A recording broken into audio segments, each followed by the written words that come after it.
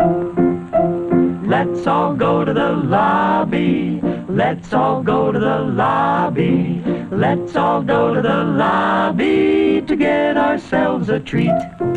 Delicious things to eat.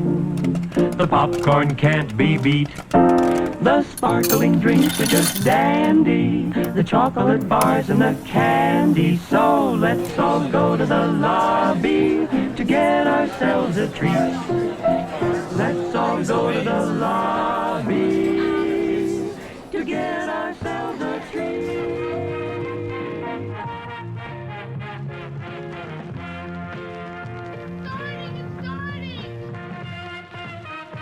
I'm a fan of classic movies.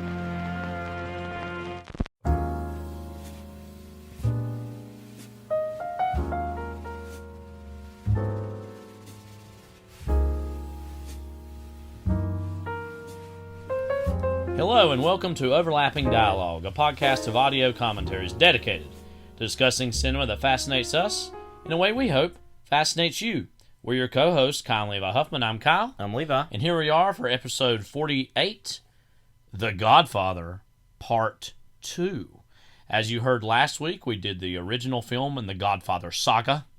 Saga of crime. Saga of crime. We're going to talk all about the trailer for this movie, Yeah. which is in of itself its own I work feel like we of could art. do its own podcast Commentary on that even too. But I mean, I'm seriously. Me and Levi were just watching this and watching that trailer in preparation for doing this again because we've seen it many times. But and I'm seriously thinking about changing part of it to be my ringtone on my phone, which I usually have my ringtone turned off.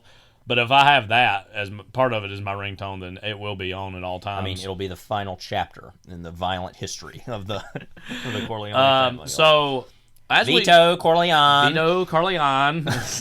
We'll hear in the movie. So we talked last week, and obviously this is a little mini series we're doing. Yeah. So we did the very first film last week. We're doing 2 today. We're going to do a special bonus episode, the next one. We're not going to do a commentary for the third film, but we are going to have probably a pretty lengthy discussion about it. So in its own way, it will be addressed on this podcast, as well as next week. We got some other special Godfather goodie giveaways. I mean, it's a Godfather blowout sale. Yeah, I mean, everything must go. Yeah. And we will keep it, actually. And so we're going to talk more Godfather next week. Yeah, it's a blowout sale, but like we'll keep it all. Yeah. You know what I mean? Like you can come through and look. It's like a gallery walk. Yeah. You know? It's all art. You know? It's like you just come see and then go, all right, you can get out of our house. Yeah. Like, you know? So we're going to be covering that and then maybe a little bit about the book, but certainly about the Godfather, the game, video games, and even the Part 2 video game. I mean, which is, well, no, we're going to get into all that. Yeah, I don't even want to touch that yet because I was getting ready to say some stuff. We'll just wait on that till next week. the only thing I have to say for that is I forgot the quote. Never mind. Yeah. So, Part 2. Now, we said last week, and we're going to talk more about the comparisons between Part 1 and Part 2 towards the end of this intro. We're Part 1 purists. We like the first one a little more. I wouldn't say exponentially more because I deeply love this movie, and we quote from this nearly as often. I mean, Vito Corleone. What is your name? What is your name? Come on, son. Oh, no. Whatever he says in Italian, yeah. Vito Andolini from Corleone. Vito Corleone. Like, this you is lazy change SOB. the name. And that happened all the time, by the way, obviously, at Ellis Island, not just with Italian immigrants, but all sorts of people coming over. We quote from this movie all the time. We deeply love this movie. We do prefer Part 1 a little bit to Part 2. But one thing I really love that, among many things that Kale said, and we talked about her, she wrote a brilliant piece for the first movie you read from a little bit last week. Also wrote a brilliant piece for the second one. And I mean, she kind of said what inevitably I think the truth about these two movies is that they're a whole. She said that you kind of find out after seeing 2 that, well, wait a minute, Part 1 was almost the middle of the story. And this is both the beginning and the end of the story on either end of it. And I mean, it's hard not to think specifically of Part 1 and Part 2 as 2 halves of a whole. And that's not even talking about, what's the name of even the edition that they put out in the 70s that was on the TV? Godfather Epic, which combined 1 and 2 and put everything in chronological order. And then it had those extra had some deleted scenes. Some scenes I've never seen, actually. Yeah. It was a while back. It was on Netflix or HBO or something that had that edition of the movie. I think it was HBO. It might have been. They used to, but they showed that a lot in the 70s on TV, and that would have been, for kids of a certain generation. The earlier versions of what we talked about with us would have been the intro for a lot of people as those movies combined. And so that would have been probably confusing for them to see. Because assumingly it would be like, all the Part 2 flashback stuff uninterrupted. And then all of a sudden, everything from Part 1, like all of Part 1 would then play in entirety. And then the Michael sections of Part 2, Yeah. And I mean, just to speak briefly about that, and then we'll move on to talking about the movie and going through the cast. But you think about moments in this movie where it's like the transition between, and we were just talking about it a minute ago, the only time until Heat that Al Pacino and Robert De Niro were in the same frame is that transition of him going to leave after they had the shoot up and he's at kind the of putting house. his son to bed. He's putting his son to bed to back to like 1917 or whenever. Yeah. Where Vito Vito Corleone is we're gonna have to say that every time we talk about him now. Is like, watching his I guess Sonny had pneumonia or whatever. Sonny was acting out. I don't remember. But anyway, and like I just don't understand how you could and the same thing with like earlier when it transitions from Vito Corleone in I'm going to stop doing that. Yeah. Vito Corleone at Ellis Island. Do it, Huh? Deep down you wanted to do it in the back of your head, But at Ellis Island to Anthony in Lake Tahoe in 1958. And like, there's moments like that where it's like the whole this clear the whole concert point going of on, the movie is this symbiosis. Yeah, right. And when you break that, I just don't really see what the point of that is. Yeah, but whatever. I remember hearing a similar-ish comment. I think Roger Ebert, who did not like this movie as nearly as much, he gave it 3. He gave it a positive review ultimately, but we'll talk more about his reviews and other reviews later. But he said something, I think, about Pulp Fiction one time, which that movie famously has, kind of a fractured narrative that jumps around in time a little bit, that said if you've seen all these scenes in chronological order put in chronological order, that it would lose a lot of the power and would not be nearly as good as it is. I mean, I think the individual scenes of Pulp Fiction would still be so good, but I do concede, obviously, that whole movie is designed to be this non-linear experience, and in the same way, this also is designed as a complete artistic work. That again, those flashbacks and the 50 sections are very clearly designed in concert. With I'm gonna love to see the Godfather epic someday, just to see what that is like the one time and see what that experience is. And it's still the same scenes, right. But it's just and added scenes. Yeah, but ultimately, whatever. Right, but again, for a lot of people, that would have and that just makes me feel. I feel bad for those people because I feel like they missed out in a way of like, and I'm actually surprised that AMC doesn't really show that version. You would think they would actually dip their toes into maybe doing that more so. Yeah, that's kind of surprising, and I don't know if there's some kind of rights issue with that specifically because it's kind of disappeared in certain ways. I mean, you can find it, I guess, sort of.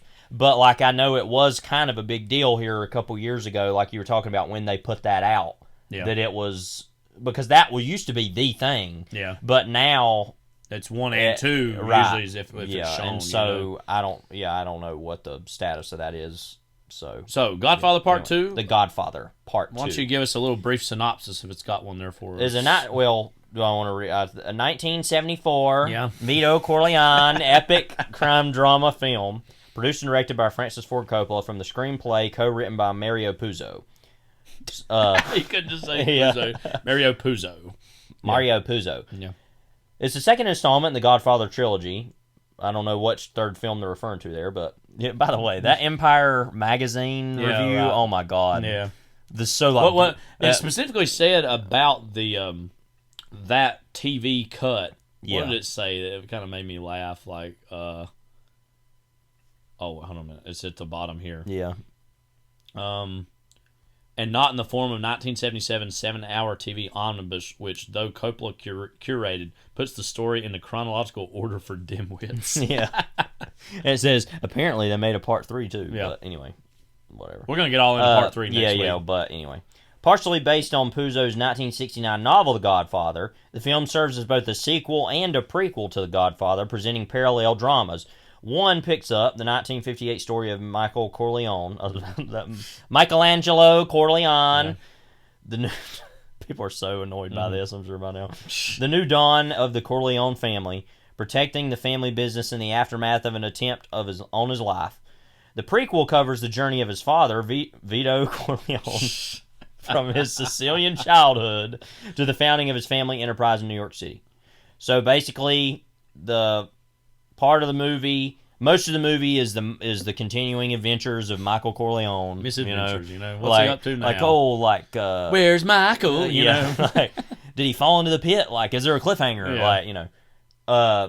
Basically trying to maintain his legitimate business, which hasn't totally been legitimized as of yet, but and some of his some villains that are toying with him or whatever. Yeah.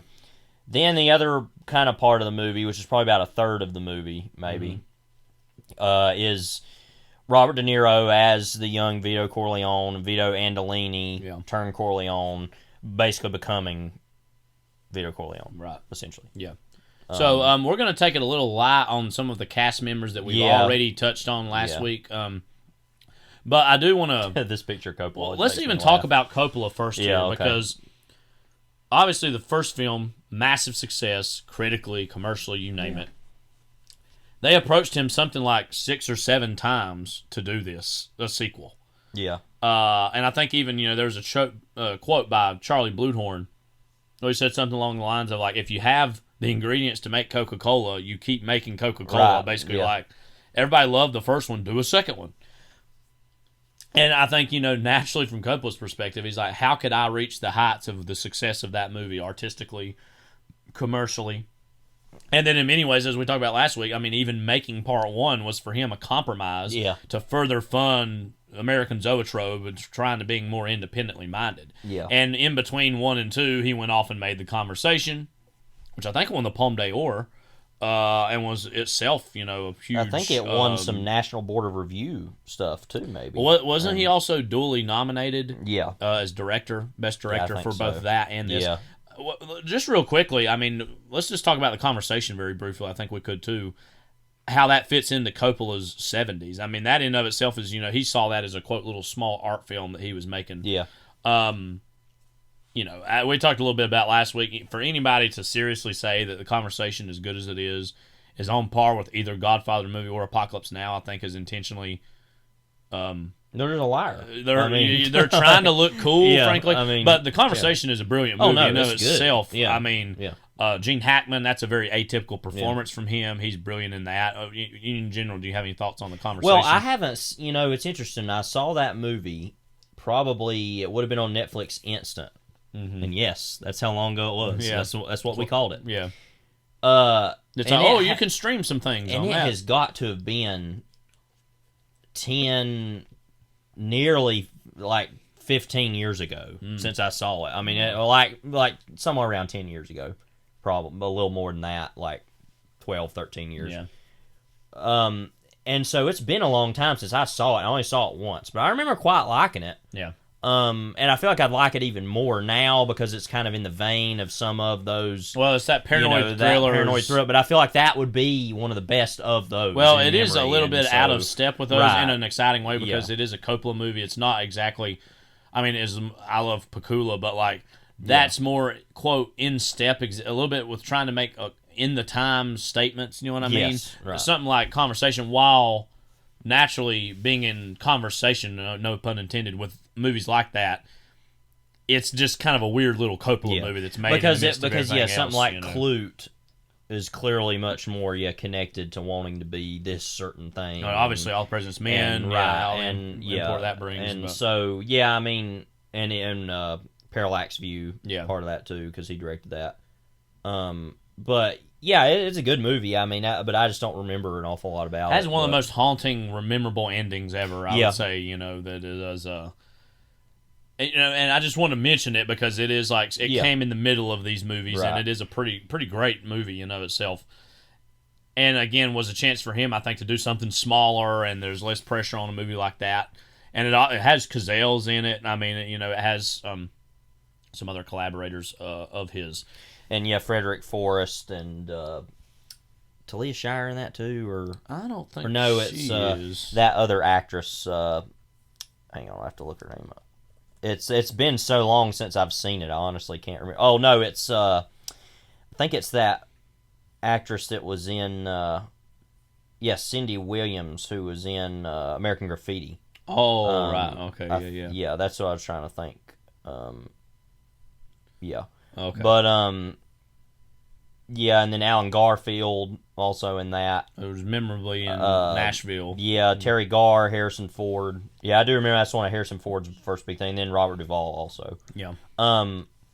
But yeah, I always remembered it being good. But like I said, it's just, I don't know, people are just either a liar or they're smoking dope or something. Well, I think but I think it's part of it is that people felt like it wasn't as seen and wasn't as talked about, but it is now. Right. We're there. We're good. Yeah. Like, so. But I think for Coppola's perspective, it was a natural little downshift. It was like, okay, you make a movie like The Godfather, which was a huge success, but he wanted to say, all right, I'm going to make a little movie, little art movie, little production, and then dip away for a bit. But eventually they offered him over $1 million, which I think was at that point one of the highest salaries a director had ever garnered for a film. And again, he did, and I know one of the, he said this even in the intro to a newer edition that was printed of the Godfather novel, that he really loved the flashback stuff in the book of a young Vito. Yeah. And that was one of the things he most wanted to have in the movie, but naturally it was like, well, something's got to get cut, and so that was a big part of it. Right. So that combined with thinking about, what if we juxtapose Michael and that world, like the current Michael, and Puzo was back, and he helped write the new stuff as well even. That was enough for him to say, okay, you know what, I think I will do this. But I know he had even contemplated maybe just simply producing the film. Yeah. And Martin Scorsese was attached, or approached, I should say, to possibly do it. And he thought about it, and that would have been interesting. I don't know. I don't think it would have been as good as this exactly, because it's Coppola's back at it, his own little creation in his own way. So, from Coppola's perspective, after, this movie was not certainly necessarily the level of financial success of the second one of the first one, but it's still, it's one of the highest grossing movies in 1974, won double the amount of Academy Awards, including Best Director, which is a huge validation of him. And so, just career-wise, this took him to a whole even other level that allowed and facilitated for Apocalypse Now to happen in the coming years. And with the money, it was made for $13 That's about double the budget. Yeah, and then it made $48 to $93 million though, so it was about half of what, or less, double the amount of budget, but then half the box office. So yeah, it did take. I think I looked at the numbers in one of the things we read. It said something about that it took about a year to make what it made in a month. The first movie, yeah. Which speaks to really the runaway success, I think, more than anything in the first movie. And I think that speaks to how surprising that was. Yeah.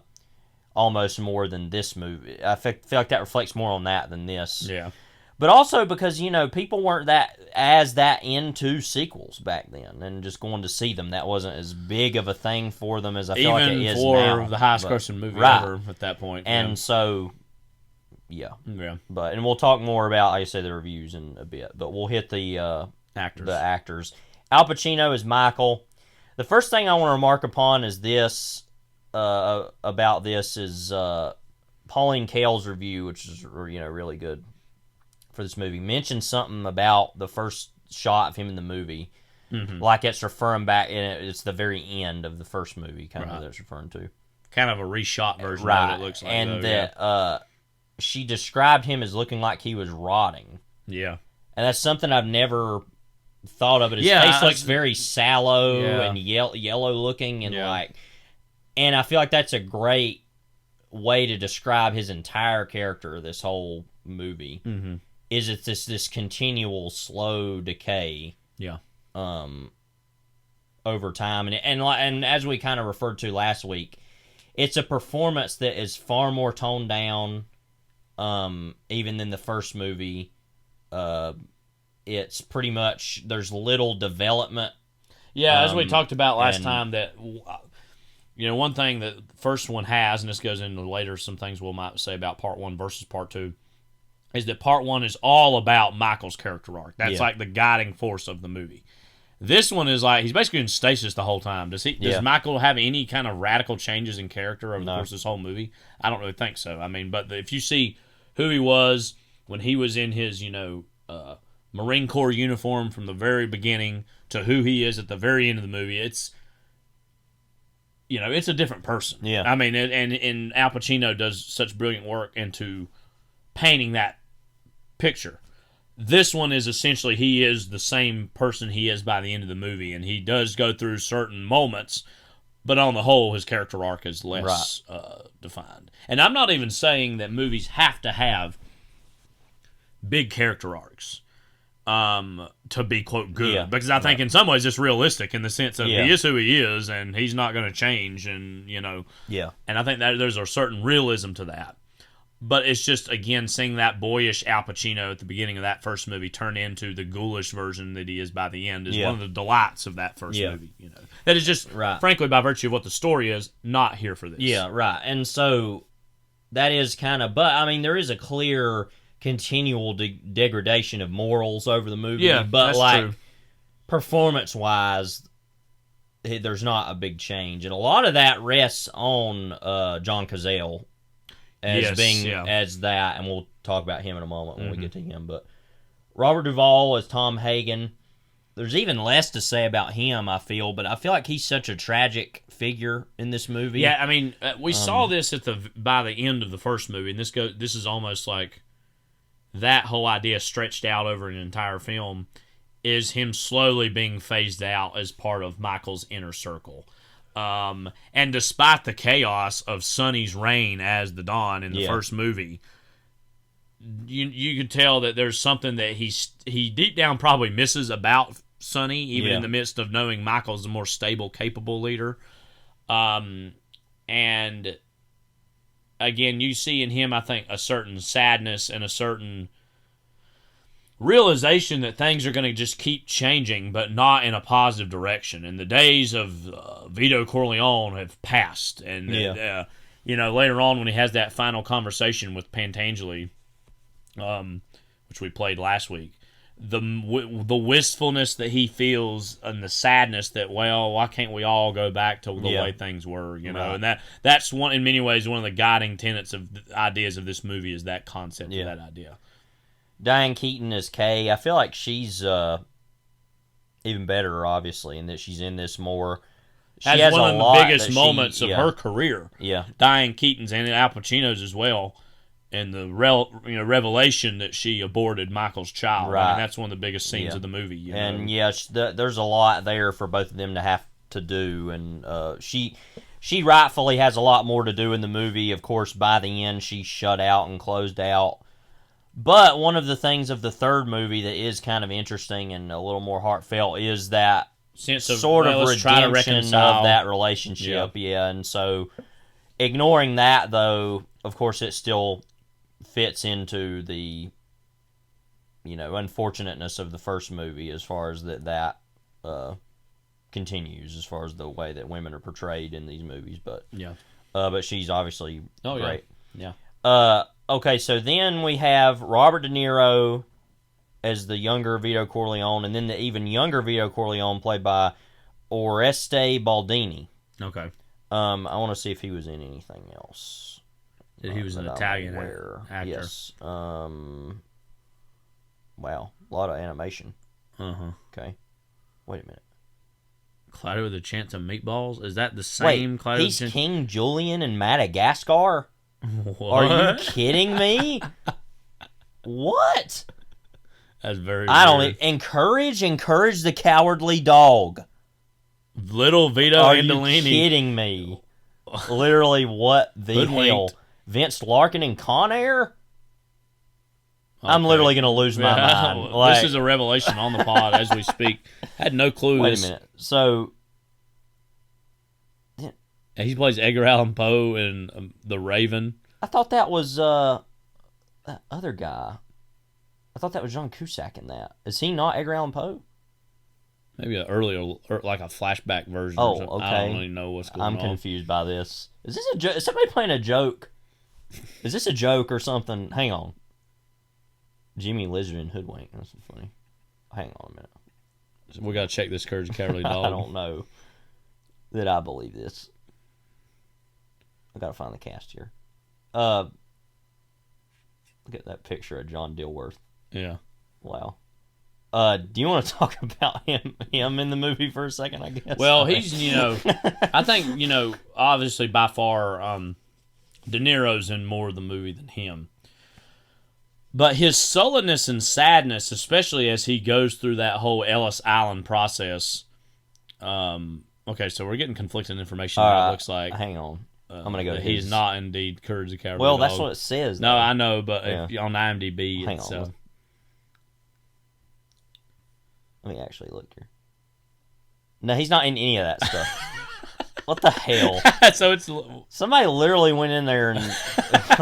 that's even better, frankly. Wait a minute. This is so weird. Oh, okay. He dubbed those into Italian. Oh, okay. So that, but he is still yes. the Italian Courage the Cowardly Dog. But okay, that makes sense because I was confused. Okay, so yes, he dubbing roles. He does. Okay, well, right. Oh, okay. So I we just couldn't read. correctly. I'm sorry. I feel so dumb now. Yes. Okay, but he's like the biggest Italian dubber, I guess. For animation. Now I see that he had a role in Cars 2 dubbing things. I want to know now who was the Italian dubber of Mater. You know what I mean? And what that would even sound like. Oh my god. Yeah. So yeah, and then he dubbed stuff for Nelson Rockefeller and The Cradle Will Rock. Okay. Anyway, right, so sorry we took a lot of time on that, Yeah. but yes, okay. But I mean, that's the sullenness and the sadness he's filled with as a child. Yeah. And he goes through the whole Ellis Island experience. Again, he doesn't say a word, but you just see in him the sadness and the resignation. Imagine being a child. Your family has been entirely killed. You're now in this wholly other place. You don't speak the language. You don't know what's going on. You've now been, quote, quarantined, like, for, a period of time. How alienating and sad of an experience that is. And again, he's a child. It's a child performance, but there's a lot packed into that I think inevitably informs us into who Vito Andolini turned into Corleone is. Yeah, and we can talk about what that means to the quote American dream when we watch the movie, and how I think that's one of the most genius transitions in any movie. Right. If the movie weren't already one of the best movies ever made, that would make it that. Yeah, just on that alone, almost. But so De Niro. Is this the first time we've ever really talked about Robert De Niro? Well, no, we've done Casino. Well, all right, so we've already touched on him a little bit. Yeah. This was, one of the things, even the reviews for some of the ones that were not as pleased with the movie, on the whole, were even like, well, this young Robert De Niro is one of the newest, most exciting actors we have working today. Yeah. This would have been after him being in Mean Streets, a Scorsese film. Yeah. You think about the De Niro of that versus the De Niro of this. Very different De Niros in terms of what he's bringing as an actor. I think he does a really great job. Canby would disagree.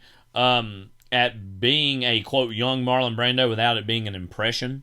Yeah. I mean, it's one of the most seamless, because imagine you are stepping into the shoes of not only Marlon Brando and playing a younger Marlon Brando, but he had just won the Academy Award for this part. Imagine the pressure that's put on an actor like De Niro to step up and even do this role and this performance in this movie. I think he absolutely crushed it. And I mean, he won Best Supporting Actor, and so that's helped put De Niro on the map. And 2 years later, he would be in something like Taxi Driver, which is still seen as one of the defining roles for him. But you had said something interesting, that this is, maybe, by far, other than maybe Raging Bull or Taxi Driver, the best movie De Niro's ever been in. But you don't think of him as even being in this movie. You know what I mean? That's not one of the first movies you think of. You think of Taxi Driver or Raging Bull or Goodfellas or all these other things before you go, oh, wow. Oh, yeah, he's in The Godfather Part II. Right. Well, and it's weird. What about his performance in that sinks below the surface where you don't even associate Well, I think him with it's that he, and I don't want to say that he does an impression of Brando, but like I think it's that he's more subdued. He's only in parts of the movie. I think it's just easy to get lost in that movie in a certain way. I mean, because for me, I do think of some of the flashback stuff, but I more think of the 50 stuff with this movie, even than I do. Well, because there's more of it, too. By virtue purely of that, I think. But that is, like I said, that's not to say he's not really great in the movie. No, he's great. But it is weird how like he's almost forgettable in a certain way in his greatness. And like I said, part of that, I think, is because it's so much more toned down. And even still, I mean, he speaks more than the younger boy does, our Courage the Cowardly Dog. But the Italian Courage the Cowardly Dog. Now I'm wanting to hear him do the like courage screams in Italian, you know. But that, you know, so obviously, like, he speaks more than he does, that little boy. But there's still a muteness to him, where he doesn't talk very much in the movie, and even most of it's in Italian, too. Clearly, one thing I did like about, it might have been the Kale review, can't remember one of the reviews, that talked about how naturally he speaks, frankly, more in Sicilian or in Italian than he does in English. Yeah. And naturally, as an immigrant, he is literally still learning the English language, and so anytime he says something in English, he's very precise and very careful about what he says, which is a very natural and authentic representation of the immigrant experience. I take care of everything. I take care of everything. Yeah. Now you're sounding kind of like the Bruno Kirby as Clemenza, but Vito, come on in. Come on in. We'll talk about that later. But I think that's what speaks it's weird that I think it speaks to its forgettableness, specifically speaks to how great it is in a weird way, because the fact that he's he's so lost in the role that it's easy for us to get lost and remember that he's in the movie, right? Because it's so effective, because it is what it is, right? So I guess that's a weird way. Sounds like a backhanded way to say that he's really great, but it's just one of the weirdest random performances in any movie I've ever seen that is as great as it is. But again, I don't ever think about it very much. And the fact that he just like the pressure that is put on someone to do a role like that. And then he comes in and crushes it so much that everybody's like, oh, well, he's great, yeah. He literally stepped into the role that Marlon Brando just played, and everybody's like, oh, you're great. And he literally carries out some of the worst violence in these movies. Yeah. And that I'm like, oh, yeah, I guess he wasn't that. Like, and the violence is very memorable, but, like, I don't know. It's just very strange. That can't really be explained, I guess. Where's this rank for you in the pantheon of De Niro performances? I mean, it would probably... Well, obviously, Raging Bull is the greatest performance anyone's ever performed, in my opinion. I don't know. I mean, I think he's really great in Goodfellas, but that's a little bit of a... What I love about him in Goodfellas specifically is he's so great in it, and that's one of my favorite De Niro performances, is that in the story, he's not the lead, and he's kind of a little more down the tier. We talked about him in Casino already. I think that's a little bit of an atypical performance from him in that as well. Taxi Driver, we can't forget either. Oh well, no, that's his second best. You know, of course. And I mean that movie is that the fact that movie's just so iconic and remembered. It ultimately tells the story of why that's still a big deal. Yeah, I think that's his. Yeah, would be his second best actually. But and then probably this after that, and then maybe Mean Streets. Yeah, he's such a ball of fire out of nowhere in that movie. I hate that character because he's annoying, but I mean, he's really great in the movie. But yeah, that's probably that. And you know what, in a weird way, this is probably actually closer to than about any of these performances we named to who De Niro actually is as a person. He's very quiet and very shy. And so this character really imbues that. Yeah. So De Niro, he's a good actor, you know? Yeah. Another good actor is John Cazale as Fredo Corleone. Fredo Corleone! We talked about a little bit last week that obviously Fredo has way more to do in this movie than he does in the second one. And I think that's frankly one of... Till the last 5 minutes, he doesn't have a whole lot to do after that. Yeah, one of the biggest... an upgrade about this movie is that it's like, oh wait, what about that guy over there that we didn't really pay as much attention to?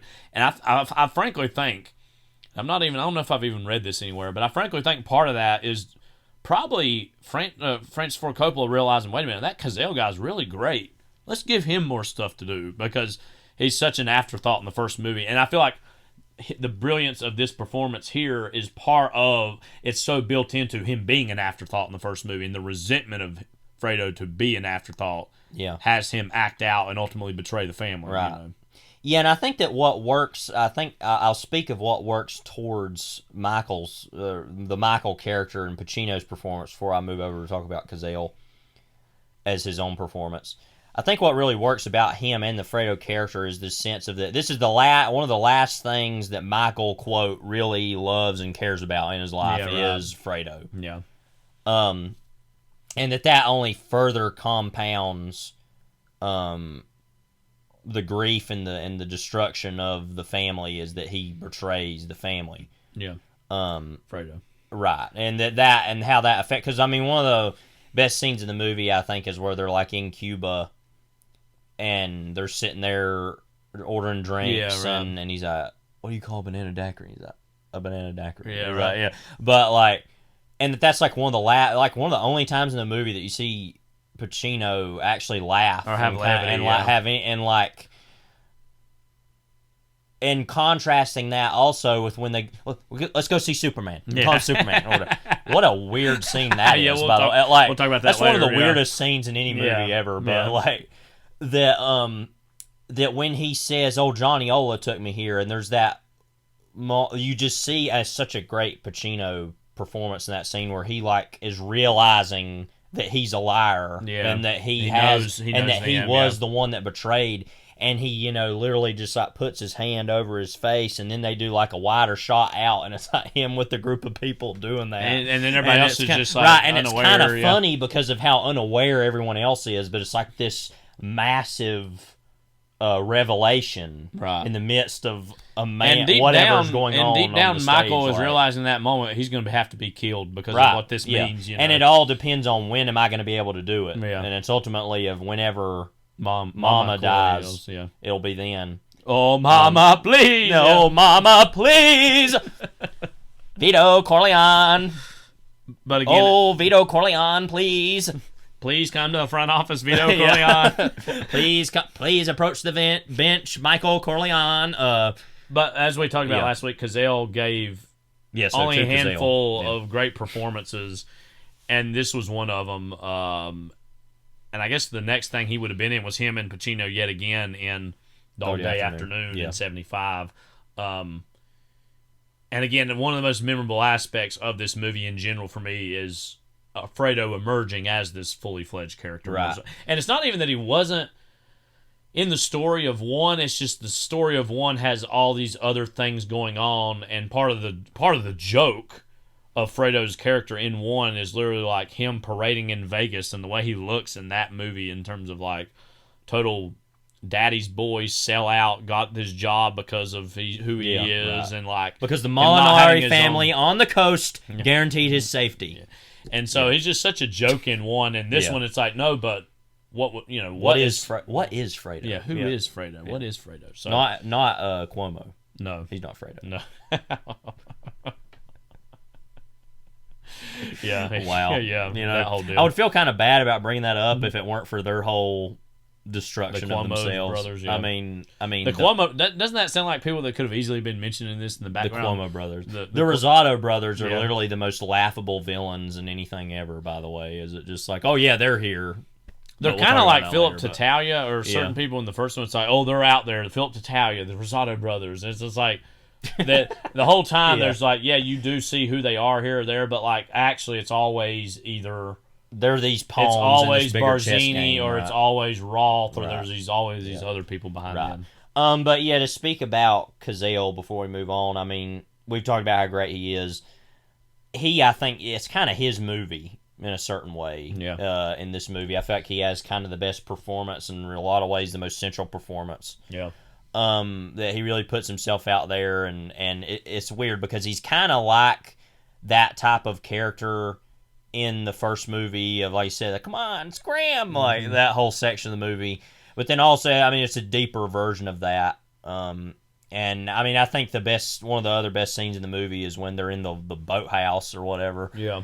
And like the way he's dressed and he's just like laying on the he's just like hanging out or whatever. And what ain't the way I wanted it, and that whole scene, and we'll kind of laugh and cry about that scene later because it's like very sad but also very hilarious. That's, I don't want to know you or what you do, like. But yeah, I mean.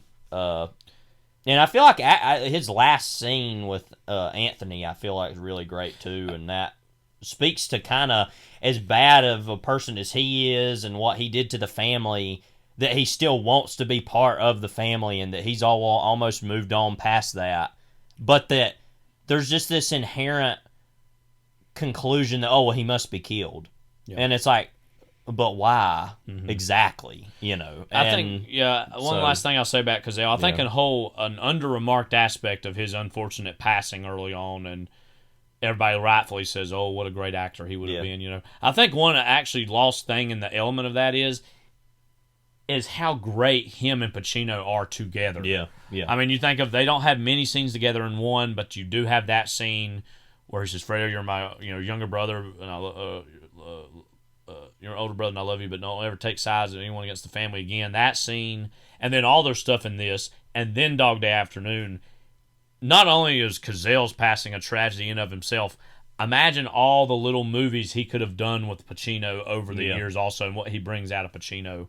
And I mean, I could imagine an alternate reality where he, would have lived, of them working together like a half dozen or more times, and them having all these other movies. And again, Cazale was so great in of himself, but what he brings out of Pacino especially was something special, and something that you see in those three movies. And unfortunately, again, his passing robbed us of that. Yeah. Talia Shire is Connie Corleone. Oh, mama, please. So she seemed like she's, there's an ellipses obviously in between where one ends and where we start with this. But like there to Merle. Like, where do we... And who knows how many guys came in and out, I mean, he doesn't know Merle. He doesn't know what he does. I mean, but we'll get to that. I love that. We'll talk about that later. We'll talk about Merle. But Connie, I think, is, she's more savvy than she is in the first one. There's not exactly an element of mezzo-soprano of like... are you in the mafia in the first movie that she doesn't even know what this world is? I wouldn't say that she's that. Right. But there is an element of remove that she has from a lot of the family affairs in the first movie, other than her husband getting involved with them here or there.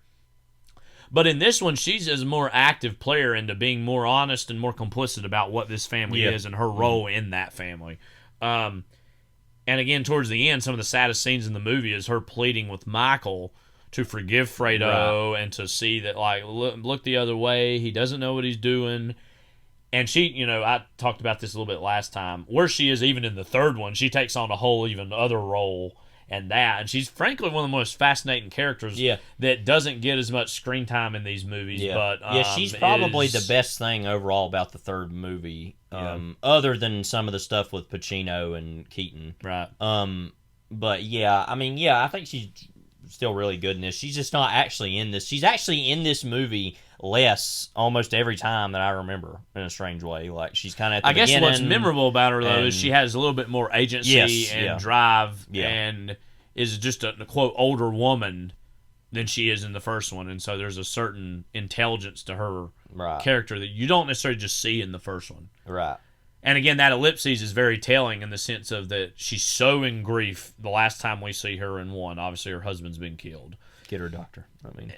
She's hysterical. And but by this one, she's just like one time. She's so clearly moved on, and is just like that one time. He'll allow her to ask him. It's about just his like affairs. compartmentalized. Well, my husband was a scumbag and whatever. And I mean, hello, Carlo. Yeah. There's just a sense of hey, wait, did we do that movie already? Built-in cynicism. I would say she has about her own life in some ways by this movie. Right. And I think that's an interest of like I said, very interesting to. Like I said, to take her from that final moment of grief to like already kind of almost like a player within the world of it and more adjusted, I think is very. You think about what a downshift is from her to go from this character here to who she is in the first Rocky film. Is she's such like a delicate flower in that She's movie. really good in that movie too, and that movie's. I'm not that crazy about Rocky. It's a good enough movie. I think she's really, really great in that. Her and Burt Young's scenes in that are great. Burt Young could have easily been some wise guy in these movies. I don't know why he wasn't.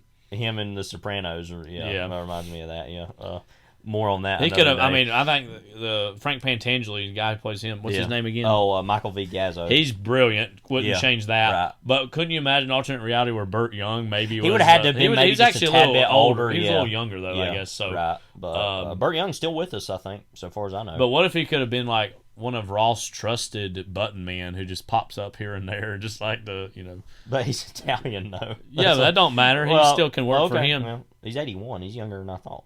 Old, more like. Yeah. Anyways. Well, he was in Chinatown that year. We shouldn't forget. Oh, that's right. So that as the guy at the beginning who's like, woo, like it's like some of the first sounds in the movie are Burt Young going, woo. Never forget in I think it's Rocky 4. All you Rocky fans are going to flip out if I get it wrong. I think it's Rocky 4 though. It's it 3 is because it's the dumbest one. See, I was thinking that, but I wasn't totally sure. But 4 has his robot buddy or whatever the hell, like Polly Robot.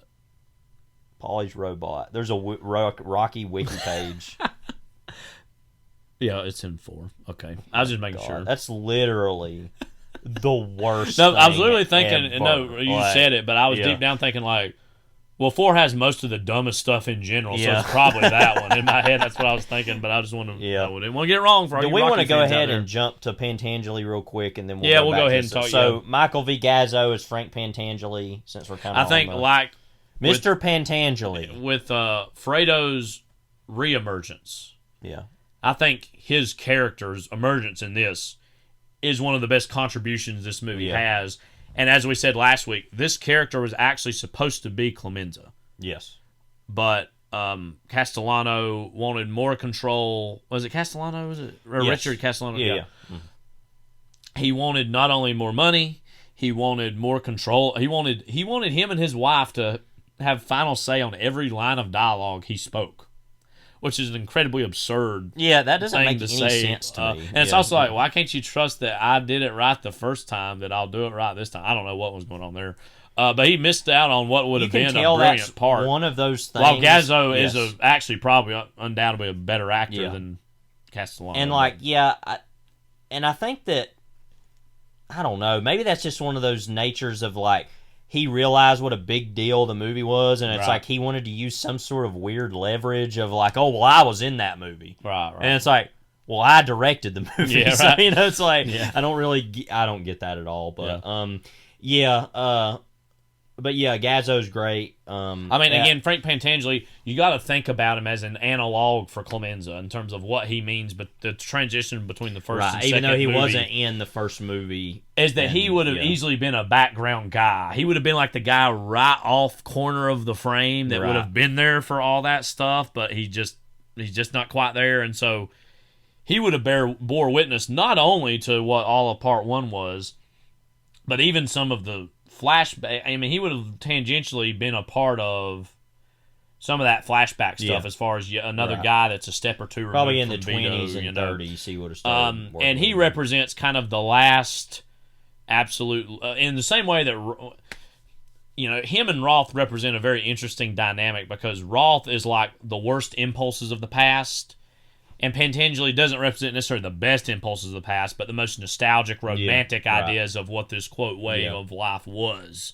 Right. One of the most touching, memorable scenes to me of this whole movie is where we go back to the compound, and it's essentially, he kind of operates, again, the Corleone family is now officially headquartered in Nevada, but he represents the last what's the word I'm thinking for? Remnant of the Corleones in New York City. Right. And he's literally kind of living in the compound home. Yeah. And in my home! In my bedroom where my wife sleeps! Where my children come to play. One of the best decisions by Pacino's career is to that downshift he does. Yeah, my children come to play with their toys. Yeah, but that scene where they're like in that same space, and you're like, "Oh, I remember this." Space, but it's like but a it looks living room. Different, Yeah, and it's just and you can tell Michael's dealing with those feelings too. He's like, we had to be very quiet when we played near here. A place that he spent his whole life living here, and now it's something else. And again, he gives one of the most touching, heartbreaking performances of the movie, Gazzo. And again, that scene between him and Hagen, Tom Hagen, and then Kay Adams, not Kay Hagen, right? That would be weird. Is one of my favorite scenes in all of these movies. The way it looks, specifically, is literally reminds me of like being in our Aunt Sarah and Arnold's backyard, their old house. Yeah, like at 4:30 p.m. on a Friday night, where you maybe stayed the night over that Friday night, and that sense of late summer, the sun's coming down, and just the way it looks, even though it's in a prison yard, and even though they're talking about you need to commit suicide, all these awful other things, than that, just visually, the way the light looks takes me myself personally back to this other time and place. Yeah, I get what you mean about that. Even though again, all the circumstances it's funny what more they're different. But I understand that because I get that. And what else about Gazzo and Pantangeli's character rings true for you about this, or what it contributes maybe to the movie? Well, I think that clearly he represents that older guard. There's the scene early in the movie where they're like, there's not one Italian in the band, and they can't play a tarantella or whatever, and it becomes Pop Goes the Weasel or whatever. I really do love his failed assassination scene. A lot of people kind of are like, but who did it, and what? It's like, clearly it wasn't Michael. No, that's so dumb. Yeah. I don't know why anybody's confused about that. Yeah, that's very clear. And I don't understand that. Yeah. So I feel like that works in a sense of like he's kind of becomes a plot device eventually. Yeah. But I felt like his character is kind of redeemed in the end of kind of thinking about Omerta and what that is supposed to mean, and him representing the ultimate devotion of Omerta, I think, is an important. Right. And that whole idea that they brought his brother all the way from Sicily, and the guy didn't say a word. Yeah. But for him to see him and go, oh, if I break Omerta, like I break the bonds. I break the bonds of family. I break the bonds of religion. Right. This is my religion, and it's a way for him to say, oh, I do need to do what needs to be done. And to interestingly, protect the family, Michael isn't using that, and that's what one of the most interesting things about the movie is that Michael isn't using that as even as a genuine expression of Omerta.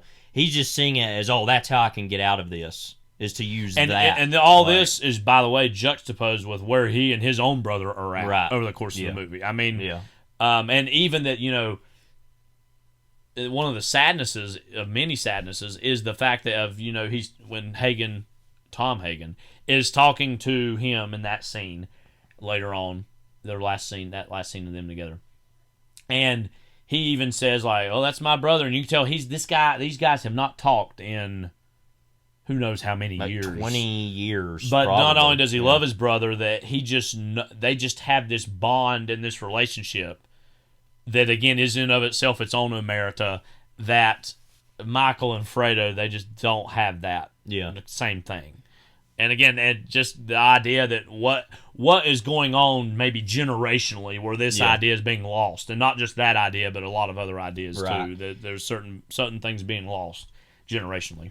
And I love, by the way, that before we move on to Hyman Roth here, that when they see him come in, the like white bread senator is like, who's that man you brought in? Yeah, right. Who is that? Yeah. Who is that man? Like, and it's who like, the heck are you? Who the heck are you? Yeah.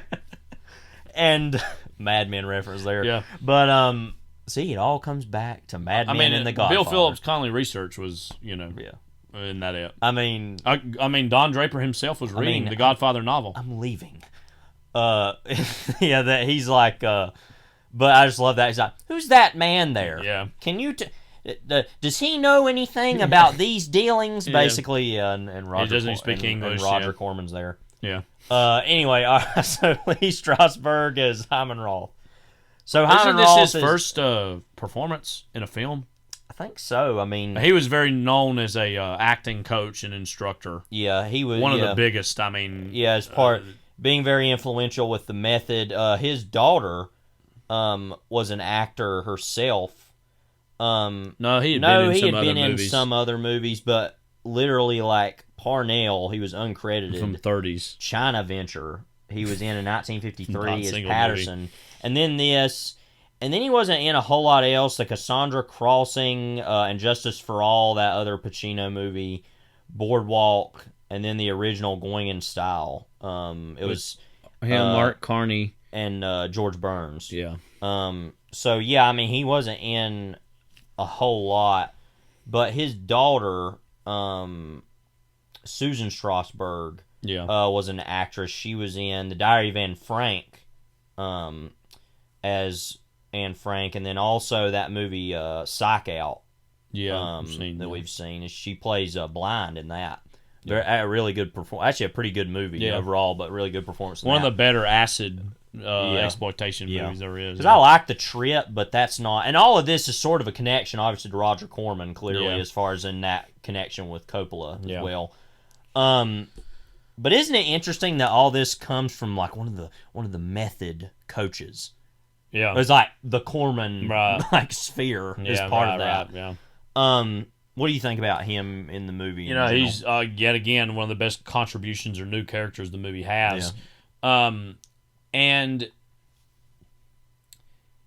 in some ways, there's a lot of differences, but he's almost like a version of Sollozzo, but Sollozzo lives longer throughout the course of the movie. And he's also almost a version of if Vito would have lived. Yeah. Because, like, part of the whole thing with Vito Corleone's bad health is the assassination attempt. Right, Before that, he was in relatively good health. Yeah, there wasn't really anything that wrong with it. Older man, but that it seems like this almost would have been like if he would have kept getting older. This is the type of man he would have become.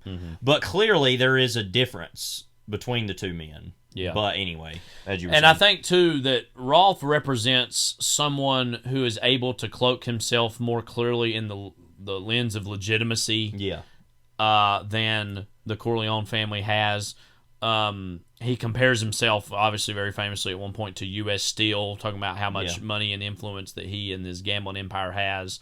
I think isn't he based heavily on Meyer Lansky, I believe? I think more than any other person who was heavily involved in the same way that Bugsy Siegel was in many ways a version of Mo Green. And that's another thing, too, is his connection to Mo Green. And Mo Green was like kind of a disciple of his, and he was a mentor to Mo.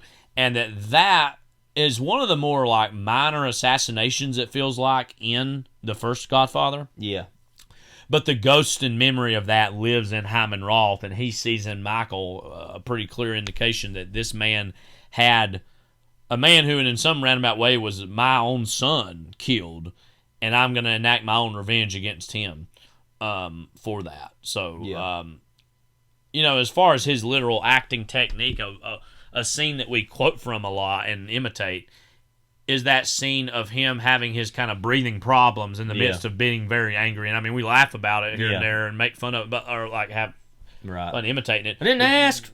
But that is such a specific, it is, like really well rehearsed performance that you can tell a lot of time and thought and energy had to go into for him to give that, you know. Yeah. And again, you know, he didn't have a whole lot of experience acting on film prior to this, and he just totally blows it out of the water. I mean, he's somebody you could tell that has worked with a lot of actors in theater and on Broadway, and has worked with a lot of closed door sessions with a lot of huge actors. So he definitely knows his craft and then some. But it's also just fascinating that he doesn't have a lot of film performances, and he just kind of comes out of nowhere for a lot of... And probably was, again, for a common moviegoer, even your above-average moviegoer, who would have really had no idea who this man was, and he just kind of comes in and really steals about every scene he's in, you know. Yeah, and I think and we can talk about this a little bit at the end of the movie when we get to it, but his kind of final scene in the movie before his death, he just looks so defeated and just so old and frail and just so... And that almost speaks, too, to the ending of the movie about, and we can talk about that in a little bit, about the inherently disappointing nature of the movie in a lot of ways. But that it almost feels, does it even matter to kill this man? Or how pathetic it is to be in a position to do it, Yeah, because, he's been kicked around all these various countries, he's finally back, but even still, there's does he have another card to play? Right. And, just even having to ask the question, I guess, makes them think, well, we have to get rid of him. Right. But when you think about it, it's but does he, though? Yeah. And it's just and I just think that, he's great in the whole movie, but even particularly that last scene where he just looks so, just, grim and dead. Ghoulish, and just, it's And really, then specifically, the moment he's shot, yeah. And that, just the way he acts that, and it's just so I'm nothing, I'm dead, I'm non-existent, you know what I mean? It almost makes you laugh when you think about it. Like you said, the tragedy of it is so, he's literally, he's almost glad to be dead. There's nothing else to live for him by that point. And another thing is, too, even when he's introduced, is this very anonymous, humble home that Michael goes and visits him in. And you compare that to what the compound was of the first film or what the Nevada property is for the Corleones in this. And this man is arguably as powerful, if not more powerful, than all of them. And here he is sitting wanting to eat his little sandwich, watch his Notre Dame and USC football game in total anonymity. Is in of itself a reflection on an older generation in comparison to, quote, a younger generation in Michael. And Michael isn't particularly a flashy guy in terms of how he spends his money in a ostentatious way, exactly. But he is somebody like the Roth generation, even more so than what Vito would have been, because Vito ended up having all these things and spending all this money, that he, again, wants to live in anonymity and wants to live in isolation in comparison to Michael and all these things Michael is involved in as a criminal figure. So he's obviously great. Yeah. We keep saying one of the best things, but it's in one of the best movies ever made, you're going to have one of the best things all over the place. Him and Frank Pantangeli are the two biggest new characters, I think, that are introduced, because everyone else, for the most part, has already been in these films, and other than Merle. Merle is key to all this, like Jar Jar was in episode 1. So yes. And of course, G.D. Spradlin. He was another one of the G.D. Spradlin, as Senator Pat Geary. And so this is the first explicitly really political character that these films have. And these films have always been around about because about politics. They refer a lot in the first movie to judges and politicians and stuff, but it never shows those people. And so this is a very clear example of a very waspy white senator of Nevada that in his own way is similar to, what's his name in Casino? The guy with the cowboy hat. Three Finger Jack. He played that actor. Oh, Lord. Quincy Jones. No, not Quincy Jones. His name is something like that, though. I can't remember. I'm going to go to the Wild Bunch and look it up there. But he's got a similarity to him in the sense of these waspy people in Nevada. Oh, yeah, they're making a Wild Bunch remake. Oh, my God. Is Peter Dinklage going to be in that? Why? Anyway. That is, very resentful towards these lesser than L.Q. Jones. L.Q. Jones. Yeah. Okay. He's still alive, I think, right? Yeah, he's like one of the only Wild Bunch actors alive. So yeah. Anyway, but of these, what he says at one point, greasy, oily-haired Italian Americans coming in and trying to turn Corleone, just like turn this, turn their state. Which, well, come on, we all know that they ran Native Americans out years before that. So whatever their state is, that it's their state, and that these lesser than white people and they want to have their they want to have their business, and this is their business and their place to make their business, and what they see as a legitimate business in itself, which is all lies and corruption and evil in its own way. And, the arc of Casino sees them end up winning that side. I mean, one of the most memorable images of Casino among the many memorable images is at the end of that one hearing that De Niro has of him just kind of sitting in the background. And he doesn't have to say anything. And he kind of has a little grin and gets up and wins like, I won. These people can all go to hell. And this movie doesn't end because just chronologically in time, that has yet to happen where the mob was officially kind of formally run out of Vegas. That hasn't happened yet.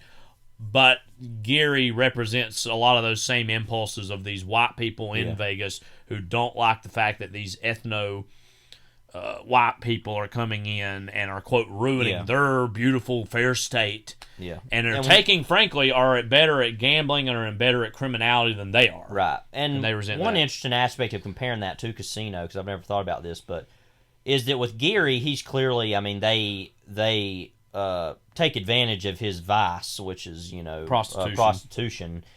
That, is not able to be taken as of any sort in Casino. Of those types of people are like, no, we're going to be, relatively moral people in quotes of now that wasn't the case with the Dick Smothers character. Yeah. But he was able to get out of that. But specifically with the L.Q. Jones character, that he's just able to be like, well, there's nothing you can have on me. Yeah. So, but that wasn't the case. And he explicitly has a cowboy mentality. I mean, he wears a cowboy hat and that. Gary doesn't quite have that persona, but he still is the persona of legitimacy. And, one of the most famous lines of the movie, I think, is when they're having their little first meeting initially in the Nevada compound.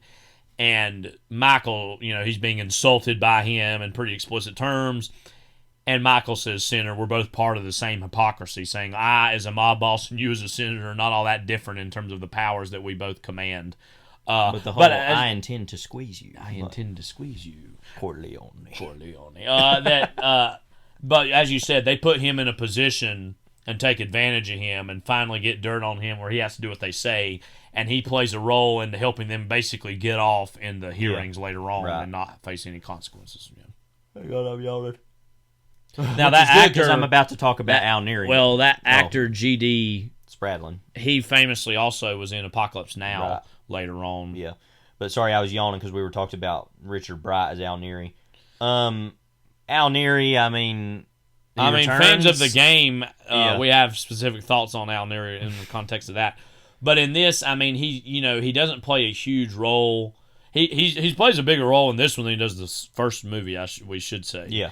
He is the guy who pulls the trigger on Fredo and is kind of slowly becoming Michael's de facto button man in chief. Right. Rocco Lampone's a step below him in that way. But, he kind of, guys like that, they perfectly represent who they are in the sense of these fairly anonymous guys in suits who go out and are the ones who ultimately inflict the will of the Dons who they serve, I think he's good, obviously. Yeah. It's fun. We could talk more almost about him in the game. Yeah. The weird accent that he has. He's like, we're in a rush. Like, the way he talks in that is so weird. Which is weird. Not at all in these. No. I don't know where that comes from. Well, they add I don't know. Rocco Lampone, back. Tom Rusky, back is Rocco. Rocco.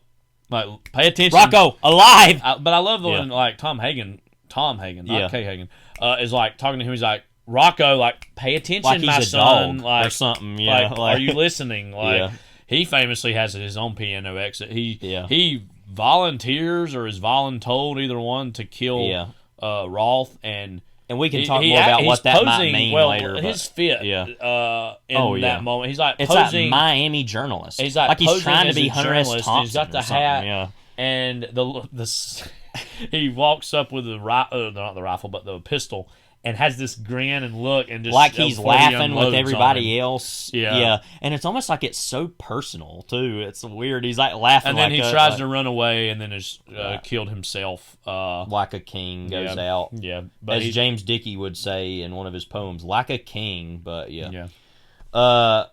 and then we're gonna dip now into some of the flashback characters briefly, and then we'll go back to some of the other people. So Gaston Moschin as Fanucci Important to note, this actor was also in The Conformist, which would have been a few years before this. Was that 73, I think that came out? Was it then? I think can't it remember. was, just before this, I think. Let's see when that was. Corleone.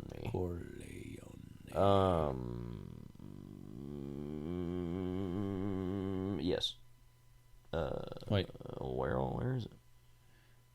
Was that 71? Yeah. I thought, or no, 70. Oh, Yeah, 70. Okay. So, yeah, so a few Conformist, years before, yeah. Okay. Really He good perfectly movie, plays and like that that, is, evil old world tyrant almost, and that that's the type of guy that in many ways Vito was hoping he had escaped in Sicily, and you realize, wait a minute, that same type of guy is still here. And a guy who actually acts like he wields all this power and doesn't wield nearly as much power as he. It's kind of like at the beginning. I mean, it's weird to compare these two things. It's kind of like at the beginning of Grand Theft Auto 4, the whole Vlad character. Yeah, right. As far as like that kind of gives you a window into this one guy who acts like he's the biggest person in the world is really just a notch on like the belt of these other bigger forces. And like, we don't ever even get to see what some of those forces are in this movie, but it also in certain ways, kind of like Boardwalk Empire, does in a bigger way, represents kind of actually how fractured the mafia was in America in these early years. It really took until the late 20s and early 30s where the mob was more clearly starting to be cut up and organized in a and serious that like way. In a certain way there was nobody to challenge Fanucci or like there was nobody to challenge them upon taking Fanucci. Like he kind of just was this person who wielded a certain influence. The book talks about that a lot more so than the movie does, in terms of he was scared of what would happen. Then he kind of realized, wait a minute, Fanucci never really was being backed up by some bigger person. He was just acting like a big tough guy. And in reality, once he fell apart, that didn't mean anything. And that he represented a tough guyness to these other people. Yeah. But I feel like what he represents, sort of like Signor Roberto, played by Leopoldo Trieste. Or wait, is that guy I'm thinking of? Maybe not. The guy that's like the bad guy in the movie, in the first part of the movie. Let's see if it says. No, that's Don Chicho. Never mind. Yeah. Who's he played by? Is he on here? Doesn't say. No, Senor Roberto, I think, was the guy that owned that place he worked at. Yeah. But the Don Chicho actor, he's not on here randomly. He's only in 2 scenes. But both him and Fanucci kind of represent, I think, ultimately what Michael becomes in a certain way, which is, although without the flavor of it, but is a certain sense of using Omerta and the Mafia as just an excuse to be powerful. Right. As opposed to, quote, looking out for the community. Yes, which is what ultimately, as bad as Don Vito is, and interestingly, and we can talk about this later, about the sense of what is this movie saying about Vito and Michael as like two sides of a coin or whatever. And I'm not really totally sure what the movie is actually saying. It doesn't really matter to me, actually. But there is a clearness, though, in that all of this is meant to be about family, about a community protection. Yeah. That all of these men are violating. Yeah. Are violating in a certain way. And that they're just using this as an excuse to be powerful, to be evil, to kill, and to do whatever they want to do. In that way, is Michael exposing the raw that all this actually is in the first place? Yes, and then there is that romanticism that not only Michael, the Corleones, what is left of them, the movie itself represents this certain romanticism of what Vito represented and Vito was. And so is Michael, in returning to those other figures, actually just exposing what this even is. And even in that sense, the moral evil. And for Chicho and Fanucci, that was more of just I want like a kingly sense of like, oh, I want to be fat and content, and I will be evil to get those things. Yeah. And it's a lot more of a primal power. But with this, it's a lot more of a business power. Right. But like you said, it's all ultimately the same thing. And what I think is so interesting about Vito Corleone as a character in this movie especially, because it wasn't as apparent in the first movie, but it kind of fills in those blanks with this, is to show that, well, he actually was about something a little bit more than these other people were. Yeah.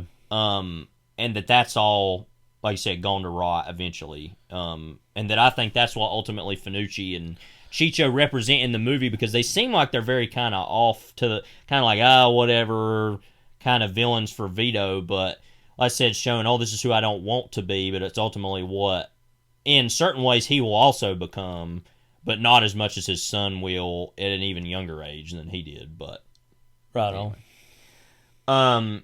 So Bruno Kirby as the young Clemenza. Bruno Kirby's been in a lot of random things. He was in, we saw recently, Where the Buffalo Roam, as kind of the Jan Winter type in that. I think most people probably would remember him a roundabout way from Good Morning Vietnam. Oh, and When Harry Met Sally as well. Both of those. Yes, I didn't know he was in Good Morning Vietnam. Good Morning Vietnam, he plays a guy who thought he was this great radio DJ and he was so funny and he'd do these bits, and then Robin Williams came along and he felt very resentful that Robin Williams' character was more popular. Looks like he actually was in a lot of... He's also in Donnie Brasco. I remember him in that. Looks like he was in a lot of Billy Crystal movies. He's also in City Slickers. And then, I haven't seen Donnie Brasco. So he's actually already passed away. I didn't know that. He voiced somebody in Stuart Little. So, okay. Yeah, he passed away in 2006 at 57. Yeah. He's a really good, savvy choice as a young Clemenza, I think, because he has that. Oh, he was also in This Is Spinal Tap, so it looks like he. Who was he in that? Some character in that liked Frank Sinatra. Randomly. I think I barely remember him actually in that. Which Billy Crystal's also in that. So, yeah. Modern Romance he was in too. Oh, I forgot. Yeah, he was really good in that. Yeah. Wasn't he like one of Alex or Albert Brooks' best friends or something in that? I think. The Freshman, which also had Brando. Yeah. That literally looks like he's just doing the same thing. It's so bad. Yeah. Super Dad, 1970. What the hell is this? You see this? Yeah. Super Dad. I thought it said Super Bad for a second. I was gonna be like, what? Yeah. Anyway, he died of leukemia. It says. Okay. But anyway. But he's, I think, a really good young Clemenza. Yeah. He's got that look to himself. Yeah. And also just that general shiftiness. And one of my favorite favorite little scenes or moments is when he gives Vito in passing, hey, hold all these guns. And he's like, okay. He's just like, hey, over there. And then he randomly a few days later just walks up to him in the street and is like, hey, you still got those guns or whatever? And he's like, oh, let's go get a rug as a thank you gift. Yeah, and he's like, well, where are we going to get it from? Oh, he locked the door. And he's like, Vito, come on in. Yeah. And then the whole idea of like, oh, I'll give you a rug. Oh, we're going to have to rob the rug and steal it's like the rug. Almost has to kill a cop to get the rug, basically. And that whole scene verbatim is in the book. I think that's one of the best kind of moments in the in this whole movie is because, by the way, it should be said, and we can talk more about this later, I think that the prequel stuff gets a bad rap, and a lot of people don't like it as much. Mm-hmm. I wouldn't say I love it more than the 50 stuff, but it's pretty much on par, I think. I mean, and I just love seeing period stuff, so I just especially eat it up, that moment of New York City, which isn't depicted on screen as much as it should be. Yeah. But that there's that moment where they've got the rug and they've got Sonny on the rug, and he's like having him play on the rug, and that's like, I mean, it's a very like Galaxy Brain obvious thing, but it's like that you're ingratiating this like criminal like aspect into the lives of these children already, and that like, oh, we stole this rug, how do you like the rug, baby? And it's you know, and it's like, it's just a really weird impulse that speaks to the sickness of the whole thing, and how that, you know, from somebody like Sonny or Fredo or Michael, this was always going to be their life. That from the very beginning, they were playing on rugs that were stolen from other people's houses. You know, Frank Severo as Jenko. Of course, the first movie referred to Jenko constantly, that he was the consigliere. He basically died around the time of the first film's beginning. Right. There's a deleted scene, I think, from the first film of them visiting him on his deathbed. Right. And of course, Frank Severo very famously was in Goodfellas as Carbone. These guys are one of the more interesting Instagram pages. He does have that. I forgot about that. You remember his entrance into Goodfellas? Like, what are you saying? But anyway, I don't know. But yeah, I mean, when they found Jenko in the meat truck, Yeah, but he's good in this. He's only in a few scenes. Yeah. More early on too, actually. But I would imagine that due to the first film not being overly explaining who Jinko was, a lot of people probably don't even exactly know or understand or put two and two together about, and that's mostly because of the first movie. And this one even too, not making very clear and obvious that he played this actually pretty instrumental role into the development of the Corleone organization and family. Morgana King as Mama Corleone returning, and also Francesca DeSapio as the young Mama Corleone. It says she was an actress and acting coach. Let me see if there's anything else she's in. What do you think about this? As we said, she wasn't. Oh, she studied there under Lee Strasberg at the Actor Studio. It should be said. So, as we said last week, she didn't get a whole lot to do in the first film. She doesn't get a whole heck of a lot to do in this. She does have some pretty interesting and memorable scenes, though. Early on, she's confronting her own sister, or her own daughter, Connie, about, no, you're going to wait in line to see Michael like everyone else does. Exactly. And then you wait like everybody else. And then she's also, like, in a few scenes later, kind of joining in and making fun of Merle and making fun of the fact that, oh, here we go, another one. And then towards the very end of the movie, of her pleading with Michael to forgive Fredo. Yeah. Are among the more memorable aspects of her character. But yet again, I mean, there's a certain sadness, I would imagine, on that character's part that her husband's no longer here in terms of Vito. Right. And being this kind of widow who's dealing still with the loss of her husband, but it doesn't seem to have bothered her nearly as much as one would think. In terms of she's just moved on from it and is still now worried about being the matriarch of the family, and by the end of the movie, she's herself passed away. Right. So. Mariana Hill is Deanna Corleone. That's Fredo's wife. She's still with us. She's like, High Plains Drifter. Clearly, like, kind of an annoying, shrill character that a lot of people are like, oh, Fredo, you need to get your wife in order. And then there's the scene where she's acting out on the dance floor, basically, and Fredo's being told, Michael said, you either get your wife in order or I'll have to get involved. Yeah. He just shrugged and goes, yeah, you do it. I don't care or whatever. Right. And then that happens. But. Yeah, so she's not in a whole lot of the movie, but, yeah. Leopoldo Trieste, I always already brought up as Signor Roberto. Well, now I'm trying to remember who he is in the movie because I'm not finding here about... He's not the landlord, is he? I don't think so. Let me look at his picture again. Yeah, that is him, ain't it?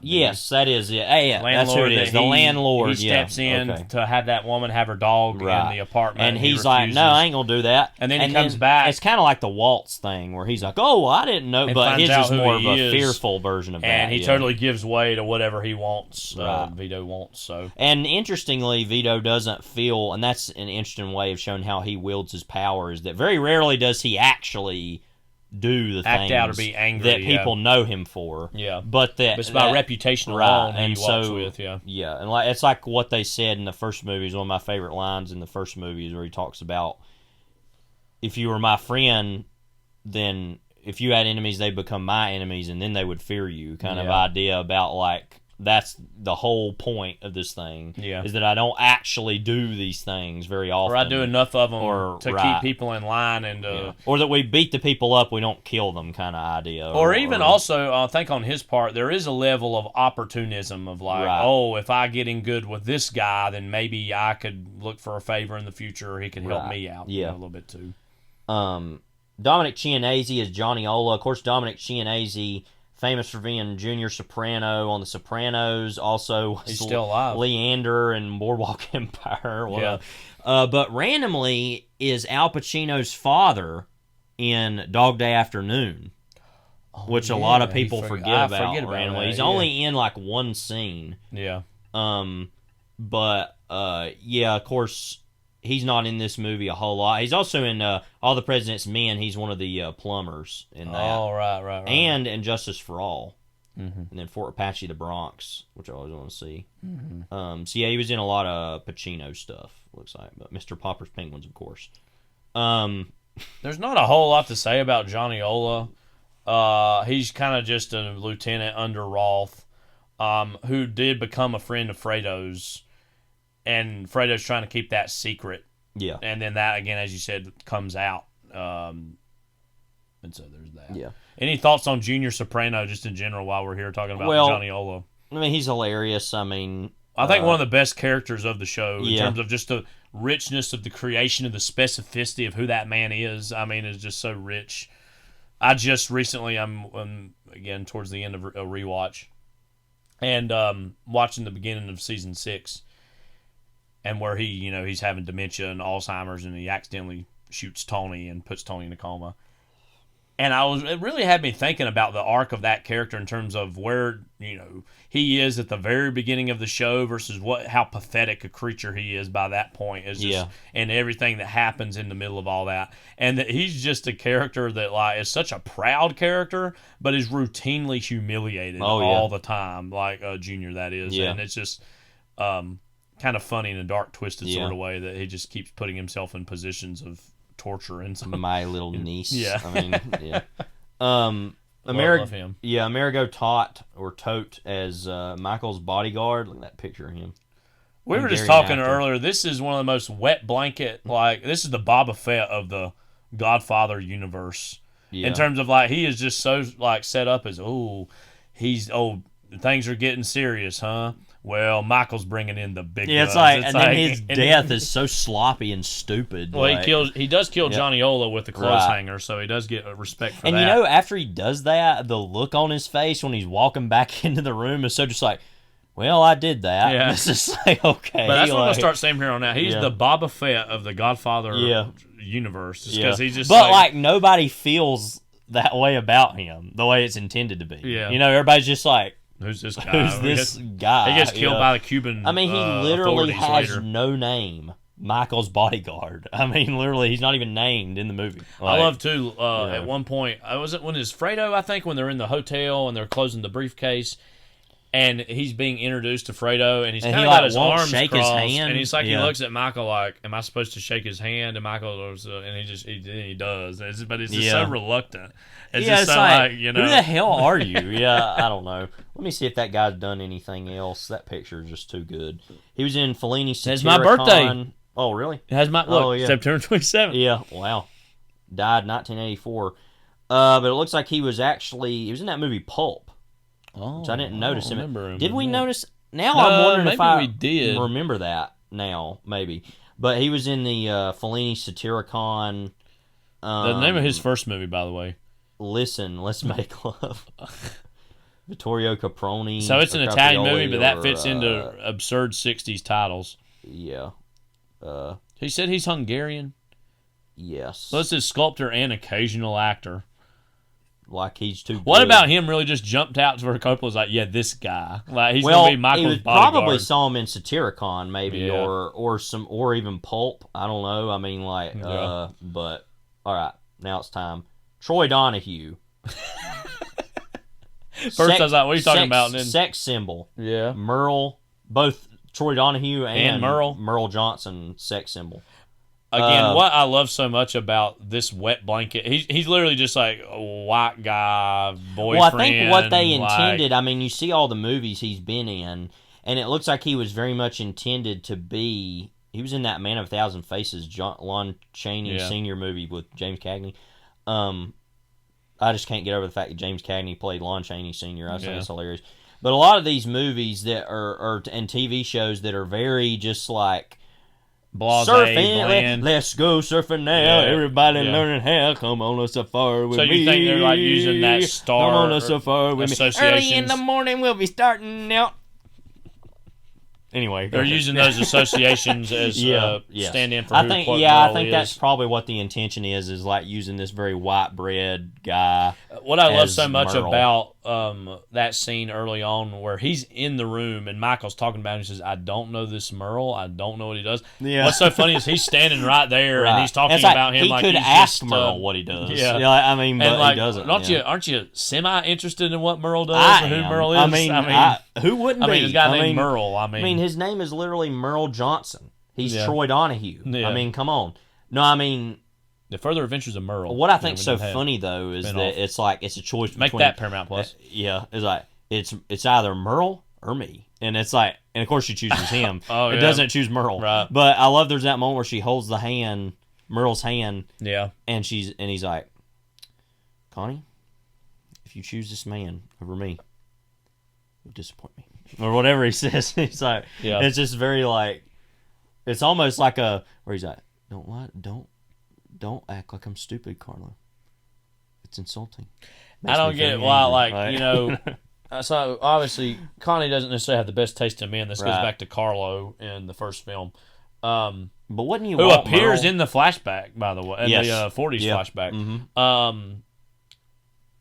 But like, don't forget who brought him around. But Merle seems like one thing difference between him and Carlo is that he doesn't seem like at all like real, which we don't know. We barely get any of this guy at all.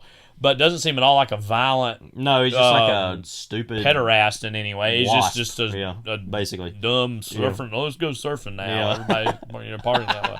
Like guy, I guess. I mean, early in the morning. Yeah, he'll be starting out. But I mean, Merle, again, like if we're, it'd be interesting if Paramount Plus gets really bored. Which it seems like they are. With we're going to touch on the offer next week, so we'll save that conversation for later. I believe in a minute. All right, we'll stop. But if they just do the Disney Plus model, they're like, Boba Fett gets a show, Obi-Wan gets a show. Right. Like, all so these it's people, like we get let's Michael's give Merle, bodyguard. let's give. I think if we're going to do that, the Further Adventures of Al and Rocco on the Strip. In the 50s. Oh my God. Cruising around, like what that would be. And the whole thing be about how. And that would have been like in between 1 and 2, I'm guessing, because Rocco would be dead at the end of the second one. So, yeah. And maybe they had a gay love affair. I don't know. Just like. I mean, why not? I mean, yeah. I mean, that's, and I was actually thinking about that earlier, that I wonder about the Al Neri character, if there's an inherent. It's at least implied that there's a sense of celibacy there to that character. In these movies, yeah. What do you mean?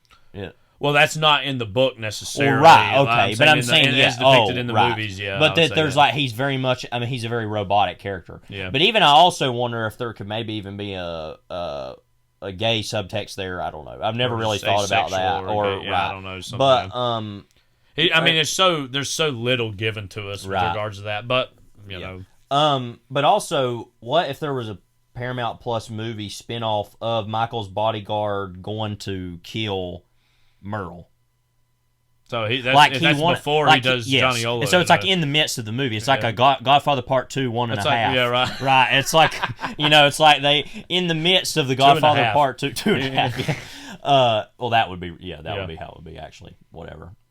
And then you get all this stuff about like all the things going on in Merle's life, and like and it's like it's essentially Merle the movie, but like then he is in it a lot. But then too. Like the whole ending of the movie is like Merle gets he's got a shotgun pointed at his head. He says, "Don't f with me," and he's just like, and he's like, "I will kill you." And the guy's like, "All right, fine." And then lets Merle live, and he then goes, "Well, I gotta go kill Johnny Ola," and then he just ends up dying and all that. Yeah, and literally he gets. But and Merle gets a one up the of ending him. of the movie. Yeah. It's like cutting between. This is hilarious. So like the ending of the movie is like it's like playing that song "You Belong to Me." You ever heard that song? Yeah. It's like you'll be ocean in flying ocean in a silver plane. Yeah. See the jungle when it's wet with rain. Not the Bob Dylan version that was in Natural Born Killers, as we know. Mm-hmm. But anyway, that song is playing because I was trying to think of a period-appropriate song. Unless that was too... Hang on. I was going to say, it's probably a little too late. Because we're talking 1958. Hang on. By the Duprees. Well, maybe not. When was it? It says released 2008. Yeah, I don't think so. Well, look to the left there. I don't know. Well, that's Joe Stafford. Hang on. I'm going to figure this out. Anyway, they have that song, right, playing. Yeah. So, like, we're just going to assume. Yeah, let's just go with it, yeah. I'll look it up later and be more sure. But that song is playing, and there's like By the way, everybody's probably tuned out. Well, also, I love the idea of people are all in on this story in Right, this movie, yeah. and all of a sudden, like, the music purists out there are like, nah, this song wasn't being around But back anyway, so, everybody's like, we're done with this podcast. You're talking about this. But anyway, like, hang on, we're going to get there. But that is playing, and it's like Merle with his new family. Yeah. Because part of the whole movie is about Merle's new romances. Right. Merle's moving on, and and so, which happened very quickly. They would have to. Yeah. But maybe it's his high school sweetheart when he was going out with cheerleaders. I mean, and so it's showing, he's with his new family, and then it's like cutting between him and Michael's bodyguard. Michael's bodyguard going to the airport, and he buys the ticket to Cuba, and he's flying out, and like even though he would have been with Michael the whole time. Let's just go with it. But let's just assume. Let's just change it up. And the camera shows. This ain't your daddy's Godfather Part II. And the camera shows it's like Cuba, and it's like ticket for December 1958. You know, and it's like, oh yeah, and it's like that's the ending of the movie. Like you know. Anyway, Joe Spinell as Willie Sitchy. So Willie Sitchy's in this movie maybe like a tad bit more than the first movie. Mm-hmm. He, of course, is almost dies along with Frank Pentangeli in the shootout. A cop at the shootout. He turns rat though. Right, but that's what I was going to say is that he like Pentangeli, he feels this sense of like I've been betrayed by the Corleones, and he goes all the way. Yeah.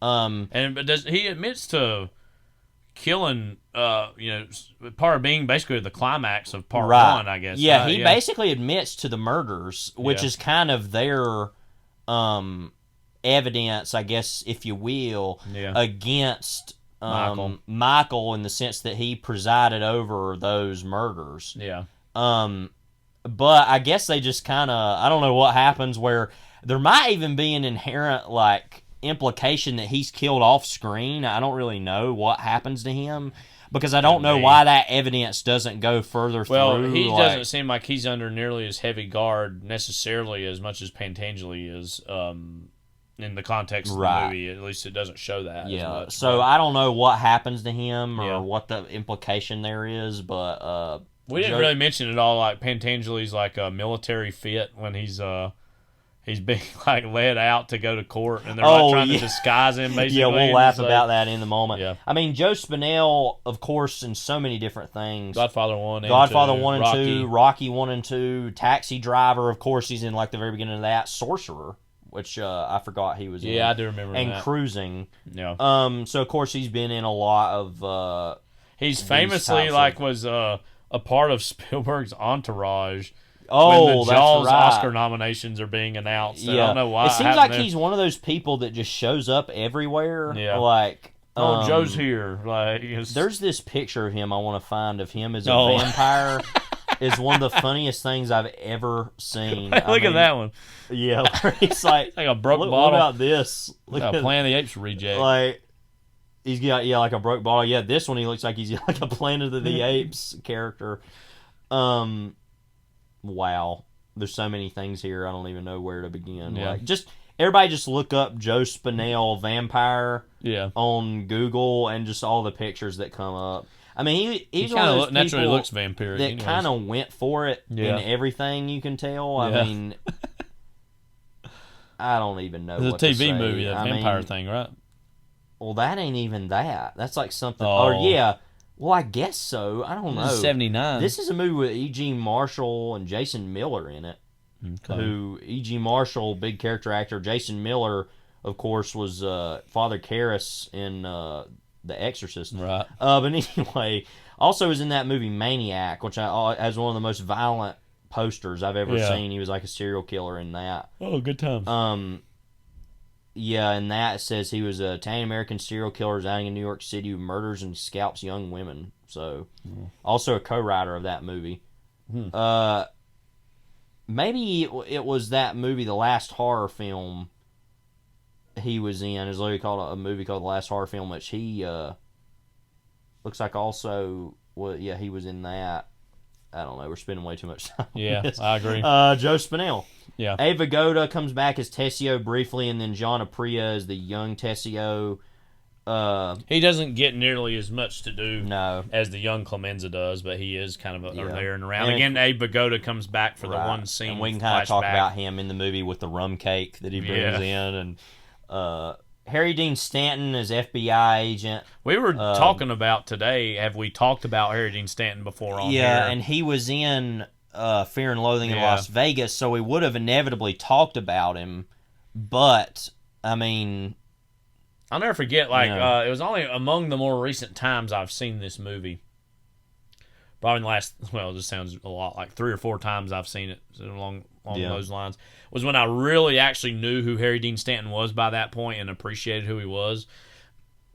And I sometimes half forget he's in this, and then he pops up and I'm like, oh, Harry Dean Stanton's in The Godfather Part II. Hey, Frankie, let's play some hearts. Frankie! And he's undoubtedly one of the best character actors ever. I mean, everybody loves Harry Dean Stanton. What else is there to say? Yeah, Danny Aiello as Tony Rosado, one of the Rosado brothers. He very famously is, of course, in Do the Right Thing. He was in Purple Rose of Cairo. Yeah. He's been in a lot of stuff. I mean, Danny Aiello's He's only really on this one movie. Or one scene, I'm sorry, in the movie. Yeah, notably, I know he was in Once Upon a Time in America also. Moonstruck, of course. That was another big movie he was in. Yeah, I mean... There you go. He great. Yeah. So somehow I feel like we took longer on that cast than we did on the first one. Maybe not as long. We talked about other various things. I felt like by nature of a lot of the characters introduced, we needed to talk about. So we talked a little bit also about some of the initial reactions to this movie and the reviews. And on the whole, it was kind of, I don't think, it seems as though largely a critical success, but you're coming off of the praise and appeal of that first movie. Yeah. And we were talking earlier today, like, it's natural that people would kind of maybe jump to being more mixed to slightly negative on this compared to the first one. Why so, in your estimation? But just because it's the sequel to The Godfather. Yeah. I mean, and I feel that way now. I mean, about movies. I mean, like, you make a movie that's as great as Sicario, right? Right. Sicario 2. So you're saying Sicario 2 is going to grow in estimation in the same way? No, but what I'm saying Godfather is that the way that sequels still are, I mean, sequels I feel like have more of an estimation to people now in the sense of Marvel movies and super blockbusters. Or there's more of an expectation of just their existence. Right. And, here is a sequel to this. And, of course, sequels have been around forever. I mean, even back to, like, the Testament of Dr. Mabuse. You could go back to that, but especially about the Universal monster movies. I think that was some of the first big commercialized sequels in Hollywood, especially. But I'm saying even it's just like art house movies of like German expressionism, like Fritz Lang making sequels was like that just is a big deal. And sequels to novels that had existed and too, so that obviously is a thing, but like the Universal monster movies being part of that. The Thin Man movies, Planet of the Apes was the first really, I feel like, big version franchise of this sort of thing. Other than right, and you had versions Bond. of this with like unofficial franchises of things like the Elvis movies or like the singing cowboy movies and stuff like that, where you had these people show up as these things, and the Bond movies. Yeah. But to really just do a straight up sequel to The Godfather, highest grossing movie of all time, is just insane. Mm-hmm. And I feel like we haven't said that yet, and it needs to be said that this is insane to make a sequel to The Godfather. It is, and I guess it's just the inevitability of the brilliance of this movie. Yeah. Now that we're on the other side of it, by far, all these years, this was the decisions that were made as far as what it would be, and in that way, it's like, oh yeah, duh, this is how you would do it. But at the time, it makes sense that people would react to this way, and it's a longer movie. It's a prequel and it's a sequel. It's less cathartic and celebratory in its own way, and it's very muddled and it's long, and it wants you to walk away feeling glum. Right. I mean, even more so than the first one, which because that one, even at least while the very very final beat of that movie is kind of a discouraging notion, it still had the catharsis of the baptism scene. Right. And that alone is like a very clear, like we all are gonna get off on this violence, right? And we're gonna get off on the revenge. And Michael finally ascending to that place. This one is purely the best you can hope for is that Michael maintains his position. Yeah, there's not a lot to get excited about with that. It's the same thing when a sports team, in some ways, repeats.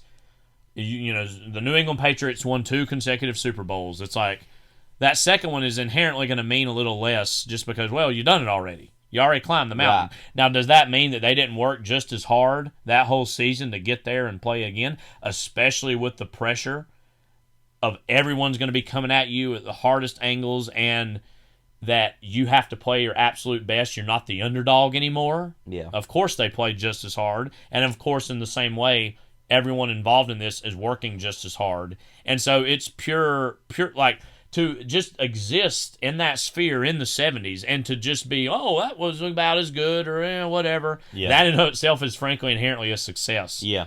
I mean, the heights of that first movie, if you're in anywhere near the realm of those, is a success. Yeah. You know? Yeah, and as far as just sequels in general, going back to that, I mean,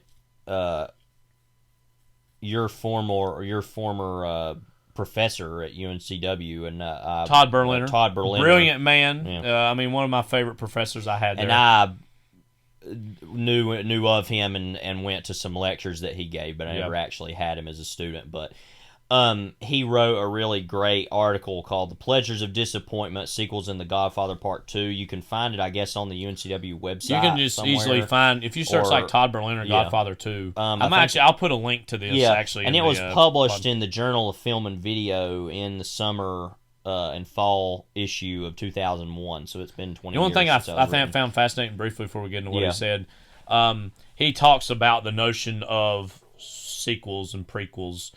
And he talked a little bit about how, when C-3PO and R2-D2 pop up in the prequels, it's clearly meant to be remember them from the first Star Wars movies? And that would have been in the midst of the prequels coming out, even after Episode 1 and in preparation for Episode 2. But the way that just made me think of Todd Berliner sitting in a cinema watching Episode 1 and shaking his head probably the whole time, just like disgusted. Why do you think that? Yeah. Yeah, so why don't you explain to us maybe what his thesis was? Well, just quickly, he talked about basically how The Godfather Part II actually uses what the sequel itself is to make itself great, is what it is. Because he explained how sequels inherently try to just replicate the success and the sensation of the original movie. But he said it's not like rewatching the movie because it's still the movie, right? Yeah. But it's like doing it over again, and you're never going to get... It's almost a 3.5-hour version of Remember When. Right. You know. And so he explains that, he explained how there were so many sequels in the 70s that were primarily, like, he brought up the airport movies, he brought up some of the Shaft movies, some of these exploitation movies, things that are more, like genre-y. Studio trash, basically. But that this carries this import to it of like, this is like, a sequel to The Godfather. But basically, and we'll come back to kind of what he said about that in a little bit, but I want to jump over to prequels very briefly because I feel like now prequels are even more in vogue, and that is actually more of an impulse almost for studios you think now that's is largely to make an influence that this movie's had? Well, I think that and the Star Wars movies is what has done that in modern years, is that now it's actually like, let's see what it was like earlier before that, because you love this thing, so let's see what it was like before that. I would also suggest that, obviously Lucas and Coppola are friends and were collaborators around this time, and both engaged in prequels in their own way, this being a prequel to The Godfather and also a sequel. Of course, George Lucas doing the Star Wars prequels. Right. I wonder, too, if for both of them there was a similar impulse in that I cannot escape the success that this thing has given me. And so the only way I can, quote, tell new stories... Now, obviously, Coppola told a great many newer stories after this, other than Lucas did. And that, I was about to say Scorsese. Lucas had made the original sequels of Star Wars. But the only way that people want me or will take me is by re-engaging in this world. And they think they know it, but let me go back into the past and say, well, actually, there's this story to be told. And there's And that way, I would say there's certainly, the chasm between what the prequels are of Star Wars and what the original films are wider than what the prequel versions of this are compared to the first part. Yeah. You know what I'm saying? Right. I mean, I respect and like the Star Wars prequels, but they are almost in some ways fundamentally different in their visions. Yes. Or, it's an older Lucas by that point saying, well, I want to talk about this now. Yeah. This is not a fundamental revisionism of Vito Corleone. Right. This is instead a confirmation or a revalidation of Vito Corleone that you saw from the first movie. And so, because it's inherently a more romantic form or idea. Right. Not only than that, but even also of the comparisons between itself and Michael. Right.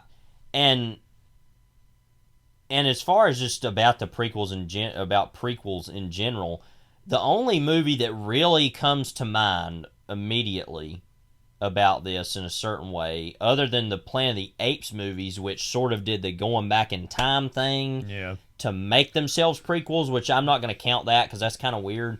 The only thing that really comes to mind is The Good, the Bad, and the Ugly, which itself isn't really a prequel so much as the fact that it happens earlier in time than the other two movies did. Like, the only moment in that movie that could constitute itself as technically being a prequel moment is when he gets the poncho.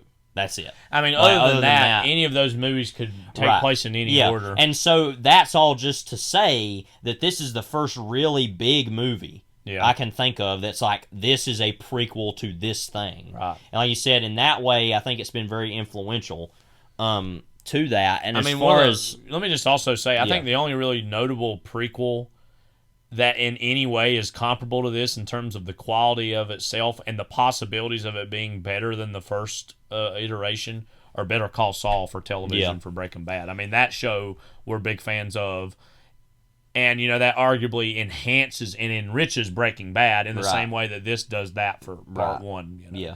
That's the only prequel I can think of that legitimately is its own in of itself a great work of art. So all that's to say, before I want to kind of talk about what we think of the nature of it as both prequel and sequel, just to say that I think that that's why people weren't, a lot of critics were just confused, a new thing, is because it's like, well, it's this, but it's also this, and it's really long, and there's just a lot of moving parts to this movie that I could see people finding it very pretentious, even though it is great, obviously. But so what do you think about the movie as both prequel and sequel? How do you think that works in concert with each other? Well, the movie in your memory fools you into thinking they're like the sequels and the prequels, that there's an equal amount of it. Yeah. When in reality, as you said, there's actually much more Michael stuff than there is Vito stuff.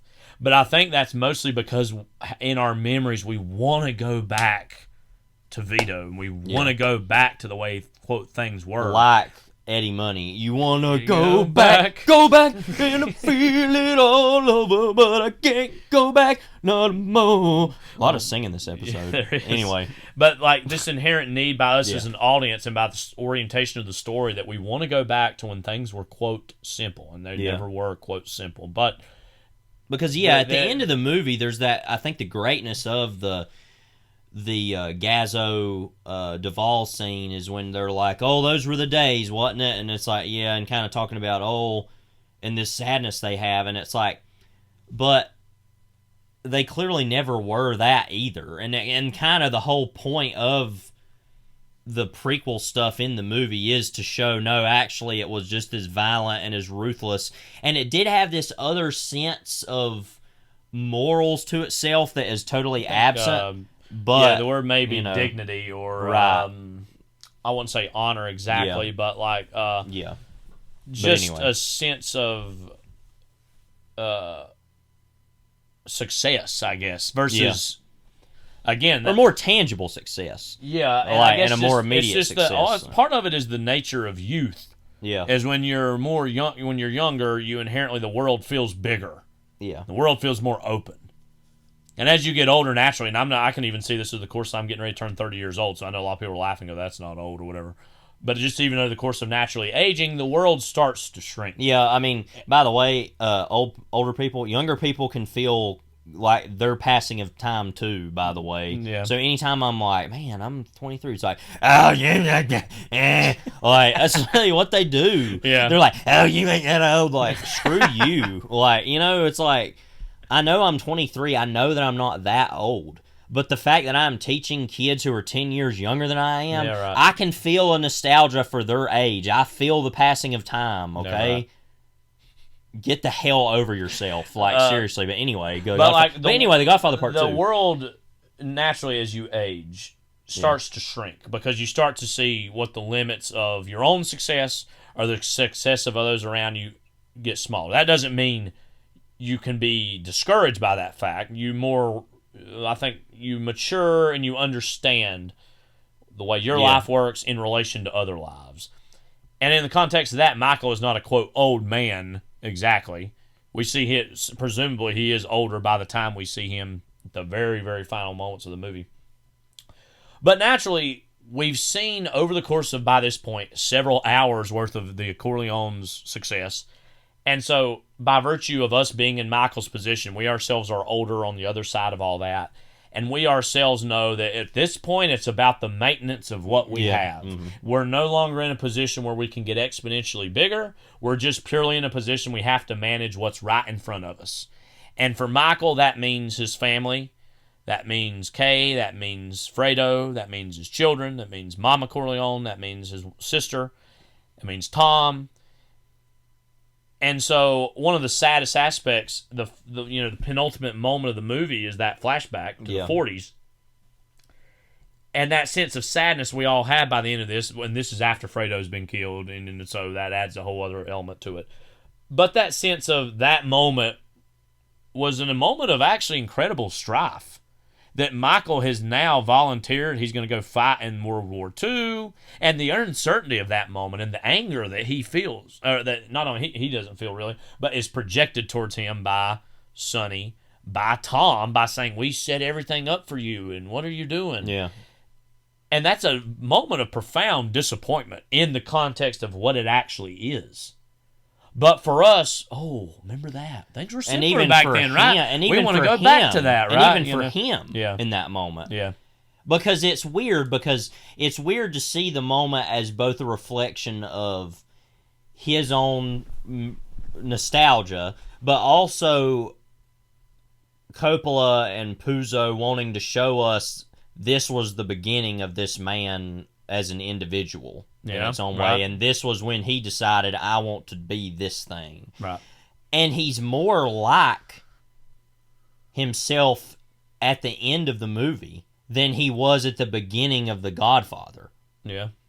In its own way. Right. But, I mean, he's still clearly that youthful version of himself. But has ideals. But you do see that version of him in that moment, which I don't find to be an anachronism. I find that interesting. I'm saying that I feel like, yes, that person was always there. Mm-hmm. It's just that this, and so it's that whole scene is very nuanced in terms of the nostalgia that we feel for it. And like I said, if you're looking at what is literally happening in the scene as in its pure nuts and bolts, it's sad.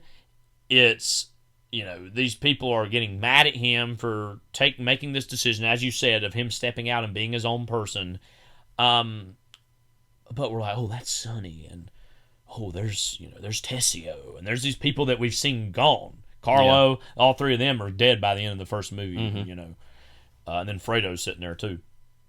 And just like all these people that are gone, but we want to go back and we want to see him again, and that is such a rich idea in the sense of this thing that objectively was not good in the moment, but we wish we could go back to it because, quote, the way things were or whatever. Yeah.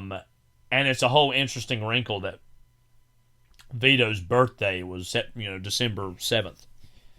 Yeah. And he's not in, he doesn't show up in that scene at all. And it's like we talked about last week. Brando was begged and pleaded, by Francis Ford Coppola, you need to come back and just be in this scene.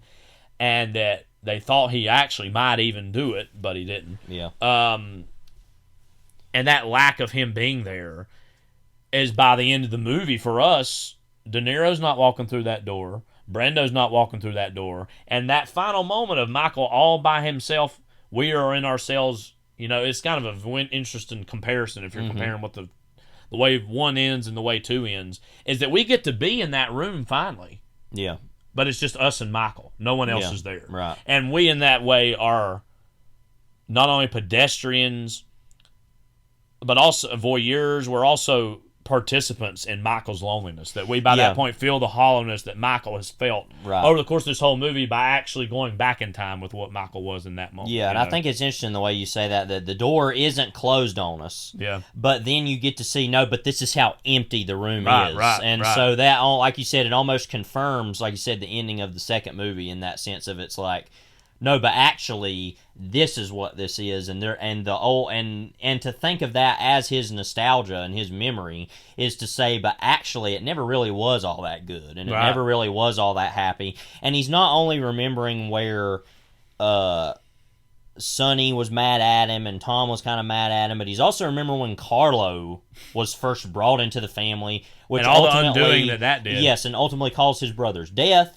A person he would later order the death of, and abuse his sister, and abuse his sister, and it's like everything that in that scene is sad, toxic, and that, like I said, that is seen as a happy memory, or even just a memory at all. Like I said, confirms what the whole movie I think is actually saying about as putting in concert the prequel and sequel stuff, is that even though Vito was a more moral center, he still wasn't really, and that the whole thing, all the way back to somebody like Don Chicho, has been an evil sham, and that the mafia is all just one big lie and one big death trap, and maybe that's all it is. Vito basically was not as much an outlier as we think he was, and he was more of a distraction for us as even as an audience, consuming an entertainment obsessed with murder and violence and death. Right. As a way to sneak in he's the Trojan horse through which these ideas are then expressed, and us the ultimate evil of all this is exposed to us. So, in that way, I guess we can transition, unless you want to say any more about that.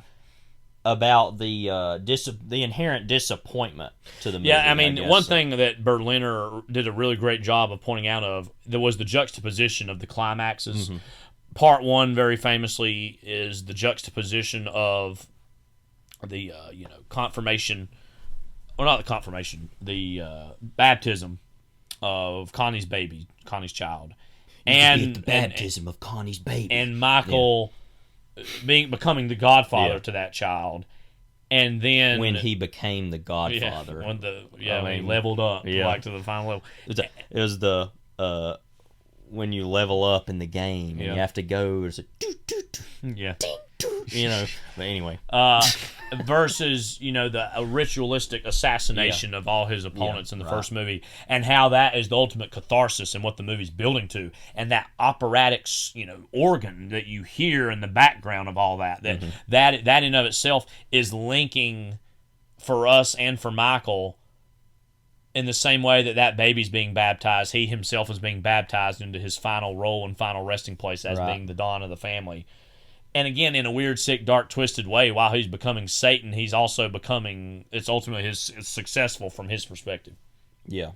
But then you compare that with what the second movie's climax is, which you could see people probably, you see like some just like random average person with a maybe slightly above average knowledge in film sitting there in the theater and watching it and being like, oh, they're going to do the same thing over again, really? And it's like the same, it's kind of its own montage of death and violence.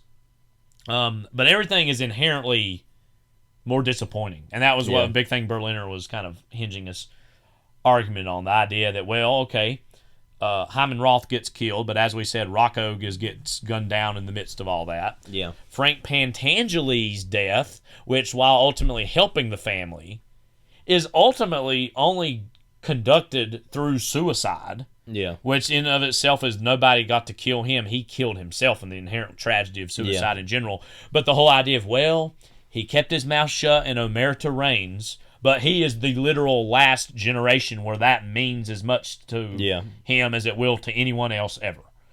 And then also Fredo's death. Mm-hmm. Which is from behind in a boat far away. It doesn't even show it. So so in the end, quote the Michael or the quote Corleones, I guess, quote, win.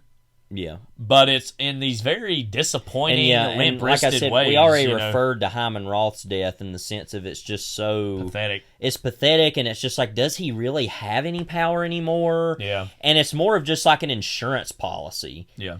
And that the only, it's like Rocco kind of... We were talking about this earlier off air, about how Rocco doing that, volunteering to doing that, is really the last thing in these movies that has any sense of true passion to it. Yeah. In its own way of saying, okay, I am going to do this for the family and risk my life for that. And that way, Pantangeli, I guess, is also passionate enactment. But then both of these are then also,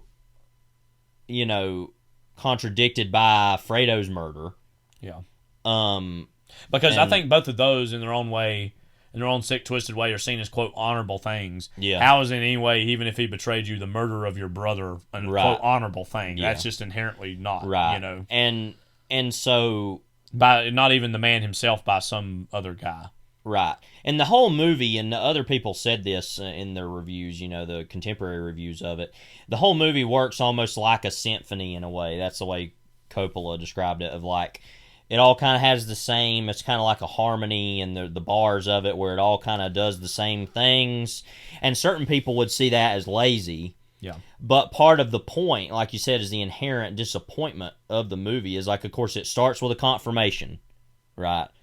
But it lacks the, the Italian vigor of that. I mean, compared to the wedding of the first film, which is an incredibly Italian-American affair, I mean, you have all that music, and you have all those songs sung in Italian, and we as,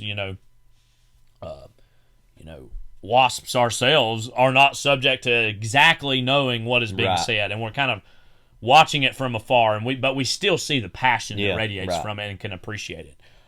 And again, as you said earlier, like, it's all this very bland, waspy establishment music that's being played in the beginning of 2.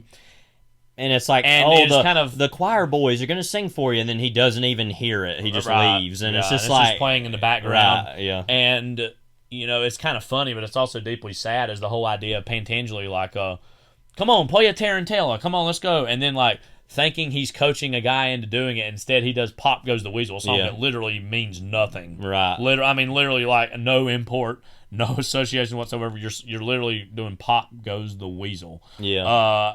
And Pop will go some weasels in this movie, of course. But maybe it was he was Coppola was cluing us into what spoiler alert. But again, that's just what's so fascinating, is that again the Corleones and Michael, they quote win the movie, of course, in a superficial sense, but to what extent, or to what expense, I should say. And even some other things that kind of line up with the movie too. Obviously, you have the death of Fanucci. Well, I was going to say that is like the most triumphant death or murder in the movie, which is basically the Salazzo moment in the movie. Yeah, it's even probably loosely halfway through. Yeah, it occurs right before the intermission. Right, and that's also and then that's also the Vito's moment of that it was for Michael, of like saying, okay, I'm taking this life, and this is my entrance. In the same way that was, like you said, that was Michael's confirmation into this life, and this was his confirmation, And then even also, though, interestingly, that I was thinking about this earlier, that Fredo's death is kind of like Tessio's death, in the sense that Tom sees them both go. Yeah. Because Tom kind of watches Fredo leave, right? But even in that sense, there's an inherent, like, Tom had the decency to tell Tessio, sorry, we can't do it, you gotta go. And he can't even tell his sort of brother that he's going to die. Yeah. And that ultimately, I think, is the big statement of the movie in its own way, is not only that Michael would do that, but that Tom would also watch that happen and not do anything about it. Yeah. He didn't even have the decency to wash his face. Yeah. I mean, but so in that way, like I said, it kind of plays a lot of the same notes, as they would say, but in this totally downer way. Perverted way, in the sense of taking it and making you feel less cathartic, and making you, again, you're like, well, we're going through the motions. Yeah. Yeah, you had your murder scene, and I almost feel like Coppola's fighting his own boredom. right of even having to do this by translating this into that by saying, well, all right, they're going to want the Rubes in Iowa. They're going to want another. No offense to the Rubes in Iowa, by the way. They're going to want another Mo Green eye shot. They're going to want another little murder, so let's give it to them. And that it's like that for Michael too. Well, let's go through the motions. Well, so and so's betrayed me. So and so's my enemy. Well, we just got to check them off a list. And it make sure feels they're gone, and that's the thing with a lot of the whole movie in a way, because there's a desperation to the first movie where they might not actually make it, and that this movie though, even early on, you just, and I say this in a good way towards the movie, you feel this sense of inevitability that Michael will win. Yeah. The whole time, it's just like, oh, yeah, he'll take care of it, whatever. Yeah. It's his movie. Like, there's only one murder that upsets him. It's the abortion of his own child, and that in and of itself, one of the most, important scenes of the movie. That's the only time you see any passion really out of Michael is that, and actually before that, when he found out that she had lost her baby, and he's confronting Tom, and he screams at Tom, asking him, "Was it a boy?" And Tom's reaction is just like, "I really don't know. I really don't know." Off screen, right? Yeah. So that sense of I can kill all these people off, but my own wife is realizing, she's known for a while what a scumbag he is, and. She says this whole Sicilian thing that's going on for 10,000 years, this must all end. And if this is what it takes for me to get at you and for me to push your buttons, I'm willing to take that step to do that, just for you to understand how, as she says, unholy and evil our lives are. Yeah. And this baby is in of itself a product of you, which inherently makes it unholy and evil. Yeah. And if I myself have to commit an unholy or evil act, well, what does that matter to you? You've been doing that your whole life, And I feel whether it be in the Pacific or whether it be here. I feel like that's actually the single darkest New Hollywood statement that's ever been made, maybe in a movie, is just like that. And in the sense of that. Because that's, and then some ways, is that the quote analog for Apollonia's death, maybe? Yeah, in a certain way that maybe that further causes him to just lose any sense of morality that he would even further go to kill Fredo, because he's like, well, I guess my family doesn't matter at all anymore, so I'll do that. My child's going to die. What's my brother? So, yeah. And that he's not really going to be able to have much of a relationship with his own children because she's going to kind of take them, sort of. Mm-hmm. Not a happy film. No, when you really think about it. So ultimately, that's what makes the movie as great as it is. It's actually that disappointing, nature. Is the inherent, and I feel like that's very intentional, right? Because because some people could see it as old. There's some movies where things like this happen, and it kind of happens by accident. This feels very intentional. That was the point of the movie. Yeah. And in that sense, it is even more of a New Hollywood movie than the first one. So you wanted to talk about the historical context of the movie just a little bit because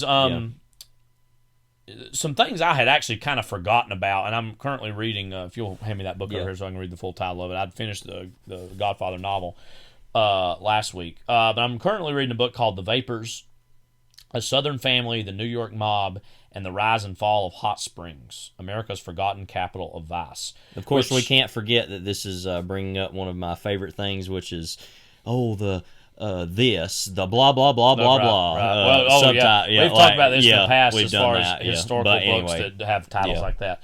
By David Hill, I should say, a journalist. The book is really good. I mean, it's not all that long. I'd recommend people read it. I think it'd make a great movie. A lot of things that are in it. But anyways, it talks a little bit about the whole community of Hot Springs, Arkansas, which is very bizarrely, pre-Vegas, was the preeminent gambling place or gambling capital of the United States, a little more so even than Atlantic City. And that Hot Springs was,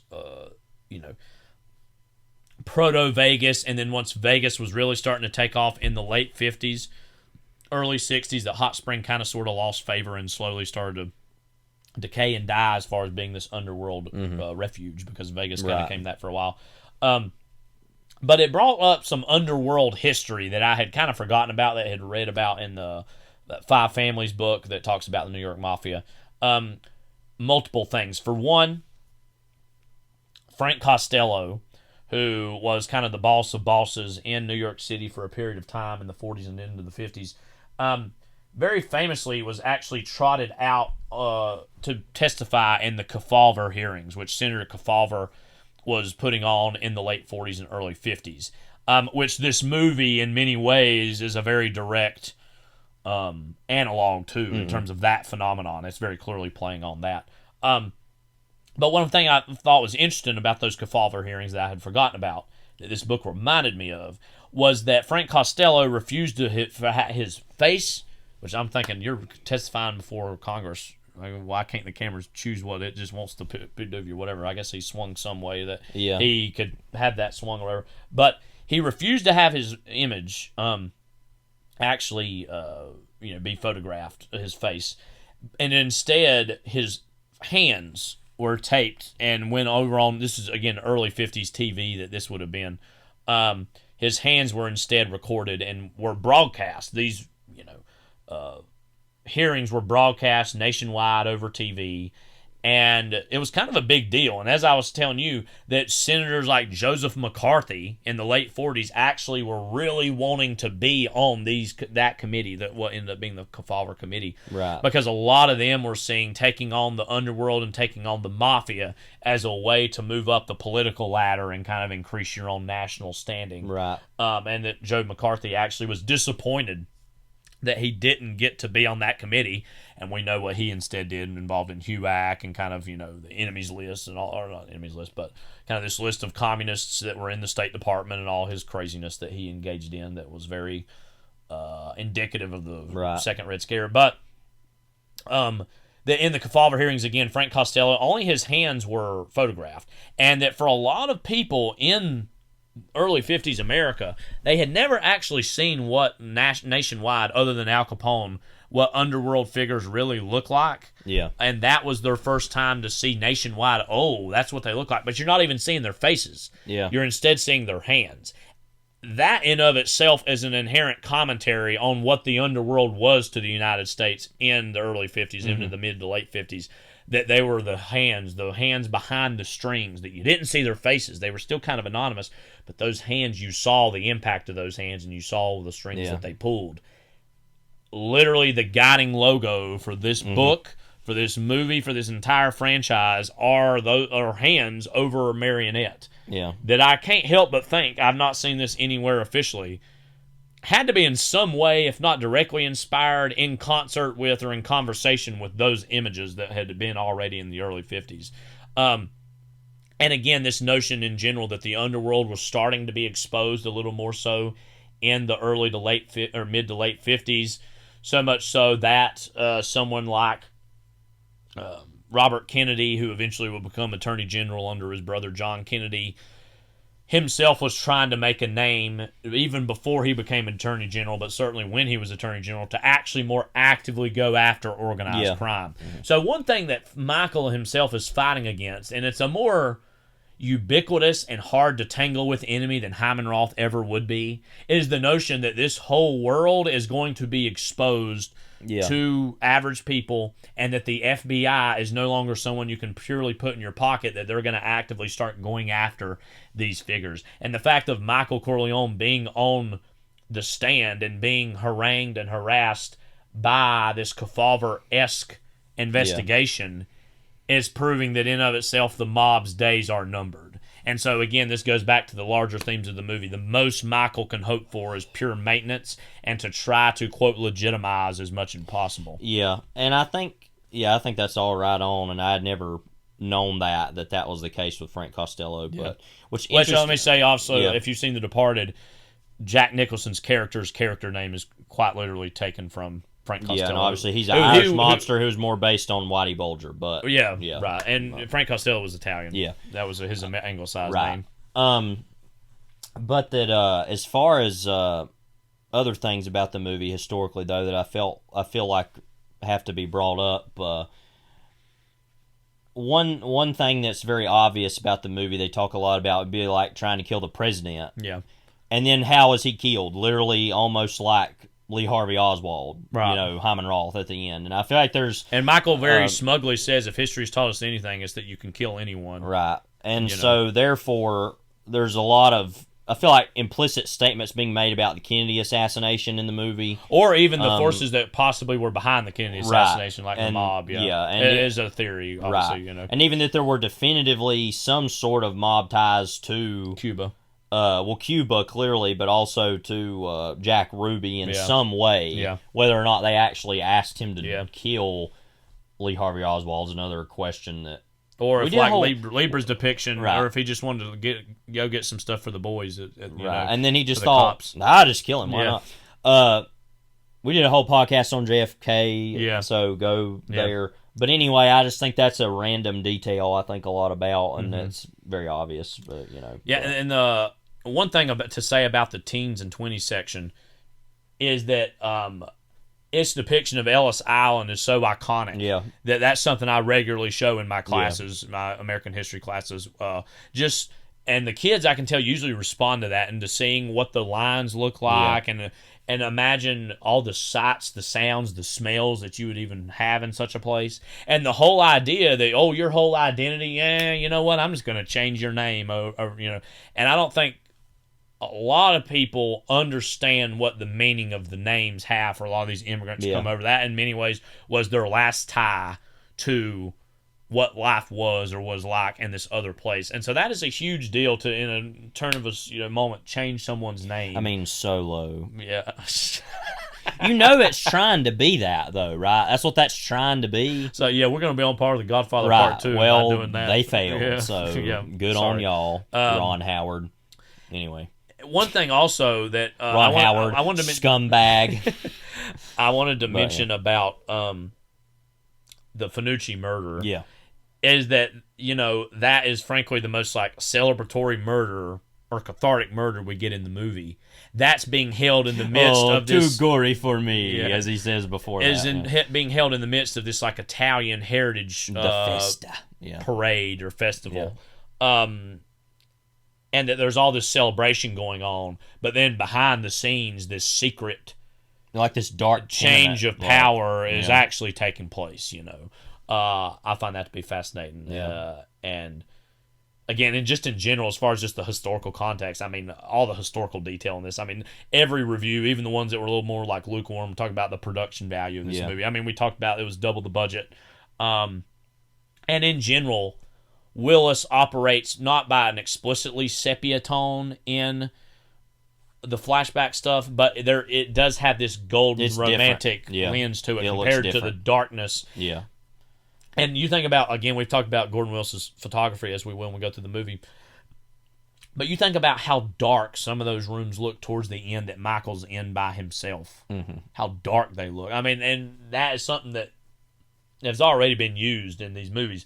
But it's something, the darkness and the aloneness and the solitude that Michael has in those places and spaces is incredibly memorable on a visual level. Last thing I guess we'll talk about before we go to the break, other than the trailer, which we got some thoughts to say about, as we already hinted at, Part 1 versus Part 2.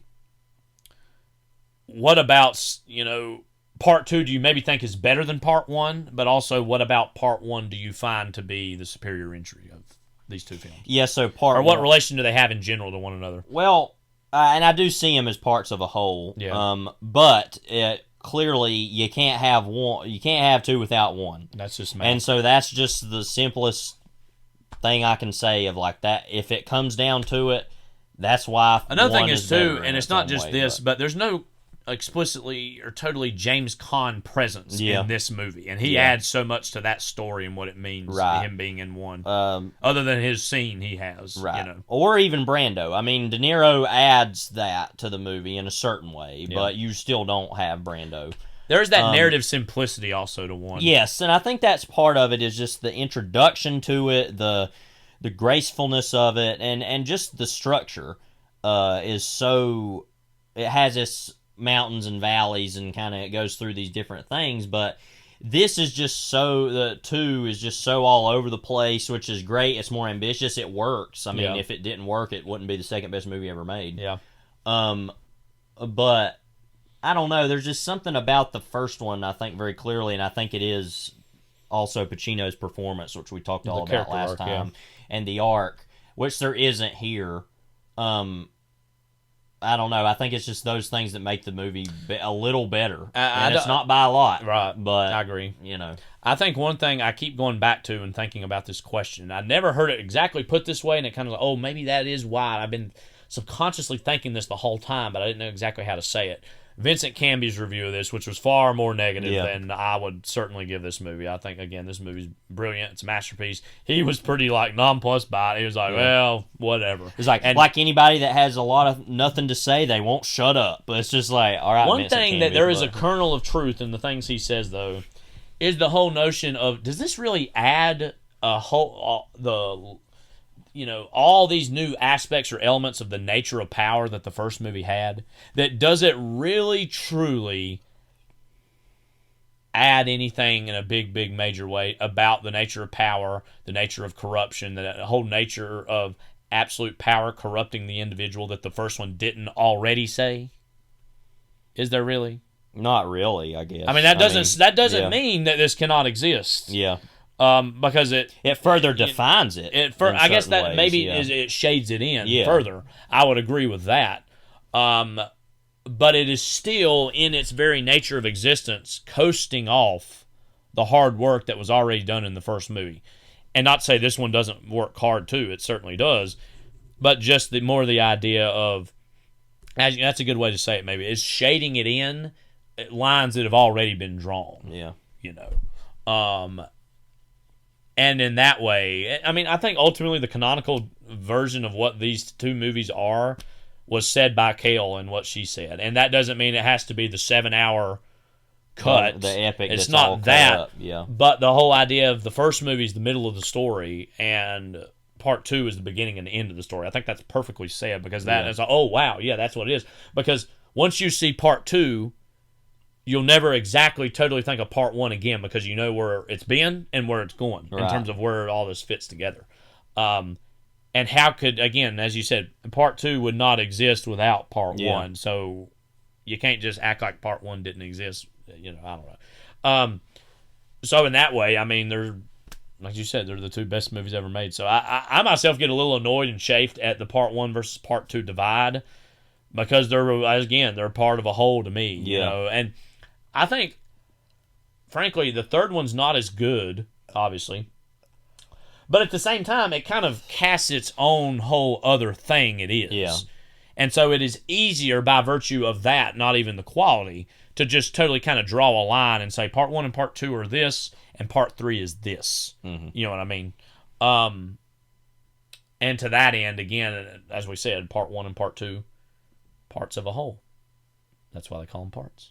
Yeah. But obviously, part 1, it wasn't called part 1. Right. No. But again, let's just stop for a second. And as you said, it is literally insane that you made a sequel to the greatest film of all time, and it's nearly as good. Yeah. And when does that happen in a franchise? There are other sequels like that are Terminator as 2. good, or if not better. Terminator 2 is one.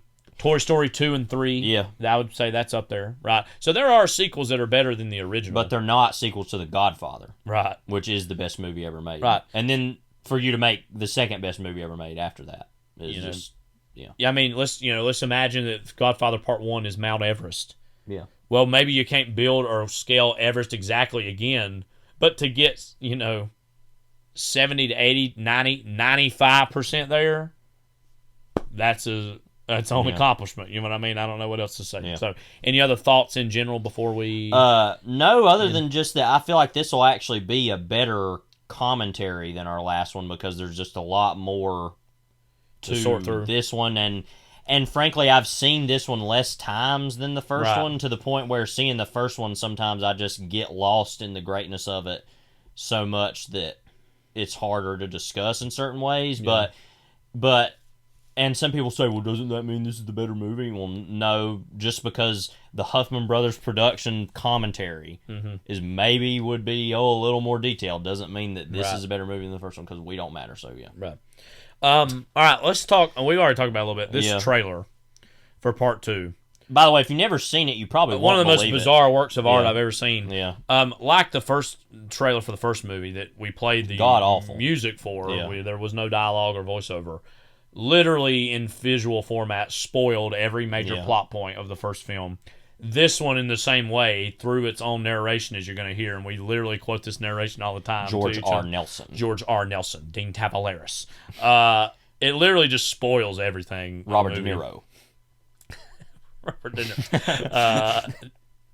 I mean, if you ever hear this as well, a if you literally picked up your phone, Yeah. and like you're like hello, and you just hear that, like Robert De Niro. And you're like, and then your house I'm Robert De explodes. Niro. What? Like, but no, if you're ever out somewhere and you hear that as the ringtone, you know who's nearby. That's all we'll say. I think one thing that's fascinating with 1 and 2, when you look at the trailers for these, they just DGAF about spoilers back in the day. Yeah. They just didn't care. And we've talked about it. So literally every violent thing in the movie is shown. Like the only thing I can think of that isn't shown is Fredo's murder. And that in and of itself is occurring basically off screen. But they even...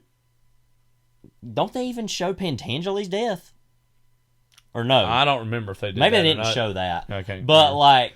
But you imagine they showed that, but it's like, who's this guy dead in a Right. bathtub? But it's like all these people dying, and it's like... But then they even, at the very end, find the time to spoil the Jenko olive oil sign being put up. It's like, even that cannot be free of this trailer, you know?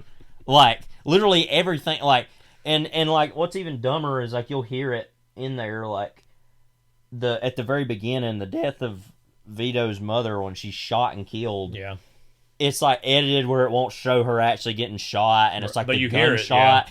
And it's, like, a very powerful moment in the movie that is just totally ruined in the trailer, which pretty much sums the whole trailer Well, up, I mean, ultimately. in some ways, But- the trailer's similar to you watch a trailer, I won't say the movie itself, called like The Dawn is Dead. Yeah. And it's so just like slapdash, you want to see this violence, you want to see these people die, this whole attitude. And the way this whole trailer engages in itself, and it's like rub-outs in New York. It's just like... Yeah, and even like... It's like, you know what, we all know Godfather... It was great. It's It's Sicily. like, you know it. It's Sicily in 1921.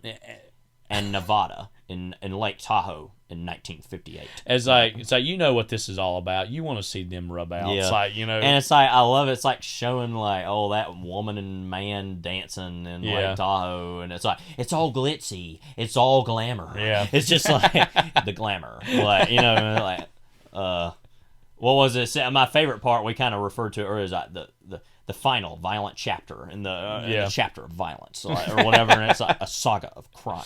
Like, Hatchet in a fight against violence. Yeah, but it's just so bad. I mean, I literally can't put into words how bad it is. Like, this movie came out in late December of '74. It would have presumably so been this like would have been holiday actually a Christmas 1975. release. So this had to have been, trailer. I don't know when, in February or March. Well, this would have been produced in '75. And part of after it, the Academy and Awards. part of it, when you actually think about it, is probably because it wasn't making as much money as they wanted. Right. So this is kind of the first time that I can recall when they actually were doing a post-Oscar campaign on a movie. Because you see that happen now, and that happened all the time back then, I'm sure, because they played movies in theaters longer. Yeah. But now you do see that where certain movies that you normally didn't get to see, they'll do it after the Oscars because they'll think, oh, well, people would... That's how I saw Moonlight a couple years ago, because I couldn't see it until finally it got re-released after the Oscars. Same thing with Manchester by the Sea. I don't know the intricacies of this, but I know back in the day, and this is still true, that like especially with big studio releases, and this would have been certainly a huge studio release, that basically the theaters would block book in advance. All right, this movie's going to play in this theater for this long. I would imagine that first movie set these crazy high expectations for what it can make. The second one likely was, as you said, underperforming, and it was, and I would imagine the theaters were telling the and they're studio, like, you need to George R. Nelson. Yeah. I would imagine the theaters were putting a lot of pressure on the studios. You need to do something so we can get more people to come in. So they touted all the Academy Awards, and they were not afraid to say, "Look, this death and this death, come see it." And that's probably what all this comes out of, is because it reeks of desperation. It's so. It should also be said, film trailers were not as probably widely seen or critiqued as they are now, either. Which is the way it should be. Yeah. I have been a vocal proponent of anti-trailer thought for many years. I think trailers are garbage.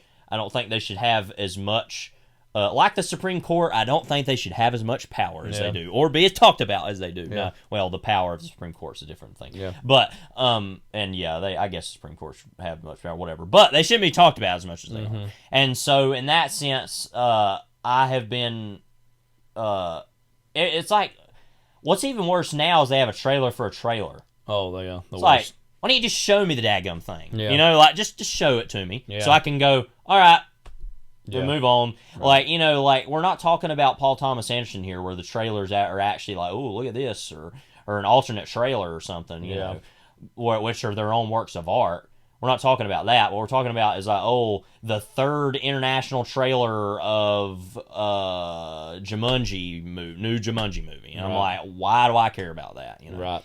And so in that sense, yeah, people probably didn't care about it, didn't see it as much, you know, whatever. And it's important to note that theater attendance had gone down sort of at this point too, and that The Godfather was a big part of that. But honestly, there probably bringing it up, right. That there probably weren't a lot of people seeing that trailer anyway. Right. So in that way, and people who would have wanted to see it would have already seen it. And people wouldn't have cared even. Where are they going to go complain? They can't go complain on Reddit, or they can't go complain on Facebook. I mean, you know. Yeah, they just don't care. They'd be like, oh, okay, yeah. Yeah. Whatever. So it is interesting to view it in its context. Yeah. And that it's true, and it still truly is one of the worst things I've ever seen come out of anything good. Yeah. Like, you know, again, for whatever reason, the posters, the trailers for these movies are not good. I don't know why, because they literally had the best thing ever on their hands. I don't know. And they somehow found a way to referring squander back it. to that poster for this movie real quickly before we move on, where we talked about it's like He's him with his there. hands on his hips, and it looks like the way he looks. At the end opposite of one, at the end of one when he's saying "Get out of my sight" to Carlo. Now I'm wondering if, from Carlo's vantage point, he saw above his head Mario Puzo's The Godfather Part II. I'm not making it into that. And like all the names and everything, and it's like him, and he's like, "What?" Maybe he's like, "Oh, I guess I will be in that." Oh, and then put him further at ease. And then and he's like, "Hello, Carlo. Oh, okay. Oh, wait. Are we getting on the flight to take me there?" Yeah. Like, nope. Am I signing my contract? Nope. You're dead. Sign the contract, big boy. Sign the contract. Sign the contract to Vito Corleone. So there you go. So here's this awful trailer. Yeah, you're gonna hear this. And again, I love it though. Oh, no, it's just so bad. It's funny. I'm like, it's so bad, but it is one of my favorite things. Yeah, like this movie. So we're gonna take a brief break. You're gonna hear the brilliant trailer for The Godfather Part II. Brilliant in quotes. Before we talk about improper The Godfather Part II. Vito, come on in. The Godfather Part II, winner of 6 Academy Awards, including Best Picture of the Year. Best Supporting Actor, Robert De Niro. Best Director, Francis Ford Coppola. Best Original Dramatic Score, Nino Rota and Carmine Coppola. Best Screenplay, adapted from another medium, Francis Ford Coppola and Mario Puzo. Best Art Direction and Set Decoration, Art Direction, Dean Tavoularis and Angelo Graham. Set Decoration, George R. Nelson.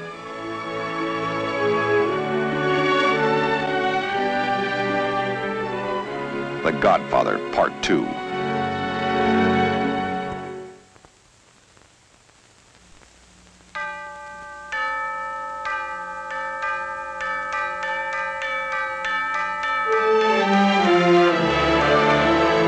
The history of 2 generations of crime.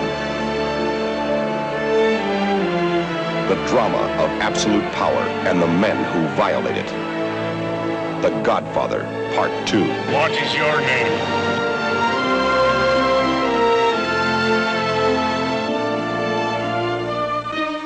Don Vito Corleone and his son Michael. Both had seen the ones they loved most cut down before their eyes. Both had killed as an act of vengeance.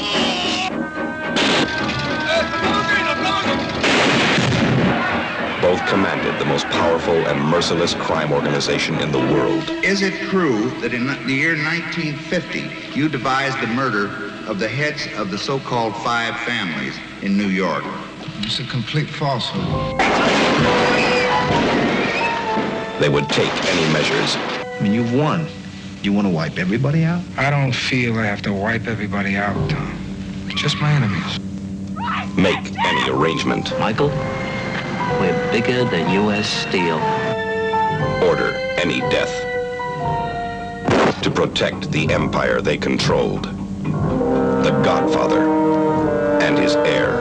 Both were men of ice, and both were targets.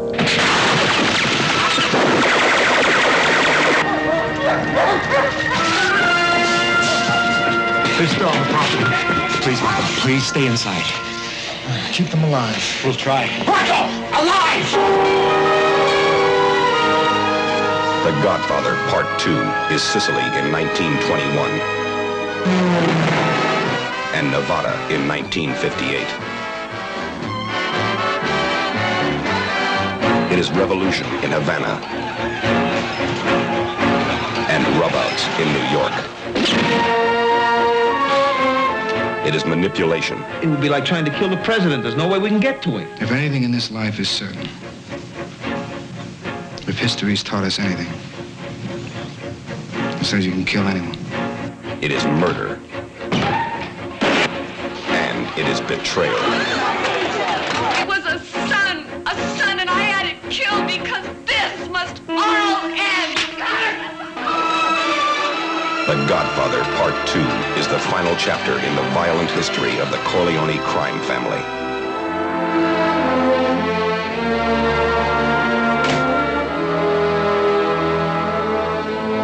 It is the motion picture masterpiece of the year.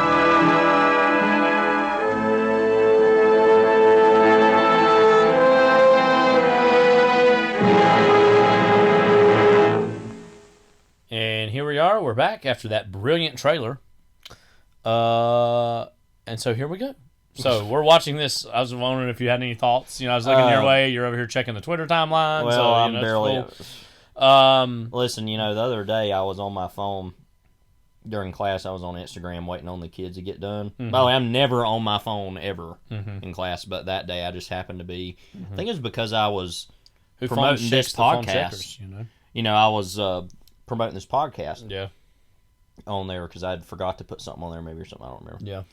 Anyway, and they were like, "Oh, you're on it," and I was like, I said, "Oh, are y'all offended that I'm caring more about this phone than you?" And they were like, "No," and I was like, "Okay, good," and then just kept looking at it, and some people laughed.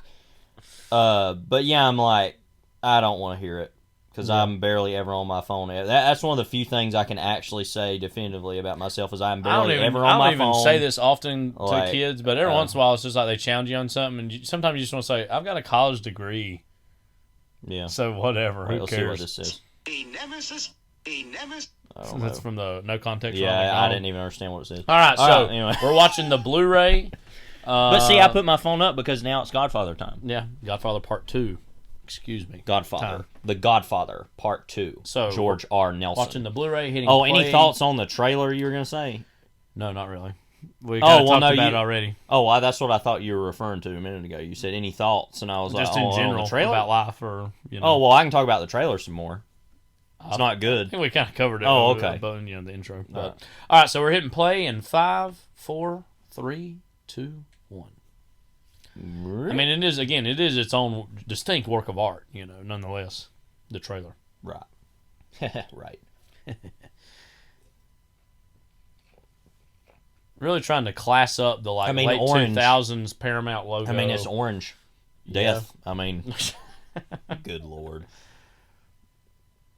That's something that just in general, I think I mentioned this before, really gets on my nerves about home video releases. I wish they just show whatever the period version of the logos were. Do the Gulf and Western, like you said. Yeah.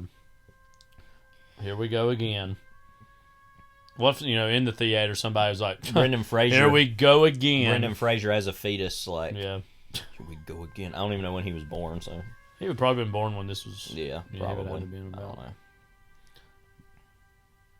There's that that well-tuned ghoul that Miss Kale referred to.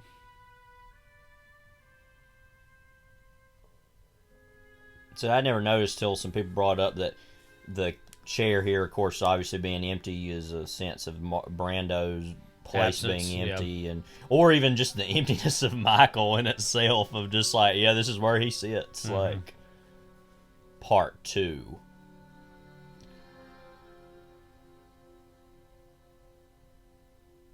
Important to what do note, you think of the Hangover Part 2 and Part 3? Like that, naming it for parts, you know. I think it's interesting to note that I do think of the scores for these movies as separately too. They're actually a little more different than you would think. Yeah, there are some reprisals from the first film, but on the whole, it does change some things. Have different. So, the Godfather was born Vito Andolini in the town of Corleone in Sicily. In 1901, his father was murdered for an insult to the local mafia chieftain. Chief Tane. His older brother Paolo swore revenge and disappeared into the hills, leaving Vito, the only male heir, to stand with his mother at the funeral. I always kind of laughed. He was 9 years old. Disappeared into the hills. Like, yeah. What hills exactly? Did he have a little tree house? Like, you know, what was the situation?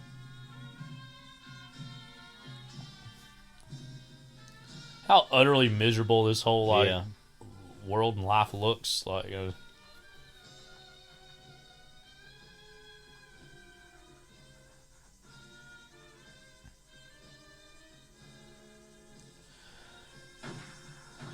And there's something, you know, about the inherent Sicilian landscape as depicted in 1 and 2 that naturally lend it to being, I think, draws your mind to thinking of it as like almost a Western setting for American audiences especially, and that same sense of swift vigilante or frontier justice as applied in the Western is applied to this world too.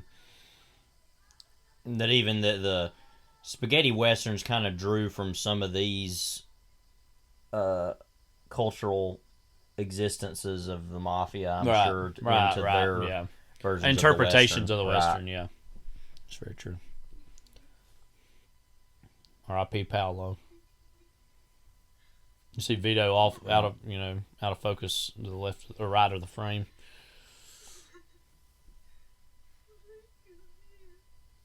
Again, the Italian courage, cowardly dog.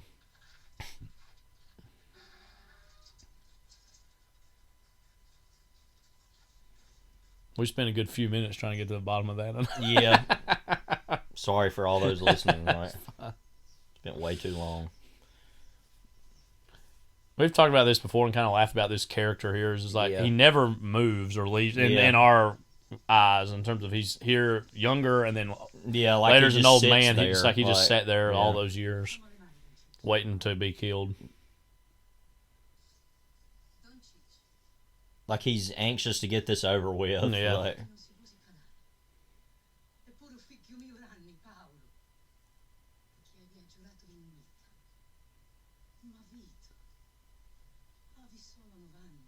he's looking like, I am dumb.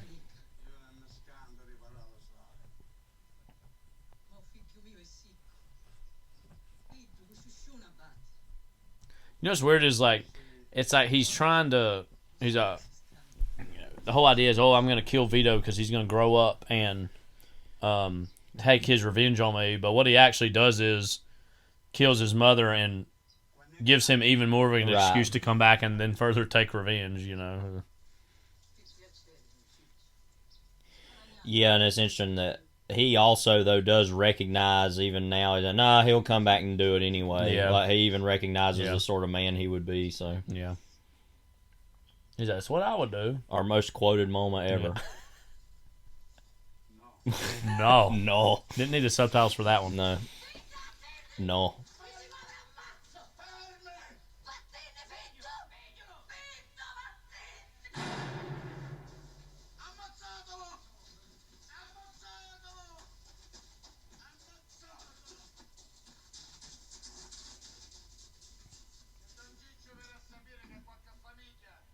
And then it's coming up here. Yeah. See, I know.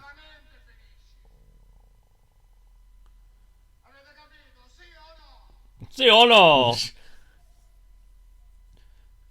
Really, from like this moment about onward, I always show this in. I think I mentioned this in the intro to classes when I'm talking about kind of the little bit of the Gilded Age or turn of the century immigrant, the immigrant experience of that time. I would show Ellis the whole Island. thing in its own way to also make them think about sometimes what these people have to come from and why America is seen as a better life,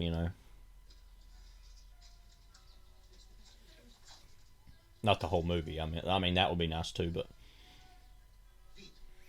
love that hat's a real just got up from Betty Bye, a nightcap kind of,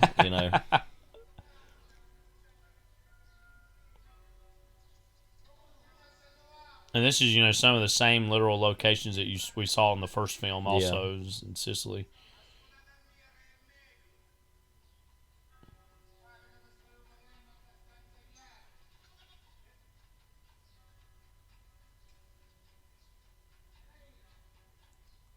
But yeah, whatever. And I don't know if we really touched on this the first movie. I can't remember that in the kind of these early versions of the Mafia, Sicilian heritage was held up even above other traditional Italians who came over because it was like a subculture basically within Italy. I mean, Sicily's its own little island, anyways, but that was held up as the purest form of these kind of Italian-American it's interesting the way they had all that.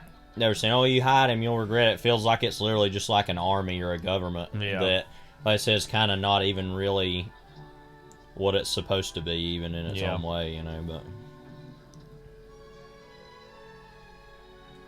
It's striking me too, just seeing the Blu-ray version of this, how better a version of this it is than the YouTube version I usually show to the class. We said this earlier, that guy there, and then that guy are like twins or something. It's like a random detail.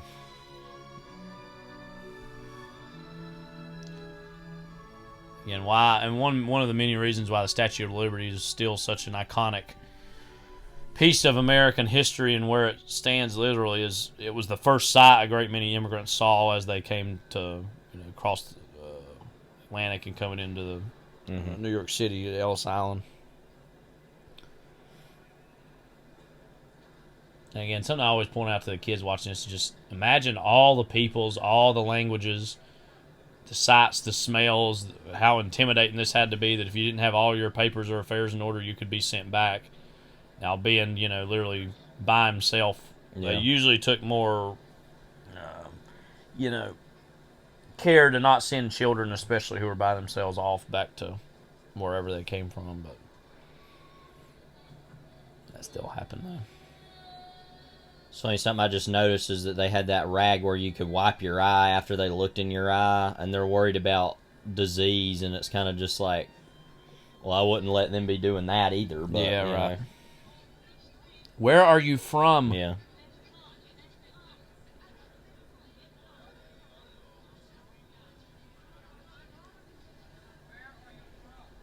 Where are you from?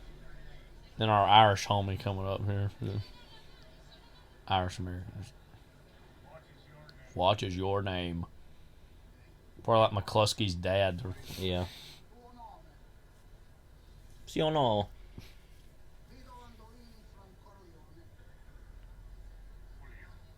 So he's just like, I'm going to change your name because...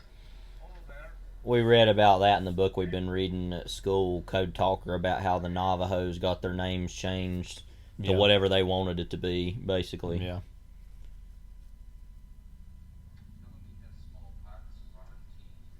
Quarantine. I always mention the kids now. That's a word we're more familiar with now.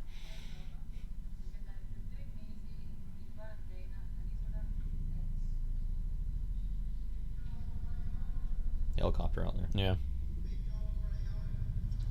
Vito Corleone.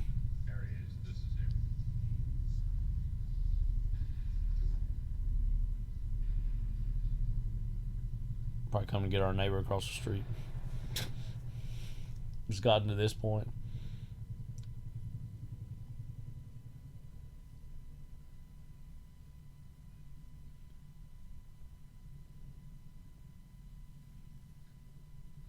I mean, you got to imagine how incredibly alienating this is for this poor child's lost his entire family, is now totally isolated from where he's from. It says here, Vito Corleone, Ellis Island, 1901. Like you had said earlier, this is one of the most effective transitions. Even if the movie wasn't the second best movie ever made, it just immediately would be from this transition in my mind. It was like one of the best things ever done in movies. His grandson, Anthony Vito Corleone. Lake Tahoe, Nevada, 1958. They even brought the priest over. Yeah, it's like, well, he's the only one that'll take the money, probably. He looks like a Oompa Loompa or something. Like, you know what I mean? Like, I've always kind of thought that, but never said it. Like, I didn't want his ghost to kill me. Like, but I'm not afraid golden anymore. Ticket, amen. You got the golden mother ticket, and amen. the father, amen. Like, I think it's fascinating in the Catholic tradition when they take communion like that. Like they have a little, so it won't fall. So it's like, in the event that, you know. Meanwhile, yeah, I really want to know who these two people are dancing. You know what I want to know is who are in the boats riding around. Yeah, because there's later it shows that too, and when it's at night, and I'm like, who the hell? Like, and this is interesting to show that instead of the cops like looking at like license plates, now they're like being served, and that says everything there is to say about where they're at this point.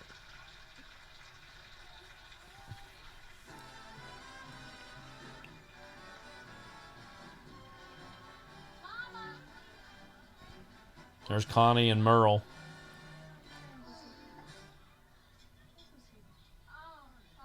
Father Carmelo.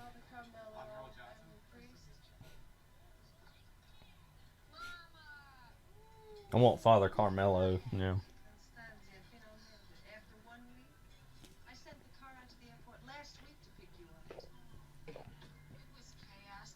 Anyway. Just 1 week late. This is for my mama. What is this? Hello. Yeah, you'll be dead in 5 minutes. Like it's dial up. Yeah.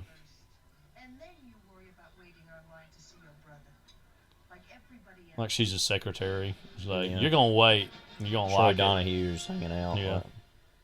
Meanwhile, and Frank Pantangeli, and again they were in these black armbands, which is supposed to be in mourning for Clemenza.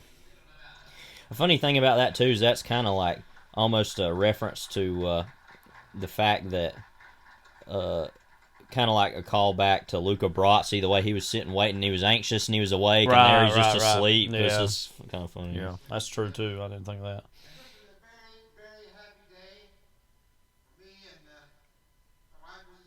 It's a very happy day.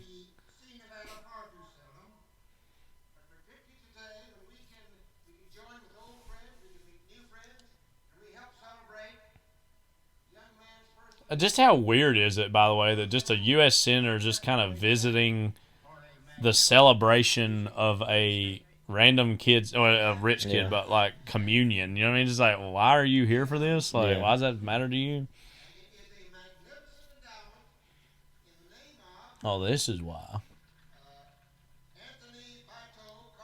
Vito Corleone. Look, we weren't even saying it really right. No, it's even dumber. It was even worse. Fido Corleone. See, he don't know her name either. Kay Hagan, whatever your name, like Kay Adams, Kay Hagan. Said his own name. Yeah, Kay Hagan, future senator. I know, I'm a senator. Yeah. Albeit a fictional one. He's like, yeah. Oh, by the way.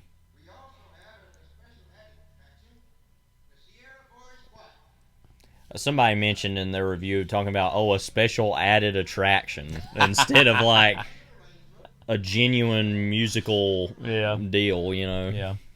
To honor their host. The host then he just immediately leaves. That's the funniest thing. Yeah. You gotta tell them kids, like, what the hell? You know, they're like, we spent all this time trying to practice for this, and then you're like, oh, I'm gonna leave, or oh, well, he is still kind of there, but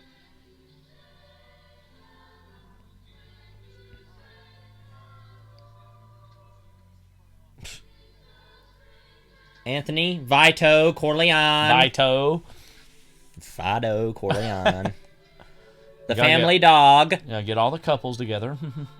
He's taking it now. It's like the closest he comes to really smiling much in the movie. Not even that's like, see how immediately he's like, all right, yeah, charade over.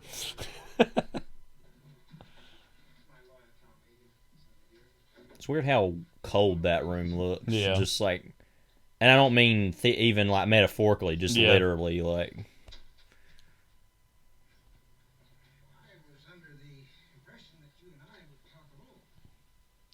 I've always really loved the look of this house in this movie. Like I like that.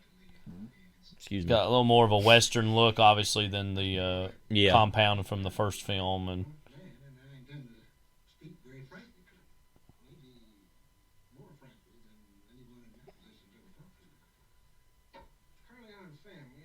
Corleone. Just get ready for this. Is going to be a lot of that in this whole movie. Vegas. Of us doing it? Yeah. We already have been doing a lot. Oh, they're grandfathered in because they're white people. Yeah. He's just bored by this whole thing. Yeah. You know?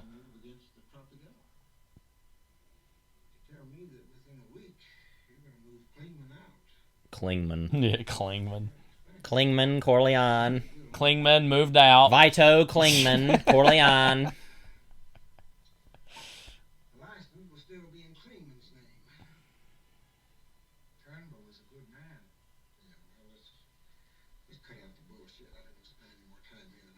Oh, cool. Me at the doctor's office. Saying all this. Yeah. And they're like, what are you talking about? Corleone. Okay. I don't know why he said it that way.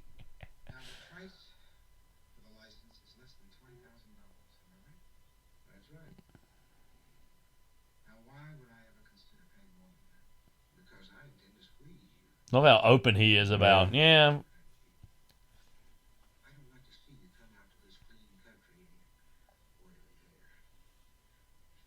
He's like, I don't have hair. Yeah. How dare you?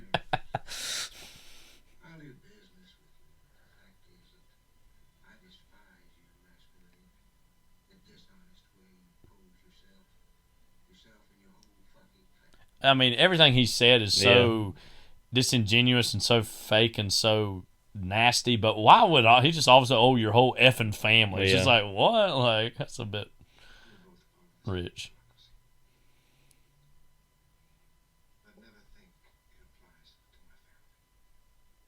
He's like, all right, whatever.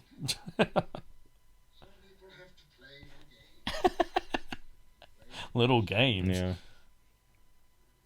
Me when I pass papers back out.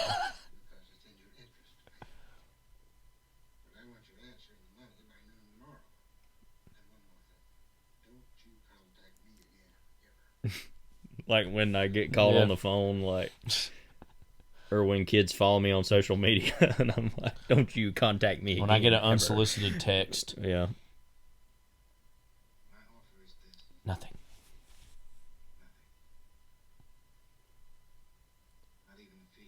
And again, this is another example. I would like you to put up. So why don't you just do it? You know. Ow. Yeah. But like with the first movie, it's immediately like, even though, especially with Michael, we've already have all this history of knowing who he is, and even so far in this movie, we can tell how cold and calculated he is. But we're immediately like, oh, this guy, this is what he's up against. Yeah, we want to see him get pushed to the side and get whatever happened to him, because he's just so clearly an evil guy. And again, fake in a way that Michael never could be, because he's a senator, so he puts out this public face we've already seen, and then behind the scenes he's just this totally other person, you know. Here's Fredo making his boat like, what are they doing back there, you know?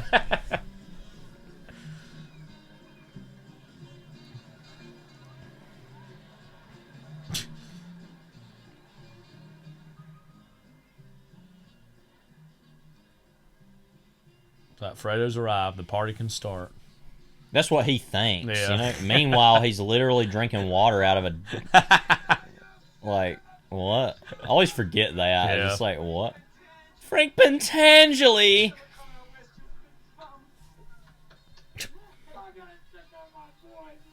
What? It's not even a criticism, really, but it's always kind of funny whenever you see the sequel of anything or a second season of a TV show or whatever, and it's like, oh, this person is so big and important, and it's like was never at all, of course, in the last thing, but we do got Seach, though.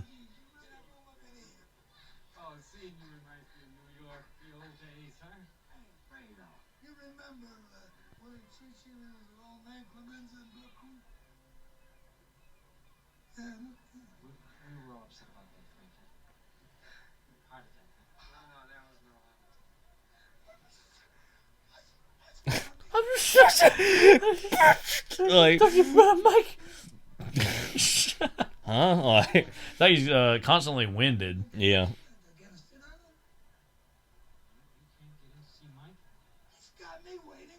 How high up Fredo's pants are. Yeah. Johnny Ola One of the entrance. great entrance ever. Johnny Ola and Al Neary meeting each other is just like, oh my god, like, finally they meet, you know? Like, like I can die happy now that they have met, you know? Yeah. Oh my god. I know Corey Stoll, you know, he played the young junior soprano in the Many Saints of Newark.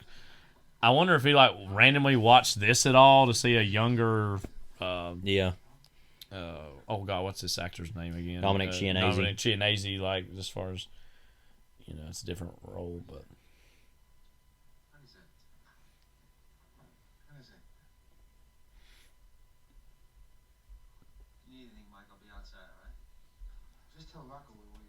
Yeah, you go out. So that's what we said. Michael, Tom's getting pushed to the why am side. I out? No, he's more of their just like official lawyer. Yeah. Even though he knows obviously what all is going on in a roundabout way. I always love this shot where it's like you almost hear the silence outside the room more than them talking. It's like really weird.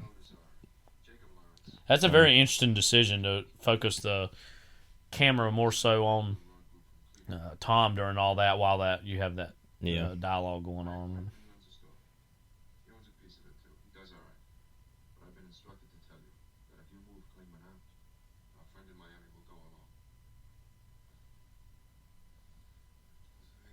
Klingman. We really got a fan for who Klingman was. We never even see who he is either. It's just like whatever. We just need to actor of this period. We just need to imagine like Ben Gazzara maybe, or just probably like Harrison Ford. Like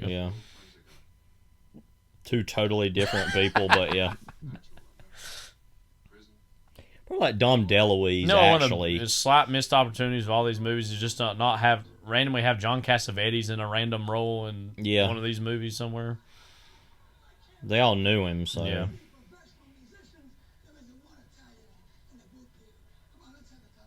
Until like, who the hell is this guy? Yeah. It's like we literally saw him drinking out of a daggum hose a while ago. Yeah. Like, look at Mama Corleone. It's like not necessarily the Mama Corleone we saw from the first one in terms of celebratory. Like we said, it's like that was all so much more Italian flavored and themed, and this is just white bread, waspy. Yeah. Nothing. He's like, I don't know what that means. What's the matter?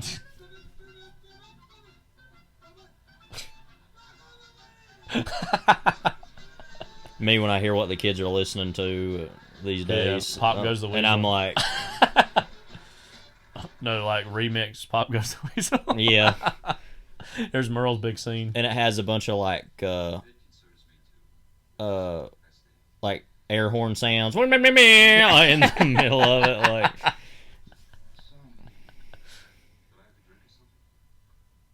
He's like, well, he's making all these demands. Yeah, it's like, who the hell are you? Like, but at the same time, it's like, yeah, why not make demands? Yeah. Like, he's not even better than he is. Like, he's like, what? Like, who? That's a real like record scratch. I bet you're wondering how I got here. Like, what? Like, how awful his suit looks. So we even get clued into that she's already married someone else and then divorced within like a few years, even within 3 years. All this thing.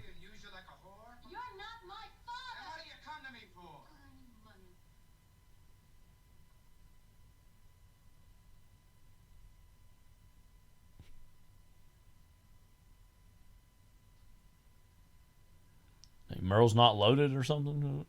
But as you said, yeah, this suit is it's not that nice crisp tux that Brando's wearing at the very beginning of the first movie. It's like it's got lint all over it. That's the way the suit's made, I know, but...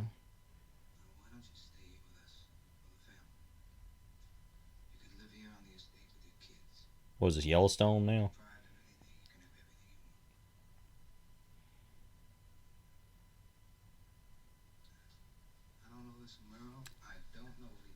You know what's bizarre to think about is that, again, when this is being made in the early 70s is like only about 15 years removed from these 50s sections, you know. That's like a movie being made now, like about the mid-2000s. Yeah. Like, you know, it's not all that. To us, it feels so far away. Believe but me, at the he'll time, it would understand. have been so close, you know, relatively close. Didn't marry this man, but disappoint me.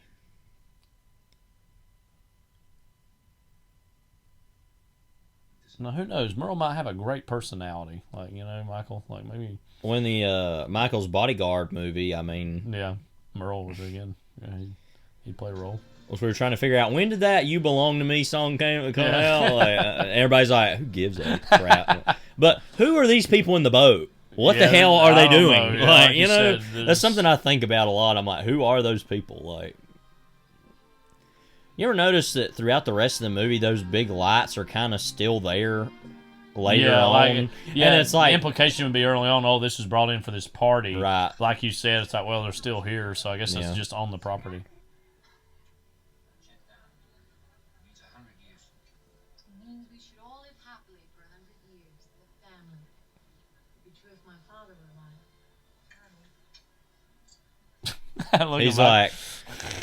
he's like, if you weren't my sister, I'd put a hit out on you. Like, maybe Merle and her should get together. yeah. It's like, oh, you see this? He's like, yeah, yeah. Yeah. I love he like purposely knocks this wine over. Yeah. Ben, yeah.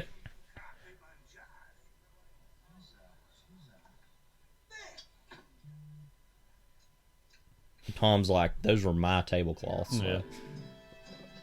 Ugh, God. Woof, Buzz. But I bet, like, Tom's a real, like, fabric hound. Like, he loves fabrics, you know, and, like, tablecloths and curtains. And so he is the one who actually got the curtains open because he was, like, going to put new ones in. Yeah. You know? Yeah. But he didn't plan for anything to happen, but...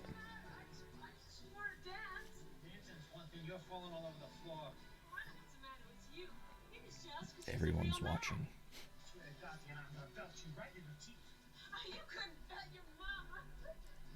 How dare you disrespect Yeah, he's Mama all right, Toyle. that's it.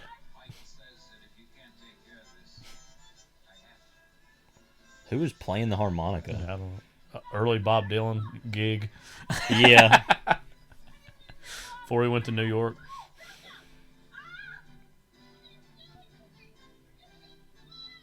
Called Rocco a slob. I don't know. Rocco's pretty manicured. I mean... No, instead of that, our guy who played Michael's bodyguard later on, we were talking to, it should have been like Bob Dylan in a, Pat Garrett and Billy Kid-esque performance. Yeah. Him instead of who, you said? The other guy who plays Michael's bodyguard. Just like a basically quiet, silent Bob Dylan the whole time.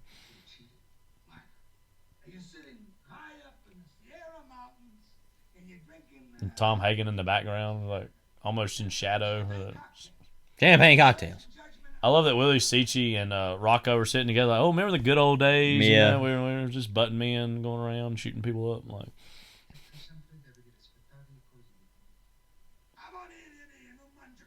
no Las Vegas.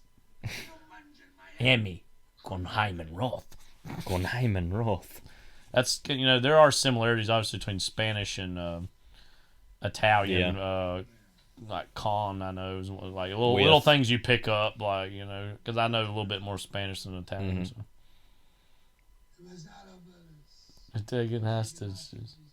Taking sausages. Like, what? That's what he's really upset about. They got I came in my fridge and they took my sausages.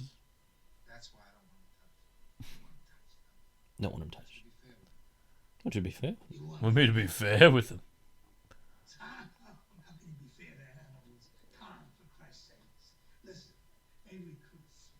Just when you're liking Frankie, you're like, oh, yeah. Well, it's a different time, I guess, you know?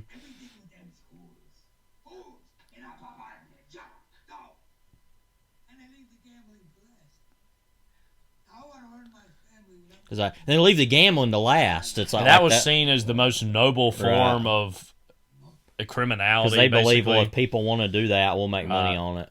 And but anything involving prostitution and drugs were seen as a lesser form. I don't know what he does. Like,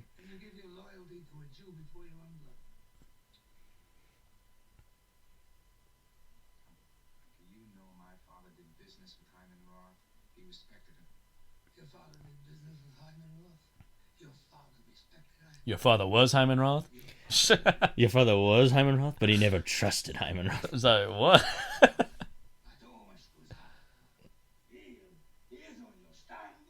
Love his sleeve still up. Yeah.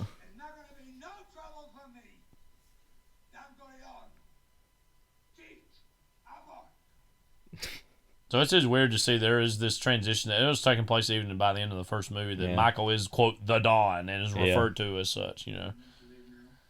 I'm not even kidding. That's one of the best, like, single scene performance. Well, he's in more scenes of the movie, but he just totally nailed that whole scene just amazingly. Like, Frankie Five Angels, that is. Gazzo Rizzo. It's late. It's like, it's probably like 4 a.m. by now. And his wife, so by the way, so you're gonna get out of all this S, like yeah.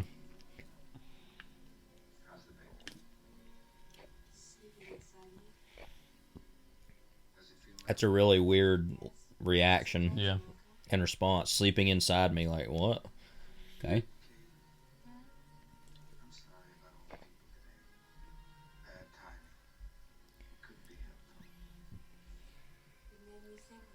This music was played at the original wedding, though, it should be said.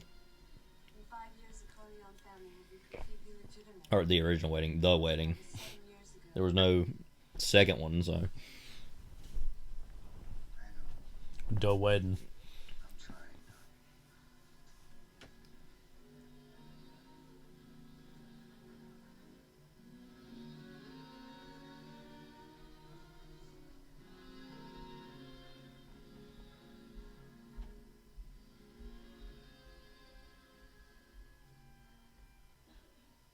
Yeah, here we're gonna see some more people just cruising by in the boat. Yeah, like why? Like it's like he has his own little private navy, maybe. Yeah, like I don't know.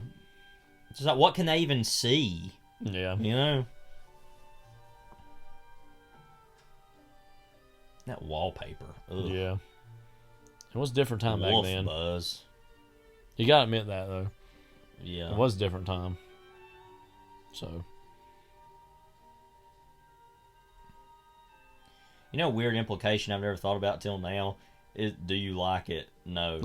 Yeah. That a little hat it's on. Like that she would say, "Why are the blinds open?" Like somebody would have come in there and opened them up while she was in there. Yeah. You know. Did you see this? Have you seen this? Have you seen it? See or no? See or no? Vito Corleone. Vito.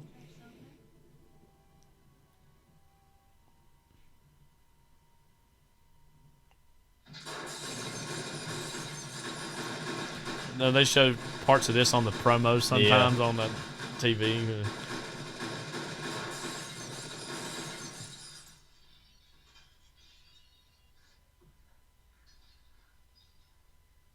Close call.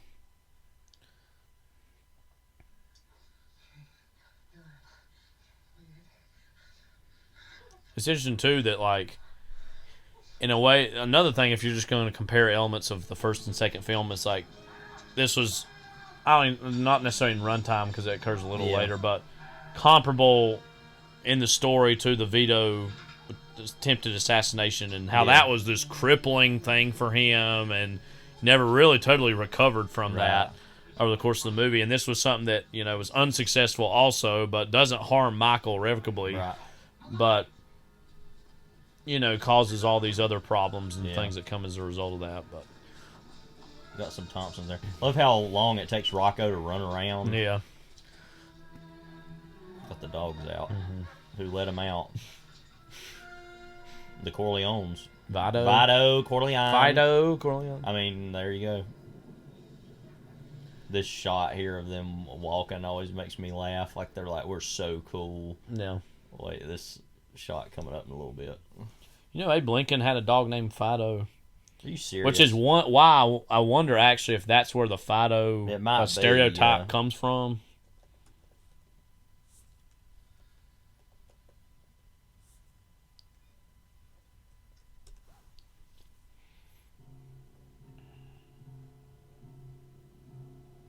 This shot here where they're walking.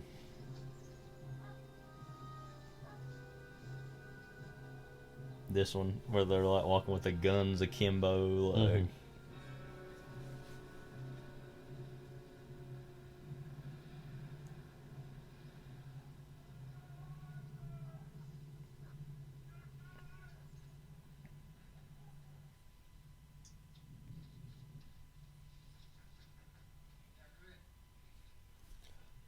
There's a rat somewhere. Who is it?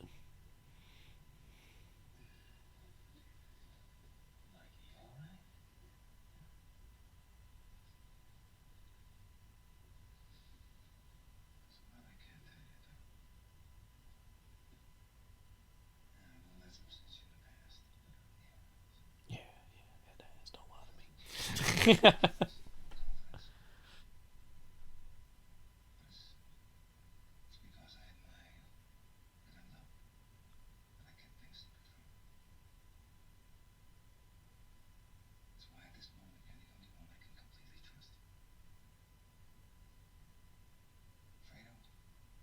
Fido. Well, but he's weak. He's got a great wardrobe. He's stupid.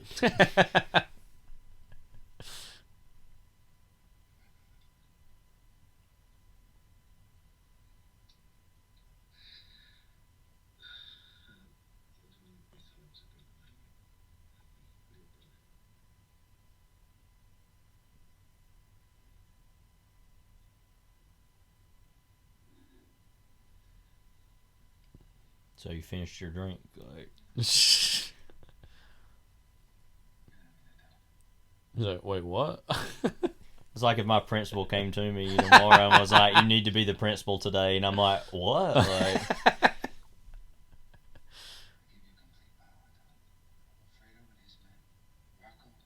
and you're, I've always wanted to be seen as a real brother by you. Yeah, like what? Like, children.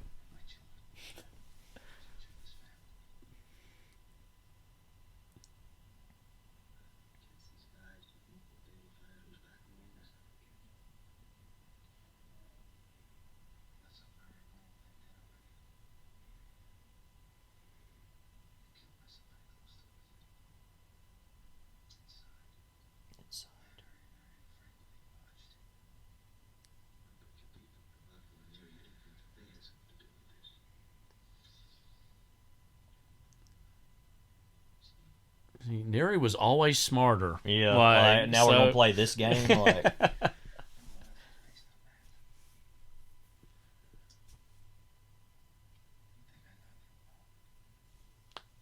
Okay, Pop.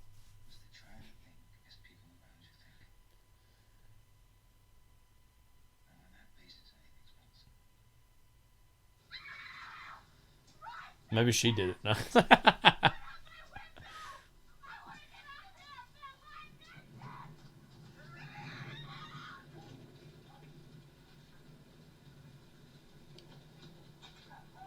Can't remember. We might get some grease gun action here. Yeah. One of them's got a gun.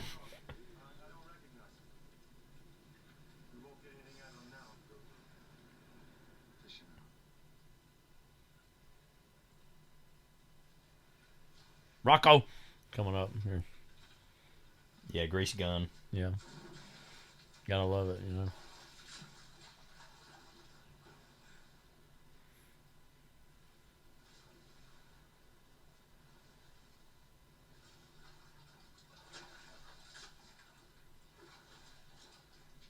Get rid of the bodies. Where's Mike? Rocco? It's funny that he already disappeared. Like, yeah. He's like, this meeting could have been an email. I'm getting out of here. Yeah. You ever feel that way? Like, yeah, often. There was a teacher that we had that kind of big map on the wall. Yeah. Reminded me, was like, looked like one in their room, I remember.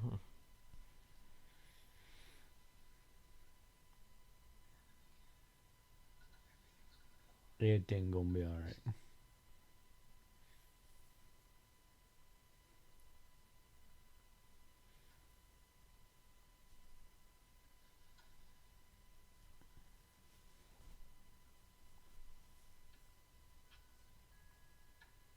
What was it that was it Kale that kept calling the Anthony character a real princeling or something? It's like, you remember that? Yeah. Somebody said that. I think it was her, yeah.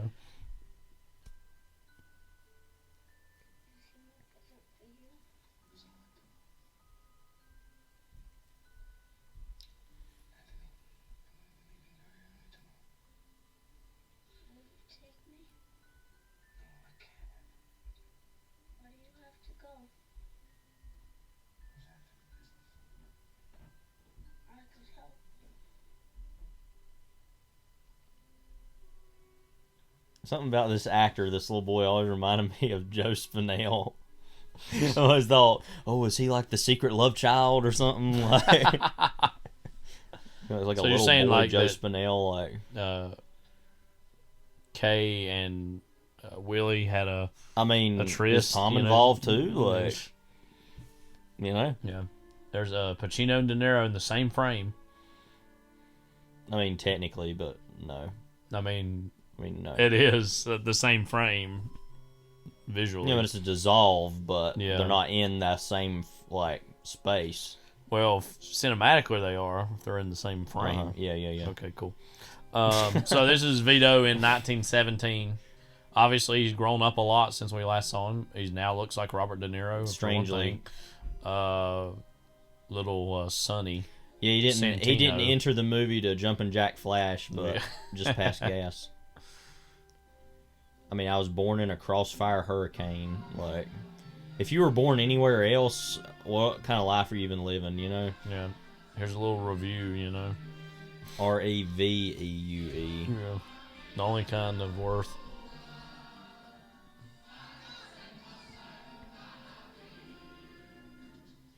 Here he is with his buddy Jenko.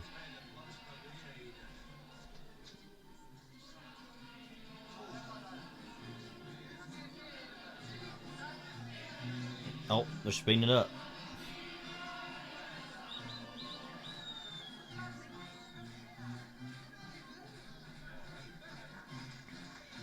These are my favorite sections of the movie visually. Yeah. Just because, you know, kind of reminds me of Heaven's Gate.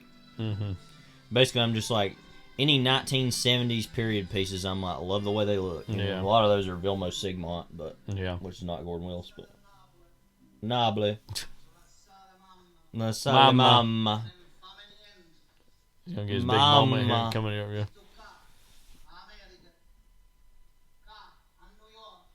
New York. The Mamma Mia.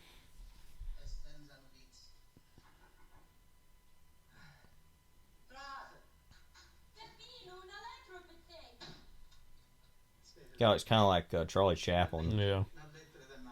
Noble.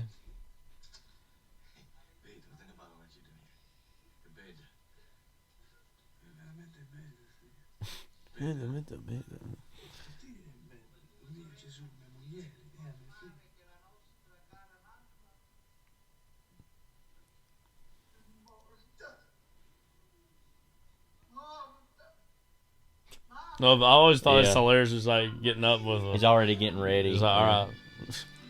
And then it jumps to this. Yeah. Escalates quickly. Then opera.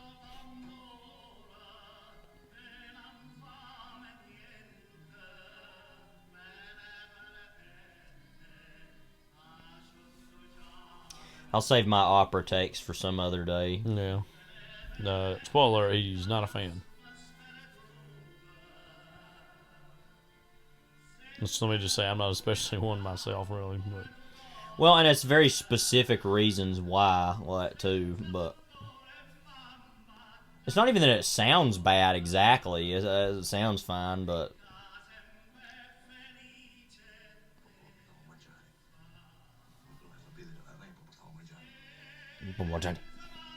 Johnny. Take it to Village Inn. Take it to Village Inn. Johnny. You bum. That's how I would be too, Yeah. even if I weren't a powerful man. I'd just be like, I'm getting up to leave. Like, screw you. Well, he reacted so strongly about that. It's like, you bum. Like, It's like, calm down. Okay. We heard that, yeah.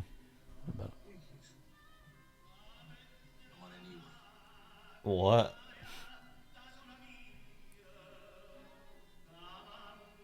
That's like if some students saw me walking by and I got mad at one of them or something, and a student was like, "Who's that?" I was like, "The tarantula." Like, you know, it's like, what? Yeah. Like, the black hand. Yeah. Like, what are you talking about? Like, I love, by the way, that Finucci in the middle of all this just goes back there to harass the theater owner about the money. Oh, by the way, he got up and left early, by the way, too. Like,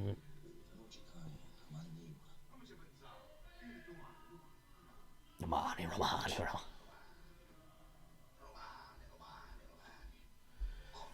almost sounds and looks like Tom Waits from afar. Yeah. Like, Is that the Italian Tom Waits? Mm-hmm.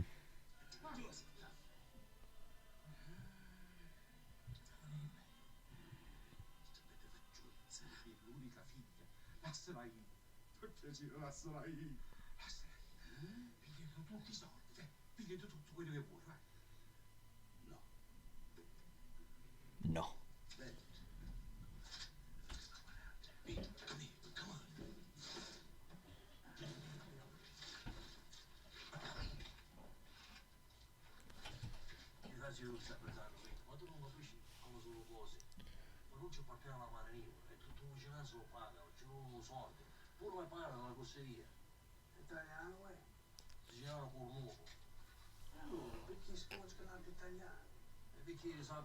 so his video's rightfully pointing out, it's like, wait, why is this fellow Italian bullying his fellow, immigrants here? And he, is going to set out to eventually be a more benevolent version of the same kind of guy he was wanting to get rid of in the first place. On Mott Street. That's when guy literally has like a pick. Yeah. Like a mattock, you call it, sorry.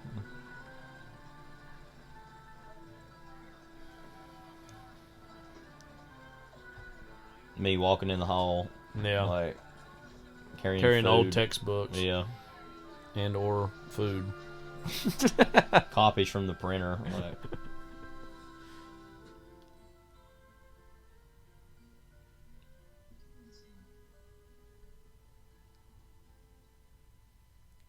Of that fit. Mm-hmm. Mama Corleone in her earlier ways. This isn't sketch at all.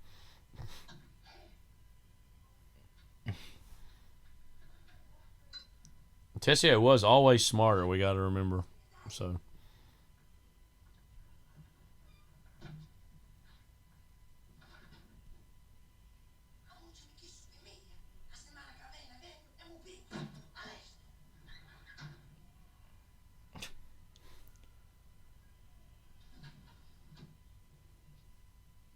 It's important to note this isn't all that particularly nice of an apartment, but also is nicer than a lot of other ones that at this time. Yeah. You hear people talk about, even nowadays New York City, how small the apartments are and how much money you still pay for rent. No. That's even worse now than it was then, I think. But as far as what's affordable.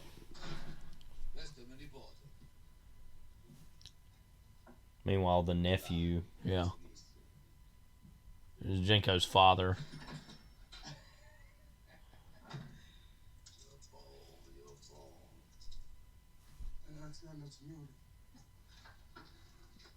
So is his first name Jenko? Jenko's his first name, yeah. It's Abandano, Dondo, or whatever is his last name.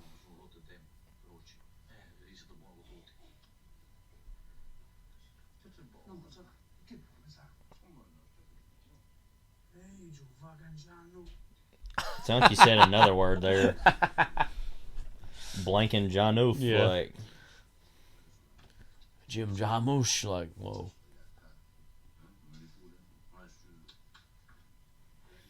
This guy, by the way, is total putz. I wonder what he got up to after Fanucci died.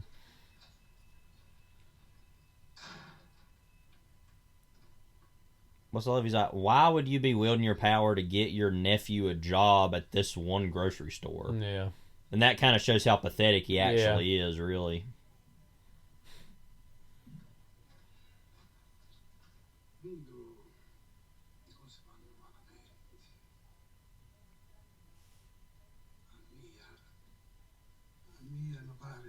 Pepsi Cola. Ugh. Your fave. It's a Pepsi halftime show, you know.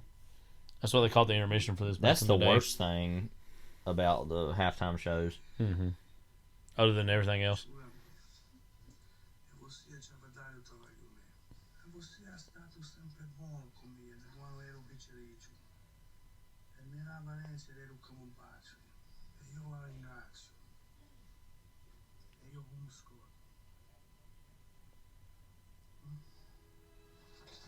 It's almost an early way of him saying, like, oh, I won't forget that you did something for me, like, you know.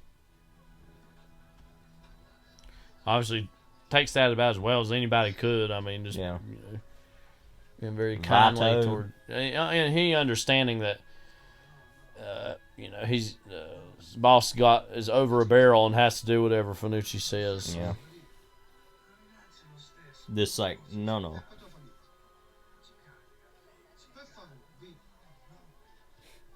No. A little bit of finger action.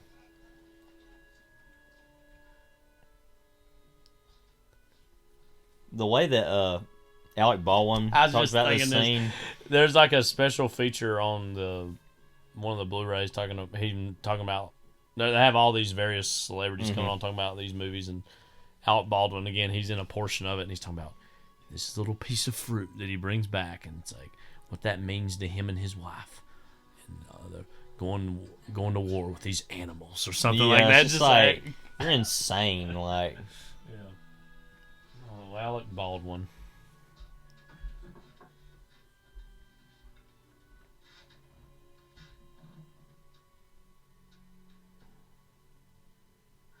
Never know what he's going to be up to next.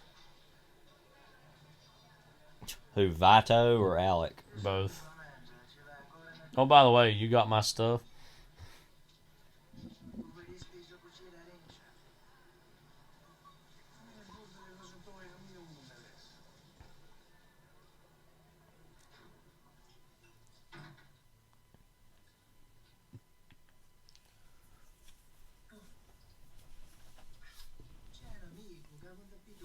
You know, I got a rug I'll pay you back with. So the first two interactions we've had with Clemenza are, hey, yo, hide these guns. And then, hey, yo, I'm going to get you a rug. Yeah.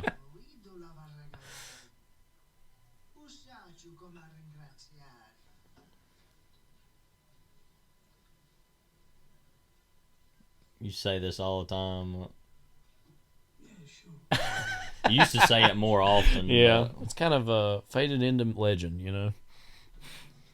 Cause you say it to Mama all the time, and she'd always be like, "Yeah, sure," back at you, like. Didn't even know what it was from. This for a while, is some like deviant theme, like. Yeah.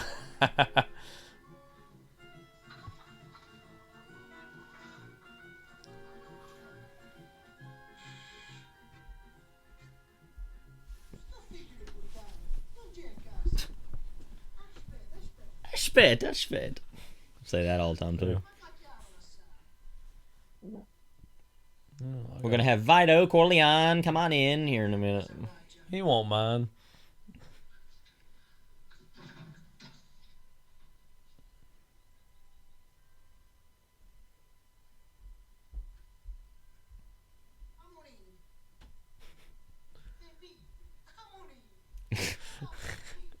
Say that to my kids in the morning when Come on open in. the door. Aren't you ready to go?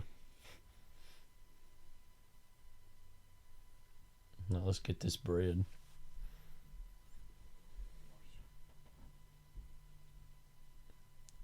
Bro, you ready to learn?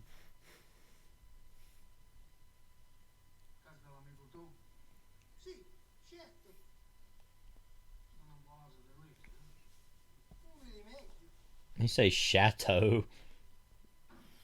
I couldn't hear. Oh yeah, it's this rug. Yeah, I mean, he's using it and all, but And I don't really know him. yeah, but like, yeah, he said, yeah, you can have it, you know.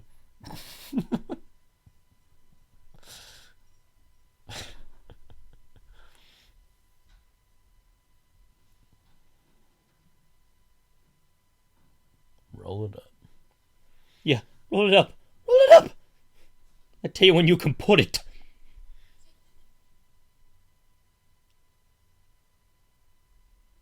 Oh crap. So if he's in a situation where he maybe would have killed a cop over stealing a rug. Yeah, well, that's what happens. Like, So I know back in the day, a rug was a marginally more expensive, important item than even maybe be now. But still. looks like a silent film. Yeah, the way it all does, that's framed, like.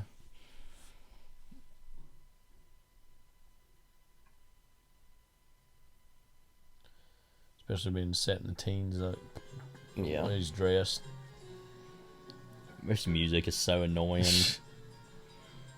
It's like maybe actually the worst thing in the movie is this little piece of music. It's kind of mischievous. This deviant theme, I'm telling you. Little Santino. So this whole moment I was talking about earlier about how they're like, oh, put the baby on the stolen rug. Like, like how do you like baby? Like, or whatever I said earlier.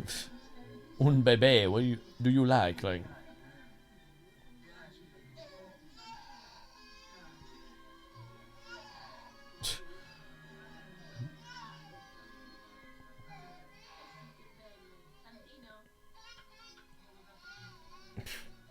Sonny's just like whining like a little baby, like always.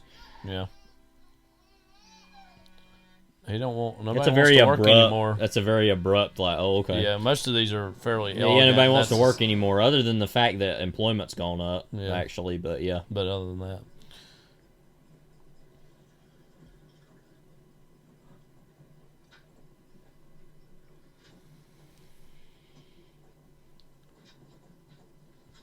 There he is. Our man. Yeah. Michael's bodyguard. Look how BA he is. Like, not really.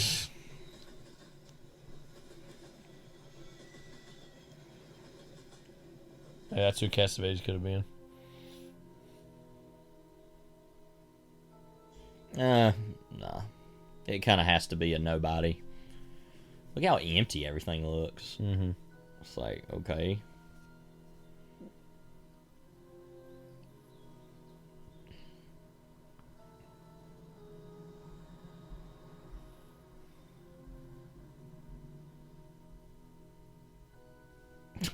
What are you, awake? Like, no, but he's driving. Yeah. Not even that guy driving. He can't even drive. Like,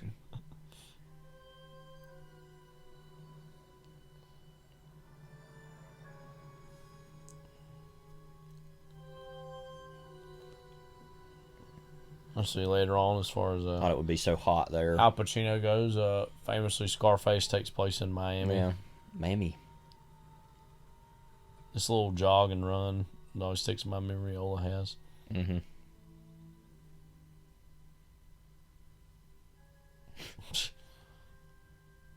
It's like a rejected Dick Tracy villain. But as we know, speaking of Dick Tracy villains, you know, him talking on the phone, and then he hangs it up, and that little smile he's got, like, so lame. Back in business, like that song. Good. Lovey kind of looks in. She's like, "Come on in, Michael. Come on in." It's all right. Hyman's in there. I was just making some lunch. Would you like a tuna sandwich? He's like, "What is this setup?" Yeah. Like, people can just walk in, like.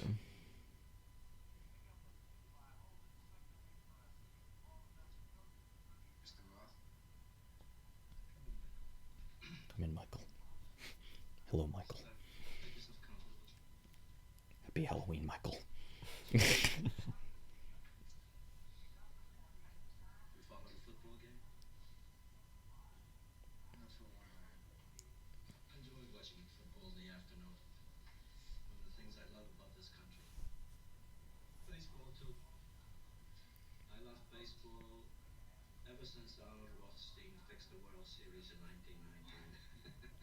Oh, cool. That's what you're into, huh?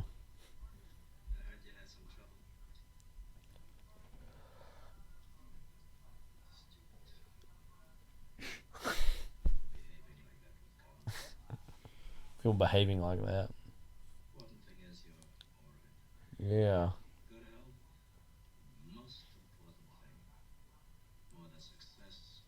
He's all right. Let's just cut to the chase now.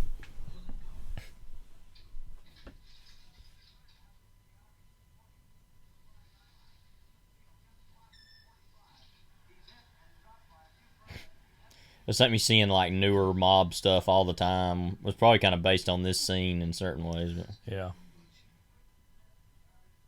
want you to know about it before it happens so that there's no danger of starting another war. Nobody wants another war. Frank Pantangelo came to my home, and he asked my permission to get rid of the Rizal brothers. When I refused, he tried to have me killed. He was stupid. I was lucky. Yeah, like I said, what I like about this movie a lot, and some other people refer to this in the reviews, is how like we're just giving information immediately that other people know. Yeah. That find things out about, but then he goes and then says, "No, actually, it was Rolf." And it's like, so wait, actually, who is it? And it is Rolf, but you know, yeah, he's playing everybody. Yeah, but this is the first that we even hear who he's even decided who it is, and that's not true, obviously. But. Yeah.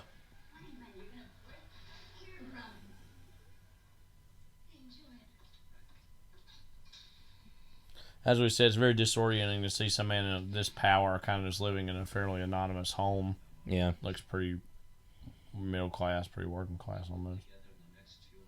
That looks like some stuff that used to be at our great aunt and uncle's house, that a TV tray. Mm-hmm.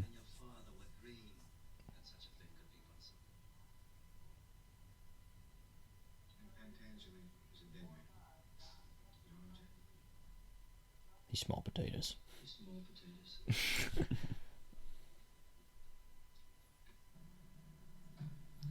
Very different,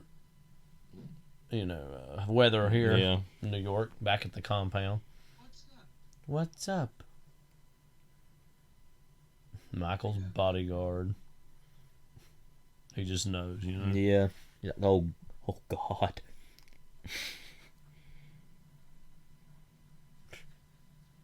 You want to say something? Nope.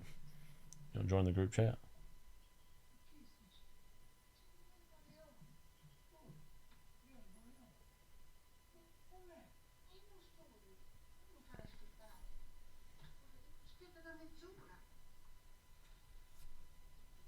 Love that scarf. Yeah. Yeah, like you've got any hair that you need to, freshen up. I wish you would have let me know you were coming. I could have prepared something for you. I didn't want you to know I was coming. That's not ominous at all.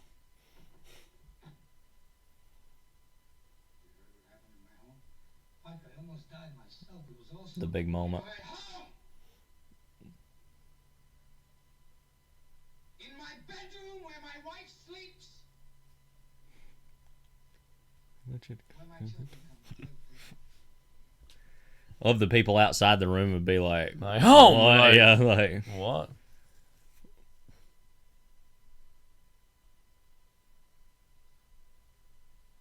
It's like whenever you hear another teacher yelling in another room. Yeah, always fun. Yeah, you love to giggle and see it, you know.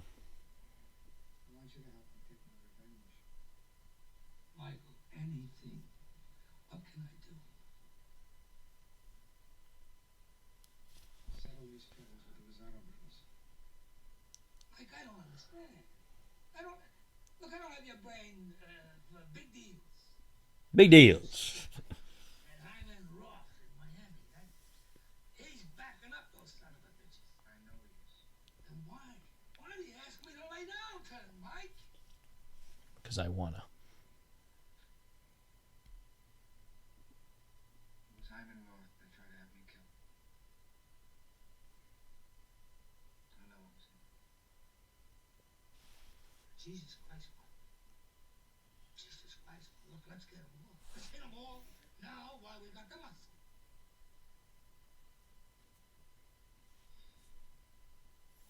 This used to be my father's old study. Can't tell what magazine that is sitting on the sofa. Remember, there used to be a big desk, wasn't it? I remember when I was a kid, Frankie. I think this house, like the Home Alone house, gets sold and bought and sold all the time. To see how much the Lake Tahoe one's going for. Yeah. I was very happy that this house never went to strangers. Sure, a bunch of money. Lindsay took it over. Now you. My father taught me. $5.5 million. I gotta say, probably a few million. He taught me, keep your friends close. Ain't got that kind of money. But your enemies closer. Look at pictures of it here. It don't even look the same at all. Wow. Yeah, go look up, listeners, like Tahoe, Godfather 2 house. Wow. That's the only thing that looks all that similar. Yeah. I want them completely relaxed and confident in our friendship. Then I'll be able to find out who the traitor in my family was.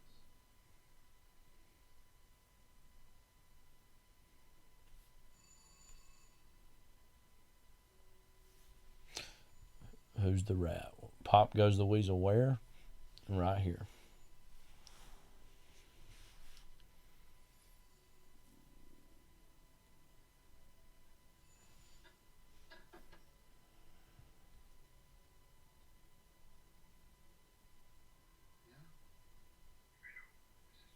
So this is confirmation that, at the very least, that Fredo and Johnny Ola know each other. Yeah. Which will be contradicted later by what he says.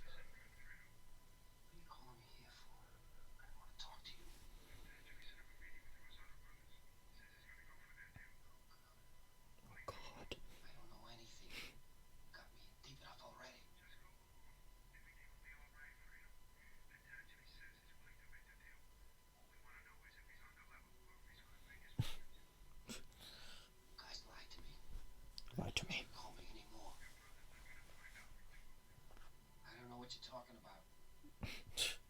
Pretty clear and cut, straightforward, but whatever. Rat's gonna rat. A rat's gonna rat, you know? A weasel's gonna pop the weasel. Yeah, right. Wrong. You said all that, quote, wrong number.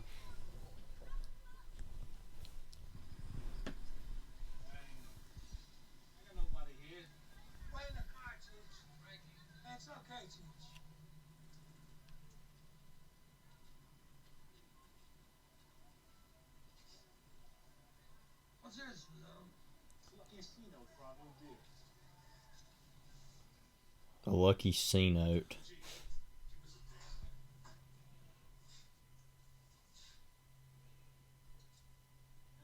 We're all real happy about your decision, Frankie. You're not going to regret it. I don't like the C note, Rosado. I take that as an insult. Michael, good. Danny Aiello appearance. As we were saying, is there's I think saying that throw it off. Yeah, make him think Michael betrayed him. It plays a part into why he might have testified, decided not to.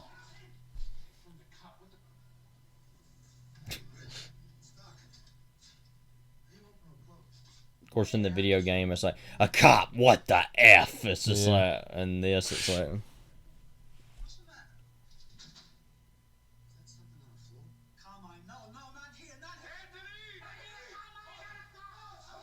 That's how confused he is. Yeah.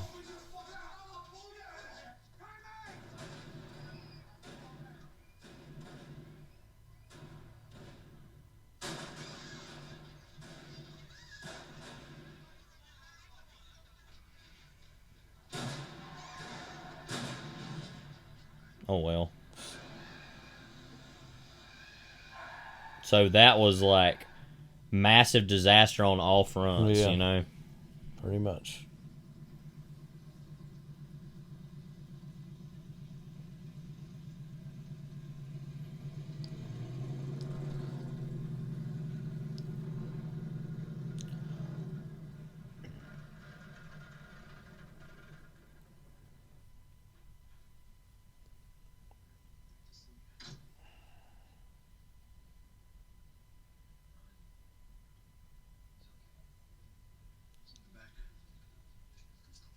Everything's always going to look so dark all the time. Yeah.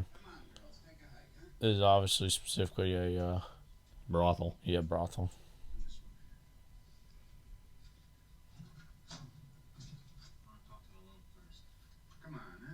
We've talked about this off air before, about this whole scene, that there's people that talk about this scene and I think this just takes it too far. And it's like, I'm not necessarily... obviously, I'm not saying that it isn't the worst thing ever, obviously. Yeah. But it's like, why is anyone surprised that they would do something like that? You know what I mean? It's like, I don't understand that, but that people are surprised by it necessarily. Like, but whatever. It's the mafia. Like, I don't know what I don't know who you think these people are exactly, but yeah, never made much sense to me either. When I woke up, I was on the floor. And I don't know how it happened. I can't remember.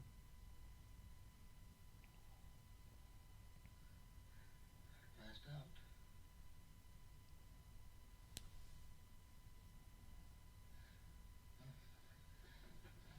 I'll fix it.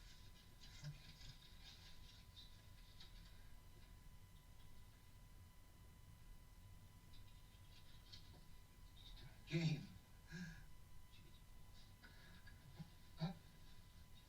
No horse's head in the bed, but there is blood.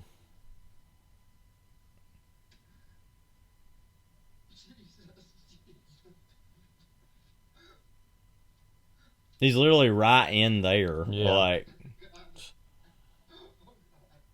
is he over it yet? Yeah. I don't know. I don't understand why I can't remember. Doesn't matter. Yeah. This is it there.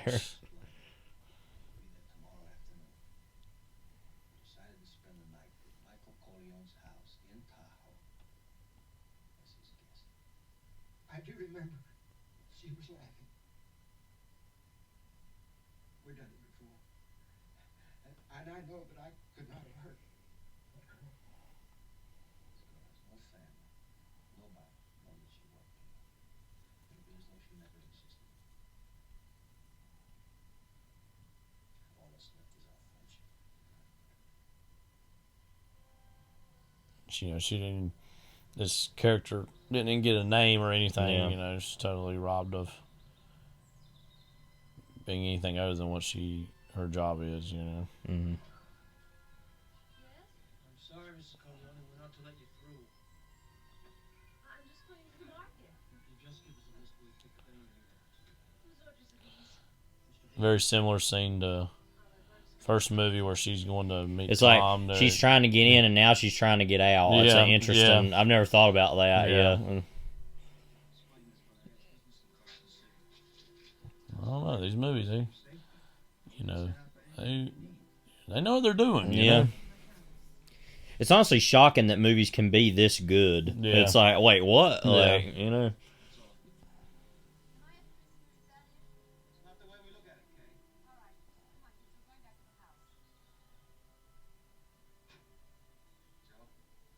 Okay. All What, right, Joe Mama? Like. All right, Joe, get to it. Well, now we're just inexplicably in Cuba, I guess. Like. Mm-hmm.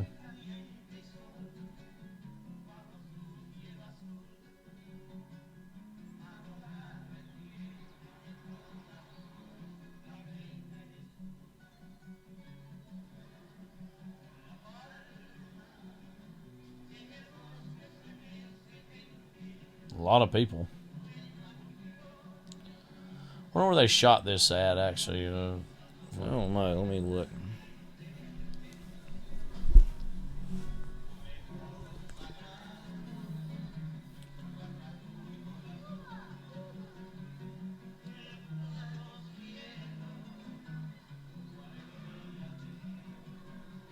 This is where Michael's getting a taste of what Cuba is exactly this time, but also he's going to see, some revolutionary activity. Mm-hmm.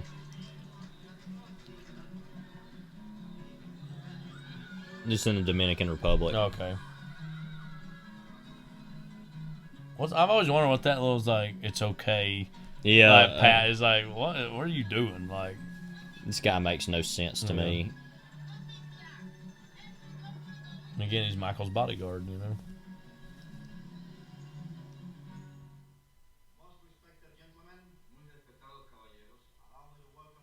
And then this, of course, is kind of like the meeting of five families scene. But I guess the biggest difference here is it shows how it's become a lot more business and political even than it was then in its own way, and how they're directly, doing business with the mafia, like the. Yeah. What's interesting too is that was such a closed community as far as being all these Italian American gangsters. Yeah. And this is like, oh, we got your wasps. We have Spanish or Latino, Hispanic people here. We have a Jew here. We have an Italian American. It's so like all over the place. It's like we all have one thing in common though. We want to make money. Yeah.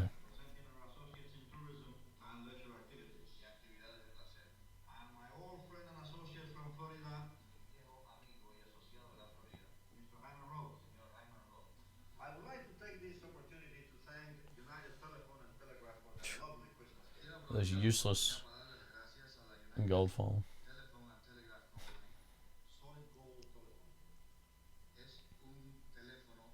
No, they pass it around like, look at this. Let's move on. When you have show and tell at school.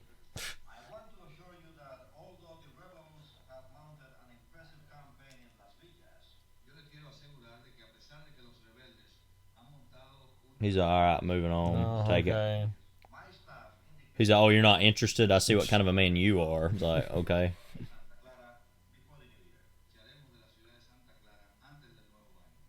He's like, I'm not really interested either. Yeah. He's like, but I noticed that you didn't like it.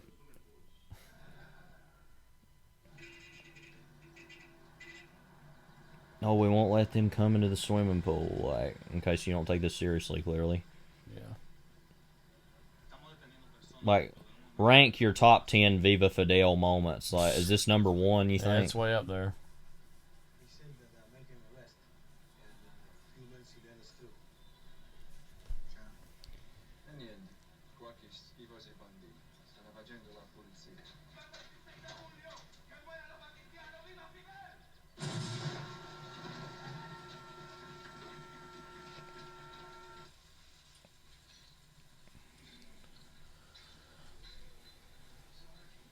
This whole section is how the second video game starts. Yeah. Interestingly.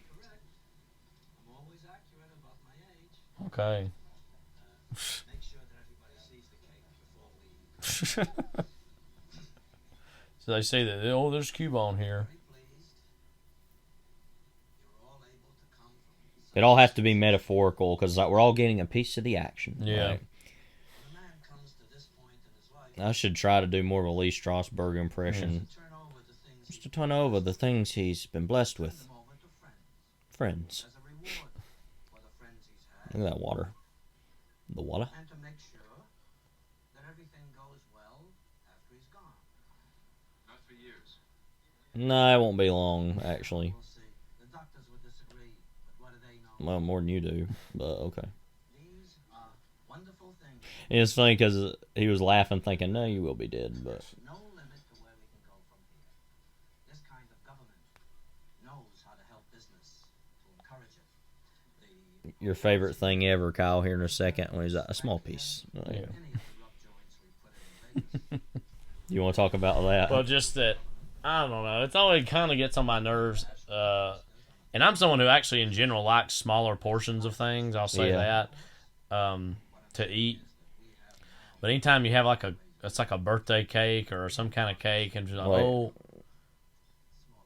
it's like, I want a small one. It's like, no, give me a big fat. And even that is almost representative of him trying to act like he's more humble and I want less, but he wants the whole thing, really. I mean, I would too. So, but again, in general, I actually do like smaller portions. But when it comes to cakes, I'm like, nah, give me the big one though. Like that cake always looked good, anyways. Yeah. The Lakeville Road Boys.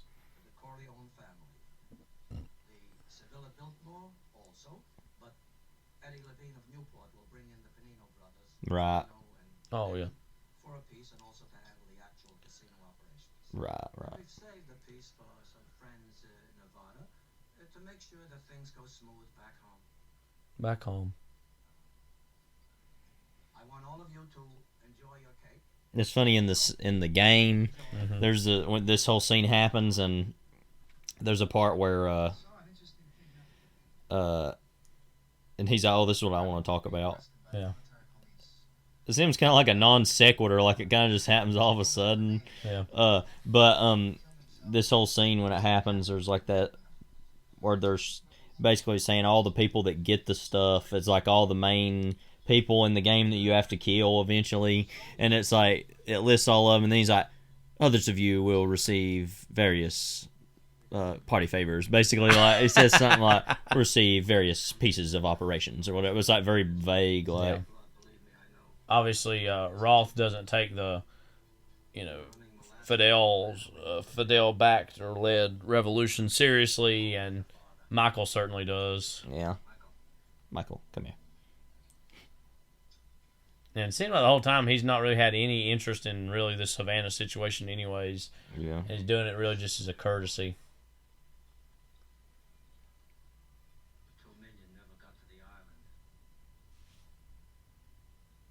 So he takes him aside and says it and then walks away. Yeah. Like, what? Meanwhile.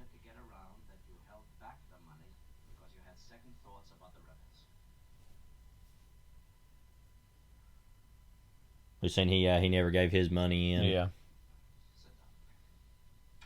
His stake. The bodyguard. Yeah. Like he's listening. Like he wants to act like he doesn't care, but he's listening to everything, you know?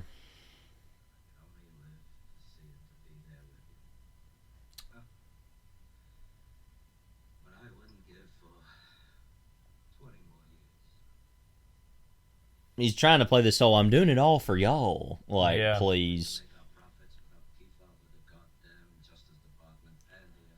Again, this goes back to a classic question I have. Whether you're in the underworld or just in straight civilian society, he's clearly a wealthy and rich guy. He can clearly retire. Why does he still give a crap about any of this? Like, I just don't understand. Greed. I know that's what it ultimately is. Just total greed, total, Yeah. He just literally mentioned, of course, that Kefauver you were talking about. Meanwhile, Fredo appears. Mm-hmm. Really should have come out with like a Hawaiian shirt or even more of a, Frank Pentangeli. I always thought about this chauffeur or this guy's like how tall he is. Is like, give me the bag. Like, that's the one that has all the money in it. And nobody touches this.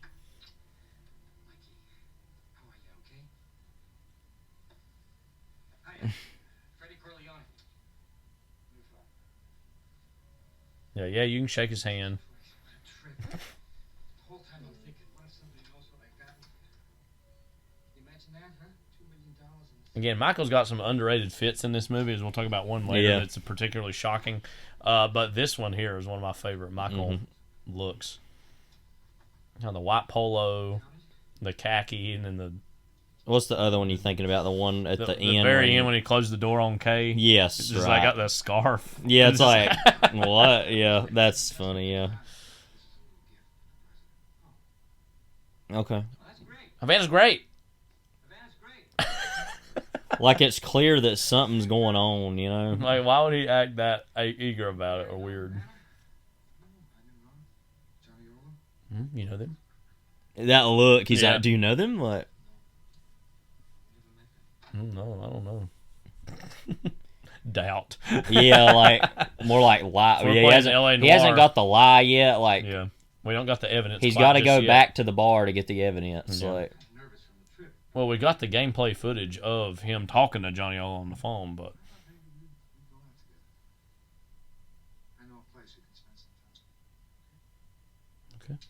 okay. Automatically jumps to this. Yeah.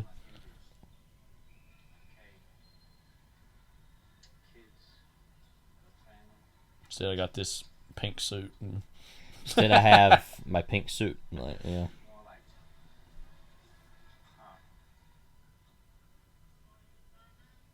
Not easy to be his son, Fredo.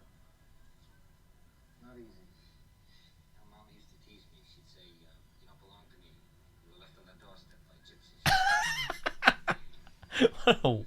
What a weird You're not a thing to gypsy, say. Fredo. Like, he has to be like, you're no gypsy, Fredo.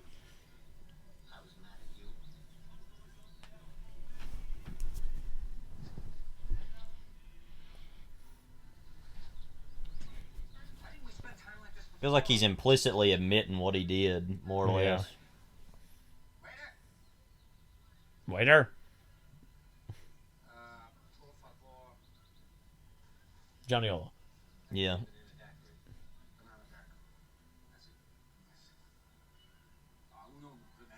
Uno banana daiquiri. Clubo Sodo. It's such a dumb impulse. People really had club soda before. It's just seltzer water. Yeah. But you know how there's like people that do this whole thing when they're trying to speak Spanish, they're like, put an O at the end. It's like, no, it's not how that works.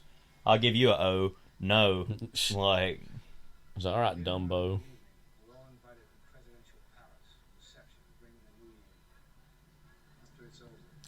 I've always thought that, like, you know, it's all... I love how the way he talks about things, he always speaks of it in such certainty. Yeah. You know? It's like he's Dr. Manhattan, like, right. He understands he sees the future or something. He's like, this is what will happen. Yeah. Like, this is what, you know. But, then again, if, you know, Dave Bautista was running Cuba, then things would have been different. He just would have, like, straight up power bombed. Like, he says all that, and then Castro. A guy walks up and they're like, oh, yeah, so let's get our drinks now. Like, yeah.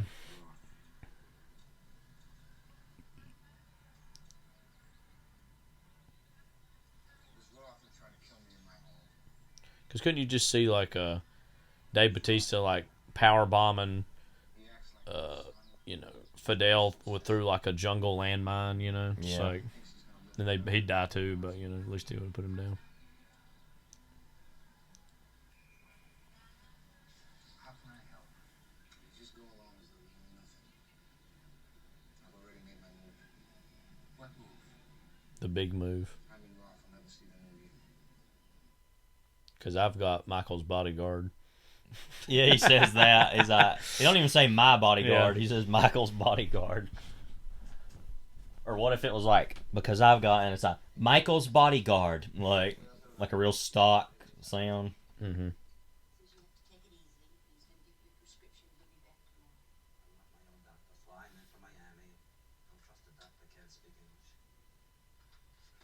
He's all the way over there. Like, buenas noches.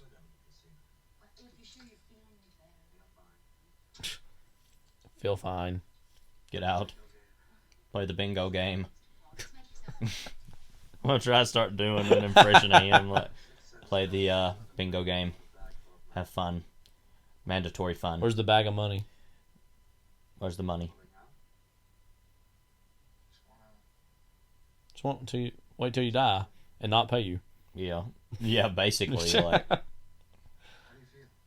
Terrible. Terrible. I give $4 million just to be able to take a piss without it hurting. Take a piss without it Well, hurting. they shortened it to Painless Piss. Yeah. And, Here's a good band name. Painless Piss. Then the logo is just Strasbourg's face. Can you believe this? Yeah.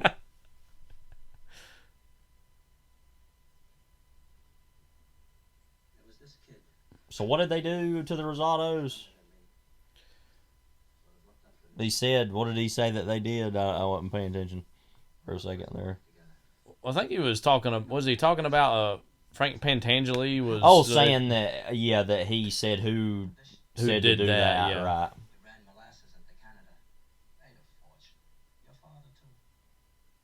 Because he admitted, I didn't do that. As much as anyone, I loved her and trusted her. Later on, he had an idea. He had an idea. Build a city out of a desert Called Poopyland. Called Ollie's. Ollie's. Yeah. Mo Green. He's Mo Green. Was he? I don't think so. What little bit I got a glimpse, I wasn't super impressed. Or a signpost or a statue of him in that town. Someone put a bullet through his eye. It's been the Bullet Fairy. I didn't ask. I wasn't angry. No, doubtful.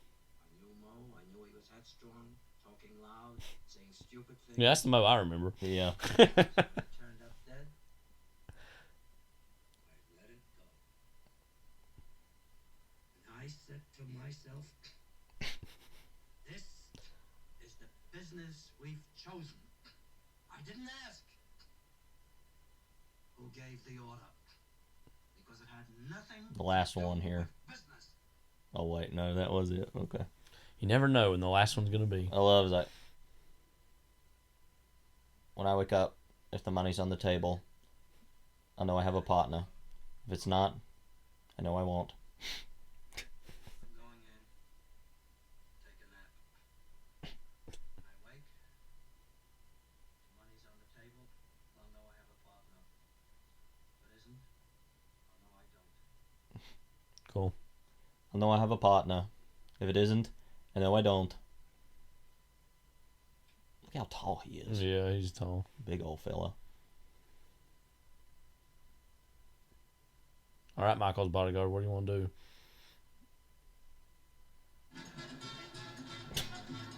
He looked at him like, what? Like,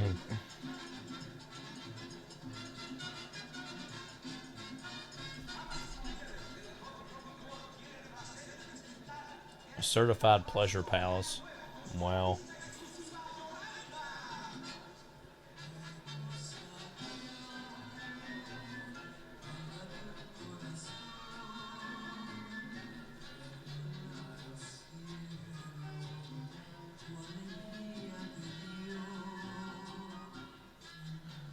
As far as nightclub sequence, we kind of have one here. Brings to mind me just thinking about the Cotton Club as a whole movie, obviously dedicated to. Yeah. I think that's a pretty underrated Coppola movie. I think it's really good. It's got a lot of production value, incredibly well made. Yeah, it's a good movie. There's recently been some new Blu-ray releases of that. I know. Does it mean cha-cha-cha, so watch out later on? Like, no, I won't. I don't want to be anywhere near him. You know? I don't know him. I don't know him. I don't know how he cha-chas. Like,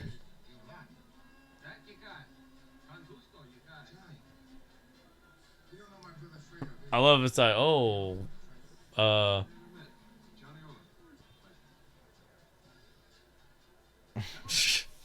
and like, Johnny Ola is able to like act like, oh no, we've never met. Yeah, he's a born liar. Yeah. And like Fredo also, a liar, but not born one. Yeah. And he's like, oh, I have to look around. Yeah. Like a daggum idiot. Like this scene, a lot of question marks.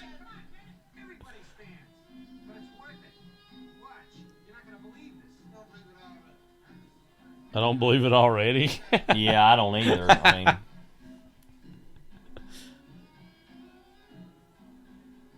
to whatever kind of love show this is. know.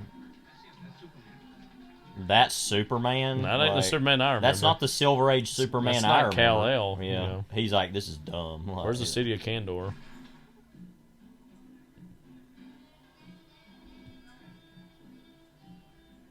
Like he's real into it. He's just, I can't wait to see this. Yeah, it's like you're a sick freak. Like this.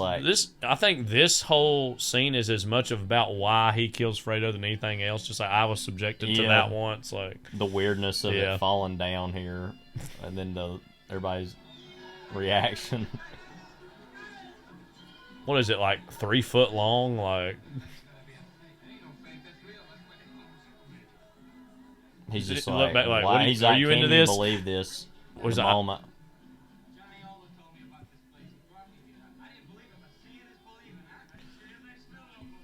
What if he looked back at Michael's bodyguard like, I'm ready to go whenever you are, just like whenever you're ready. But yeah, go do it. Like, let's get it done. Yeah. Let's get it done once and for all.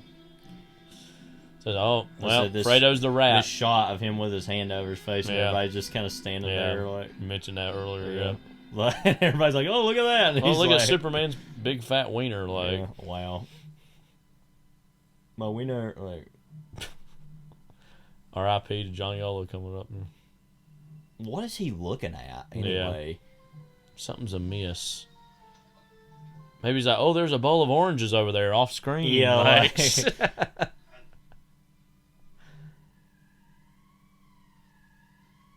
How would you kill somebody with a coat hanger, by the way? Michael's bodyguard found a way. I guess he's cutting off his circulation. What if that's what it says on his passport, Michael's bodyguard? That's his official name in the credits. That's what he has to be called at all times. Look on his face here. Like, he's like, I got that done. All right. He said, like, okay, whatever. Nonplussed, I guess, if you're some of these whack job hick men, I guess they're just like, whatever. I mean, they're totally insane. Yeah. I mean, like, human life means nothing.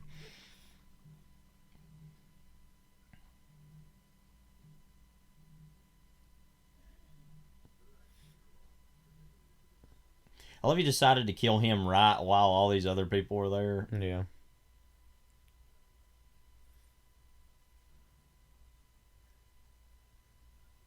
He like barely gets out of there. Mm-hmm.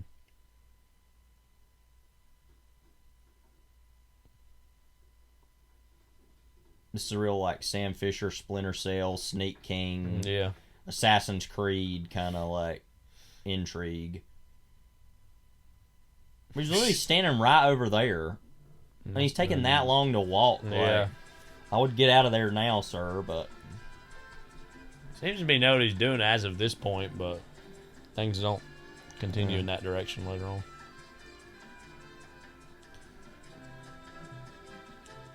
I mean, it's almost 1959. I'll use this whole moment as an excuse to remind us of how great a movie Che is. Yeah, I've seen the first half of that, the first part. I need to see.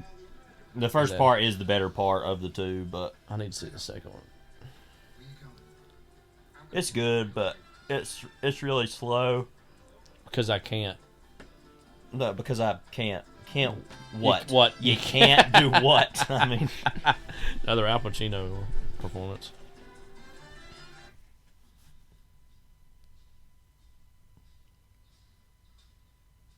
Yeah, let me go visit someone, Michael's bodyguard really want to go visit someone. Yeah, like you see him a mile away, He's literally just wearing all black, like, or gray to black, like. Oh, but he took his older hat man. off, so... Oh, not the same Who's guy. clearly not... Might as well put on freaking not Groucho a, glasses. Not a Cuban, either. Yeah. He's like, you ain't from around here.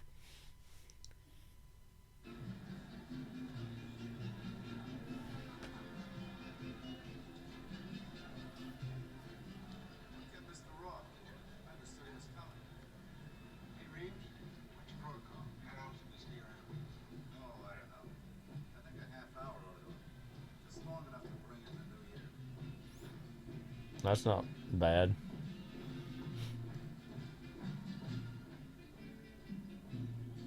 Very not good. Yeah. Looks almost like Vito. Yeah. In the first movie. Vito. Yeah. Yeah, in this sense, on ways kind of like a hospital sequence, too. Like, oh, come on, come on. Come on, let's get our bubbly on. Go. He had such a clear window here.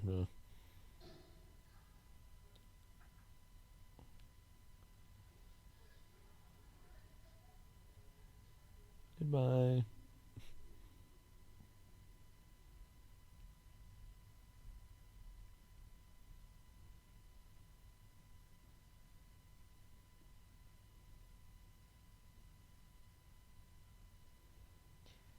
I mean, he set it all up kind of in the perfect way of because you can't just kill him. You got to have it be like, oh, he died. Yeah. And he was sick.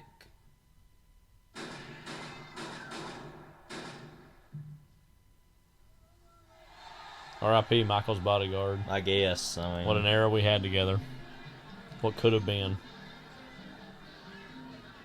Again, The Godfather 2.5 will explore such themes. It's 1959. It's 1959. Savannah taught us.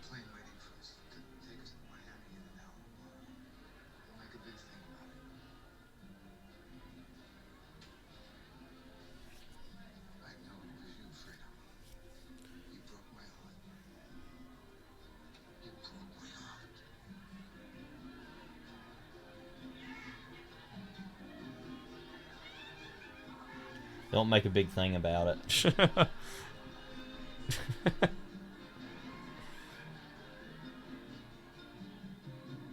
Goodbye.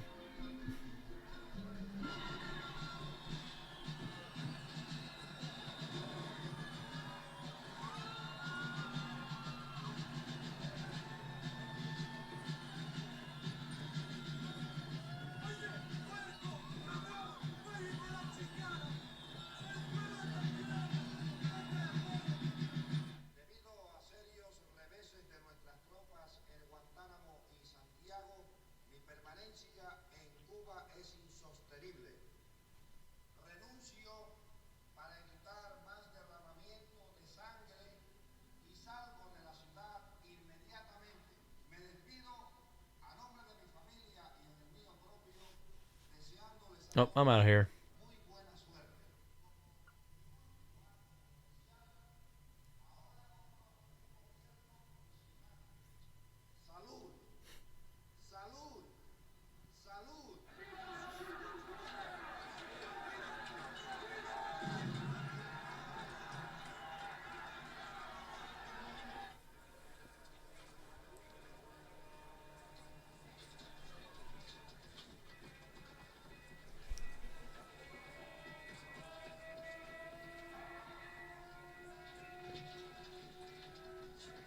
He's getting pushed around.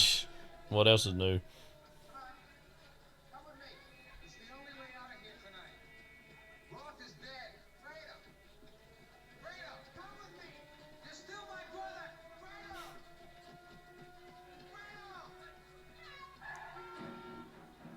Oh well.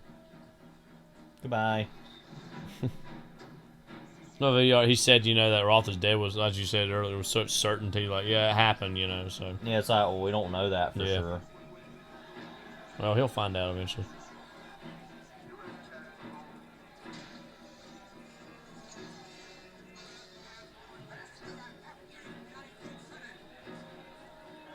He got taken care of. These shots here in a second where it's like the film strip is like messed up on the film. You know, you ever notice that? There, where it's like, I don't know why that's like the that. 4K fixes that.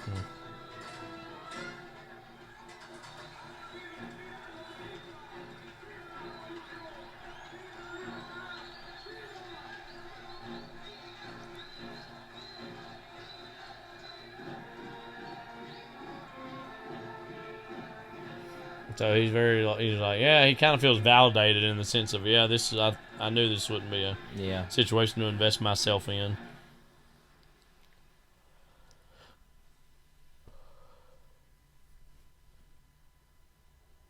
Back in the old Vegas.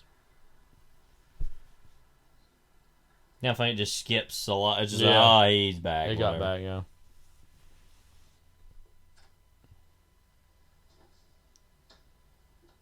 Old Rocco.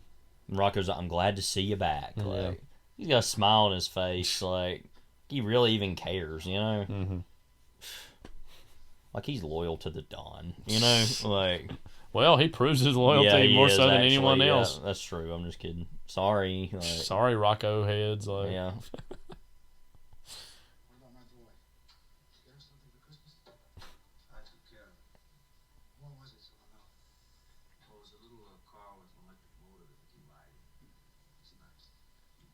It's nice. I wanted it. I really wanted it. You know, I wish I would have had it. If I wouldn't be so in debt with my fabric fetishes, then I would be. I would have money for it.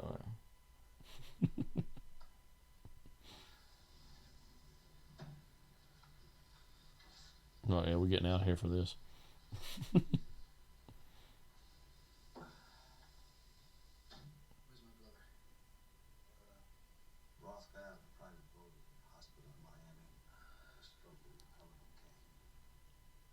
Michael's bodyguard is dead. They didn't even call him by his name. Mm-hmm.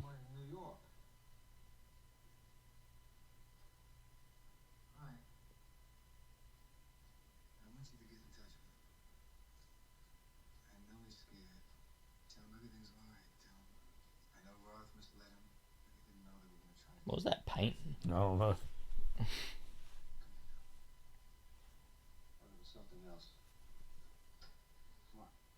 You can't do what?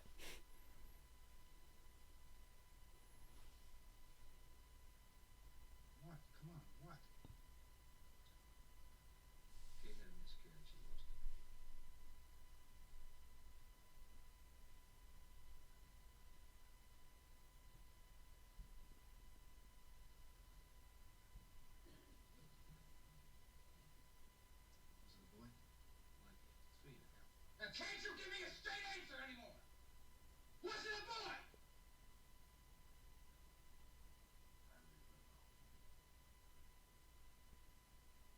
Again, we get a little bit of shouting Pacino here. The interesting transition to go from like knowing that his baby miscarried to like this of like, oh, the child being sick. Yeah. Fredo. Of course, it's little Fredo.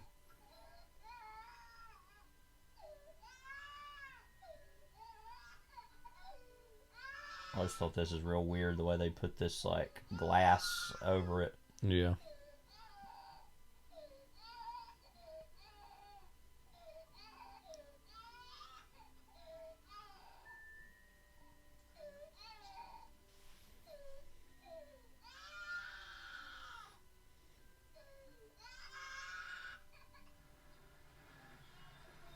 Oh, one of the greatest moments in cinema history here.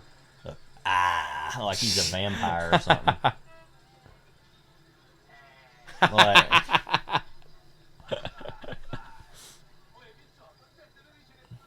hey, you're a friend stealing goods, huh?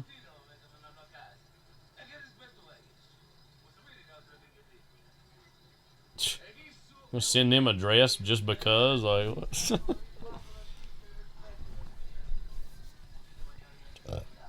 Let me wet my beak.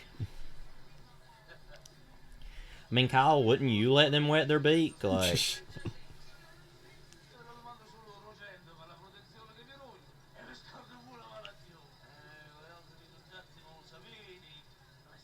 Do I have to?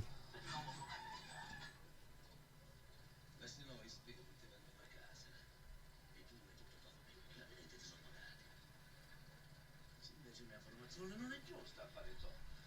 Mi fa mucchiare un bel guanticchia. E per anticchia puliri magari 100 spudi. E per che giro 11 da no. The shakedown. Understand, Paisan? Capisci, paesano? Lo capisci. Ma i soldi alla spada che la amici miei. Prima a parlare con Iz. Ah, tu c'è dire l'amici d'oro. Chi non può assai. Tanto per pagare la bocca. Eh? Mentioned wet his beak again. Yeah. He's really eager to wet his beak. That much we know. Tessio. He always was smarter. You gotta give it to him. Suppose we don't pay.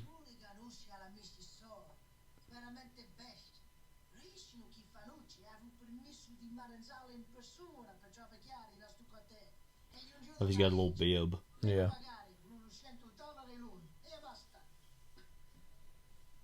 Looks good.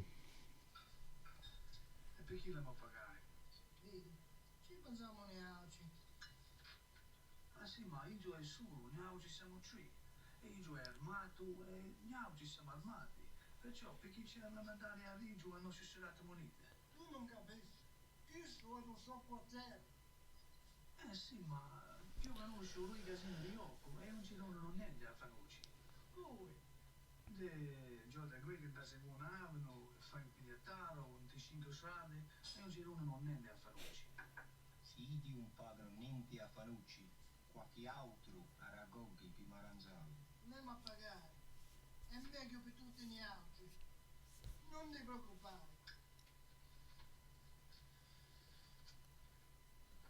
What do you think, Mama? She secretly runs it all. Oh, Mama, please. Yeah.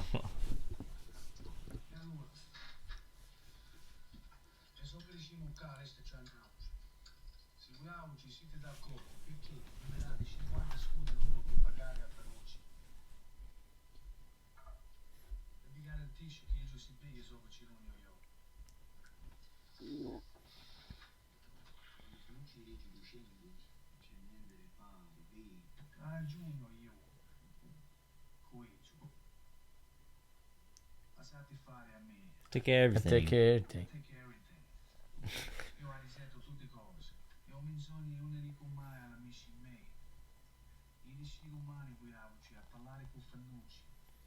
Io doveva domandare i soldi. E invece di capire che guidavci avete intenzione di pagare tutto quello che va domani senza discutere. E poi ci vado io. E mi ci sciareo io qui. Non c'è bisogno che fate incazzare che io sai se è così malandrino come la gente guidavci. No? Ma come fai tu a farci pigliare da me? A guidarci non mi interessa.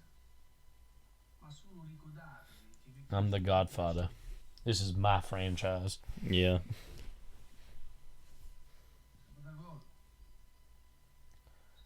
This is my franchise. Yeah. This is my Sanchez. As in Mark Sanchez fell down. I mean, he did. Yeah, I said it. Okay.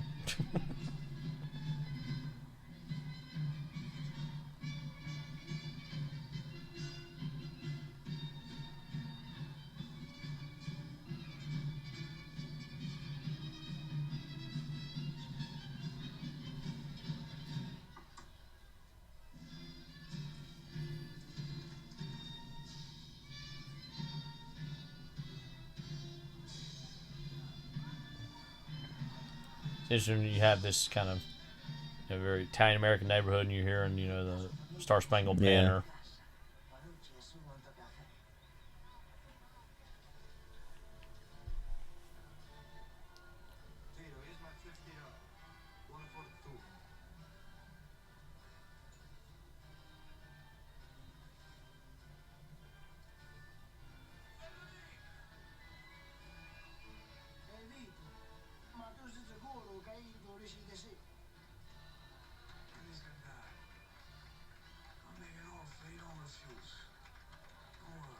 Nice. You know, there had to be nice. Like, you know.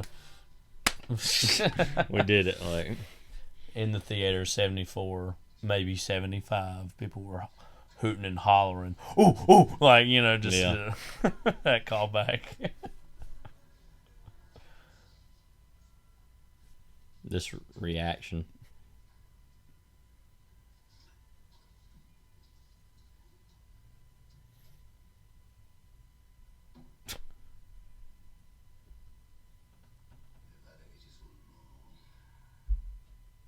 Oh, you can count. Good job.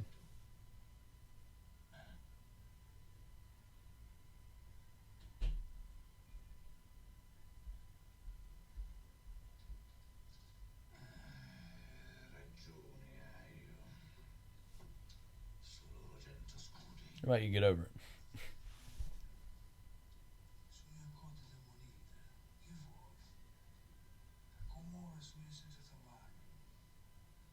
Because, you know, your nephew...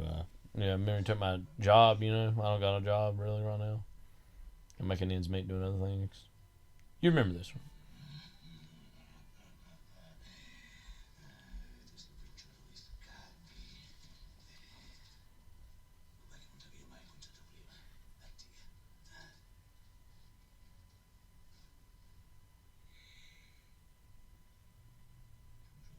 Yeah, his little coffee cup.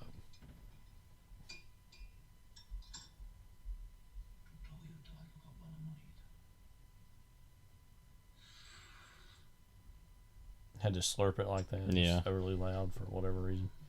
He's just a very obnoxious guy, anyways, this Fanucci, you know.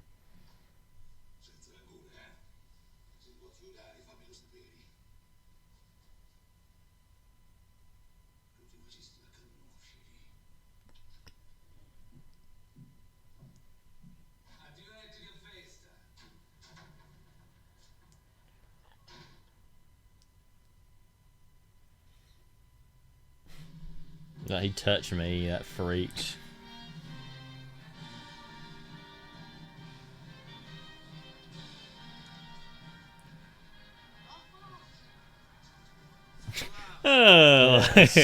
Wow. Like a punk. Got an orange, Kyle. I mean, give me an orange. Yes. We should have known that was the beginning of the end for Fanucci. Money and God. Yeah. Remember we were watching this a while back with our parents, and my mom was like, "How awful!" Like, and I was like, "Yeah, I never really thought about it." But then I was like, "Yeah, it is really disgusting." Like, they're like, oh, "Let's put the money with the Jesus, yeah."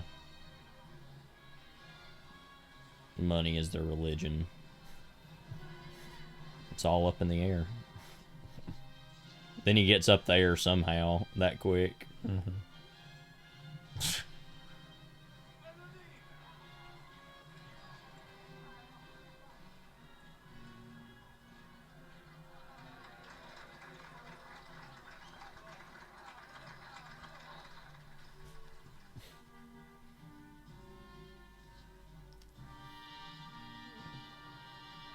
Being a little spy on a little mission, you know.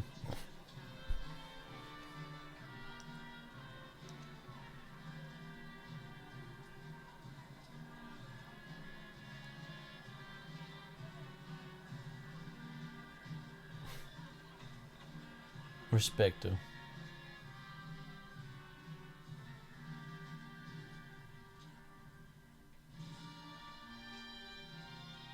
Somebody looks up and they're like, "Why is there a man up there?" Give him an orange. Give me an orange. Like he's got to commentate. Yeah. Like us. How dare him have a commentary podcast? Yeah. Oh, this is too violent for me. Oh, yeah, yeah.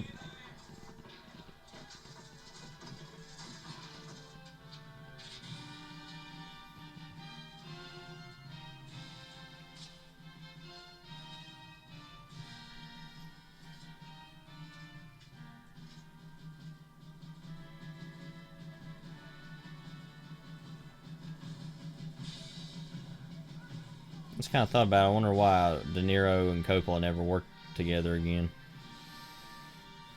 Yeah, I don't know. It might just been one of those things. The schedules never lined probably up. wasn't any particular reason. I know that on Coppola's like list of sight and sound list of movies he thought were the greatest of all time. He had 2 Scorsese movies.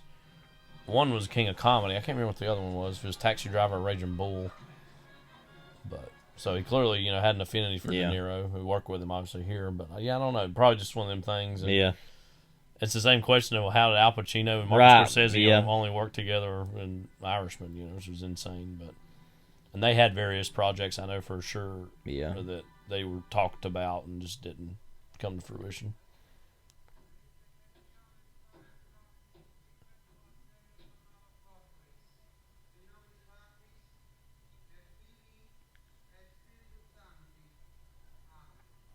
I guess too, Scorsese was like, "No, he's mine. I claim him." Like, yeah.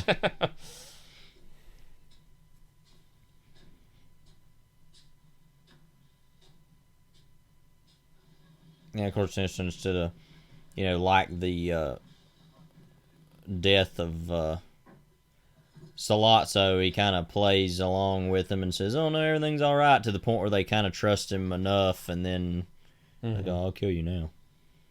Yeah, it was Raging Bull and King Comedy. I'm just looking at what was on again Coppola's sight and sound list. But then also, it's funny that he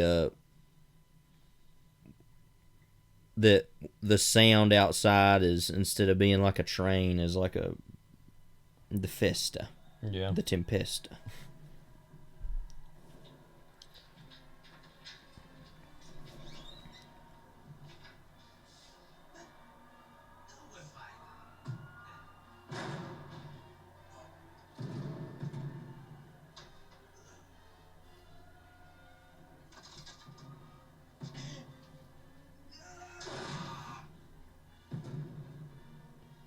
Yeah, this is one of the most violent deaths in all these movies. Yeah. And it's not even the worst part yet. So literally the most hateful thing ever. It's like, wow. Just for kicks, because he's clearly dead. Yeah. Gonna die.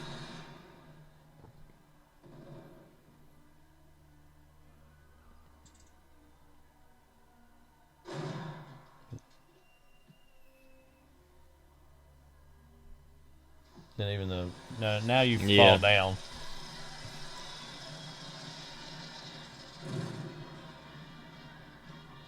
It's interesting that I kind of was thinking about it when we talked about it, that in this movie, the most violent death in the movie is in the past, and like there's a passion to it definitively, even of like, oh, I did this for this reason, whereas Michael's are all very like casual, kind of whatever and pointless, like rote. You also have him killing one in Sicily too, that right, and that too, It's also so personal. It's with a knife, what I mean, man.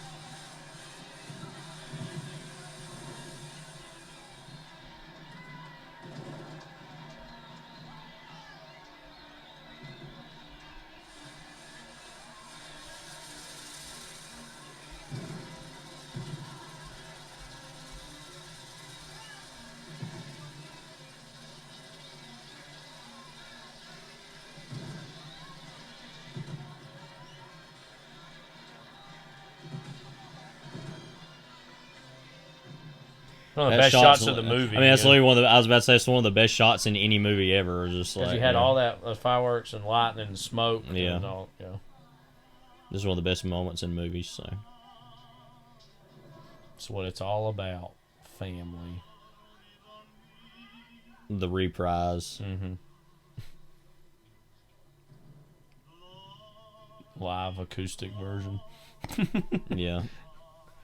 The acoustic storm. Santino.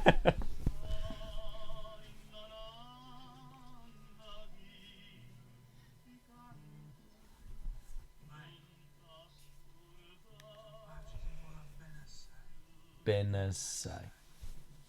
Like you're saying genocide. Like what? No, we haven't done the baptism scene just yet.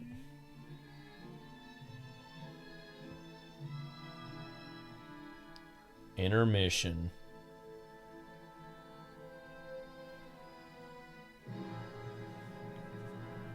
I mean, that's kind of the movies right there. It's just like, that's all you have to say. Intermezzo, as they would say. kind of want to get up and make a coffee right now, but I'm going to wait until the movie's over. I was going to say, I actually going to have to go to the bathroom. Yeah. But, oh, well. It's not like we can pause it. We're going all the way, folks. Yeah, we're here for you. We're giving up so much. For I your might go to the entertainment. bathroom in a few minutes, but if you got to, that's fine. Yeah, well, I'm going to do it whether they want me to or not. So. And they can't do anything to stop me. So it's in the past. Already would have happened. Yeah. This movie's all about the past, you know. I mean, literally.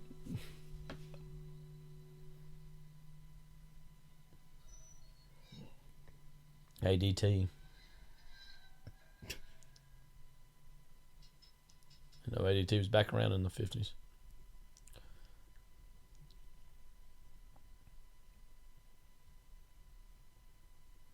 There's the little electric car.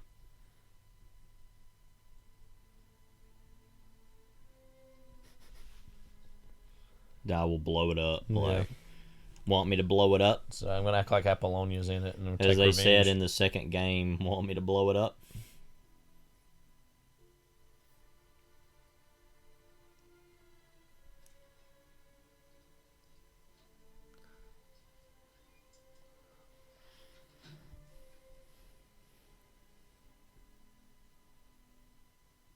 I mean, not to excuse everything he's ever done, obviously.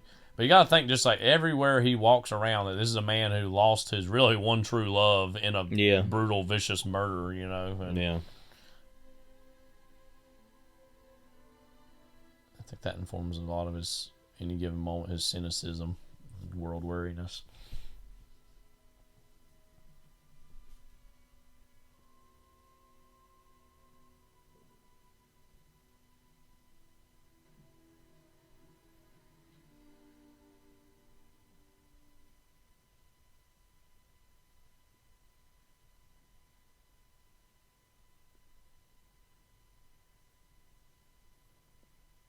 No one's here. Just like when you come in on a work day. Yeah. This is what this feels like. Then that one teacher's in the other room, but you don't want to talk to him. Yeah. You're just like, Yeah.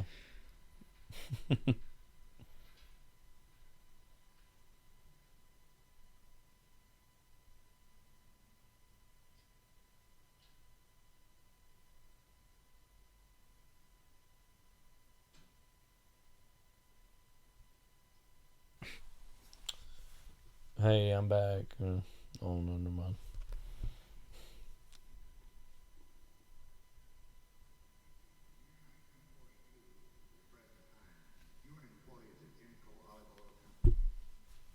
That's right.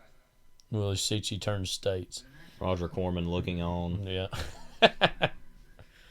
Right beside of Gary. No, we call it the Corleone Family Center. We call it the family. What was your position? At first, like everybody else, I was a soldier. What is that? A button, you know, son. Come on. No, I don't. Come on.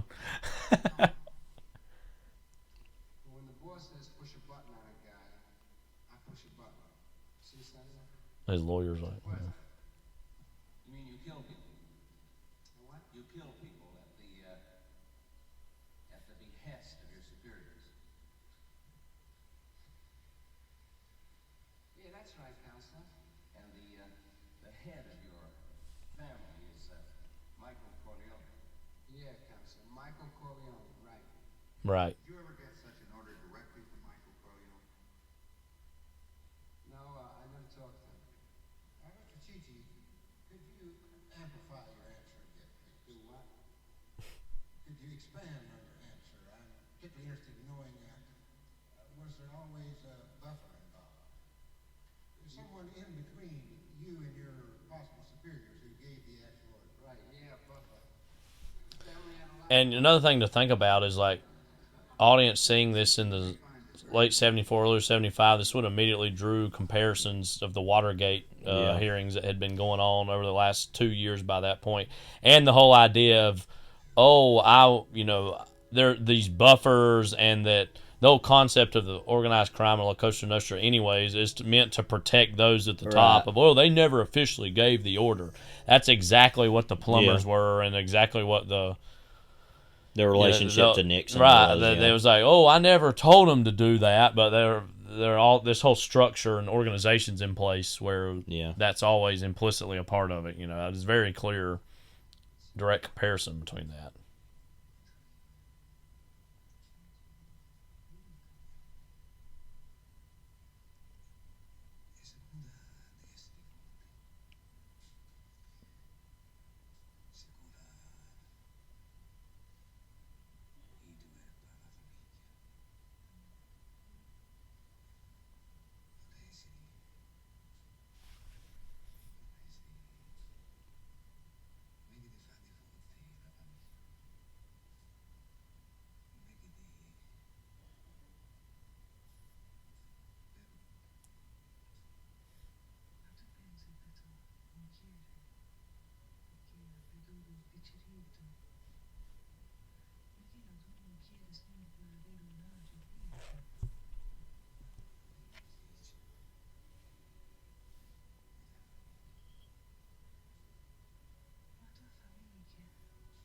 Can if you kill him, though. Yeah. But, you know.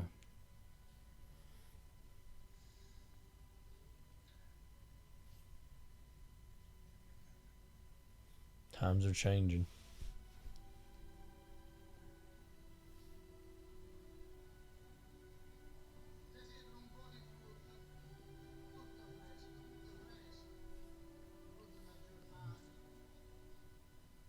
There's an orange. By the way. Who's going to die? Nobody, actually. But.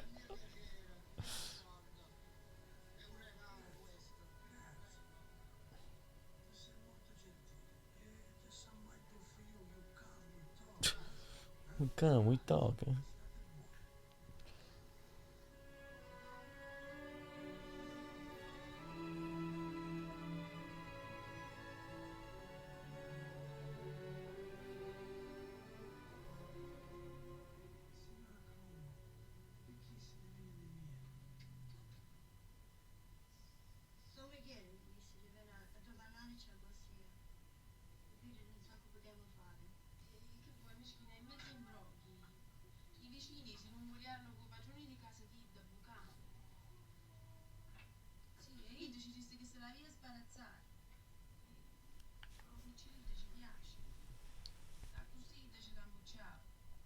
Quando il padrone di casa venne a sapere si ingazzava, ci risi di resina.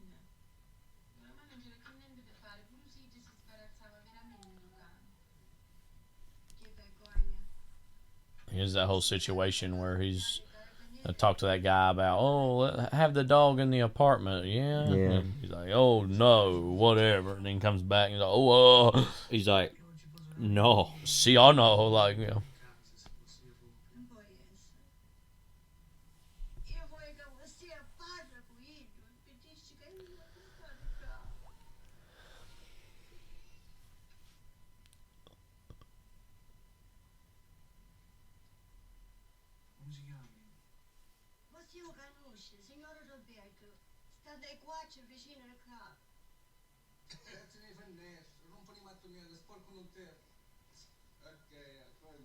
Real pigsty, eh?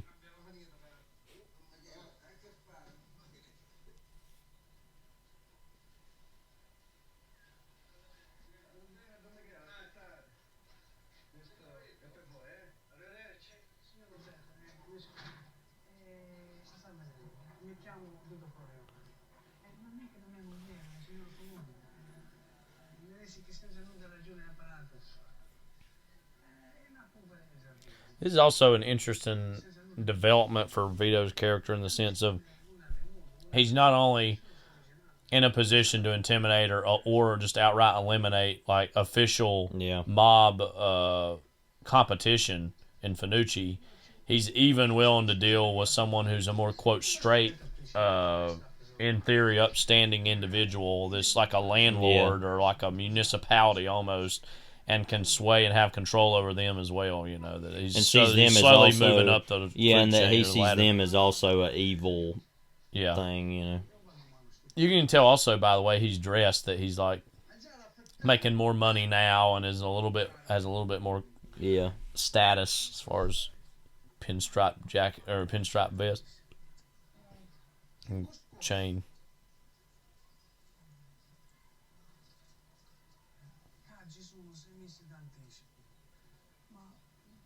non ci decise niente, vieni a Cristiano curioso. E mi venisse a trovare in dannato servizio. E ma c'è tu cane a prestare, eh? Tu cane a prestare. Sto cazzo. Sto cazzo. Sto cazzo sì che stanno a cavolo un ordine a mia mano di comanda. Oh, poi stai attenta come parlo con me, capiste? Ma se no quello che c'è un po' non sa quando ti manda a sbattere. Andate faccio volare, in mezzo alla strada, andate vai.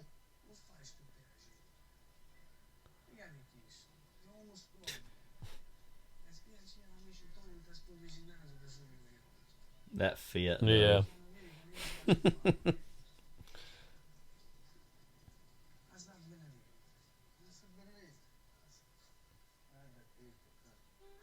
It's one of the most chilling things about Vito in his own way is that he's so charming and likable, but like his reputation's such that it's his own intimidation tool that he doesn't have to act out and threaten anybody because this guy comes back and after he had been rejected by he rejected Vito and Vito was telling, oh no, do me this favor and take the money, and it doesn't even have to raise his voice or act out,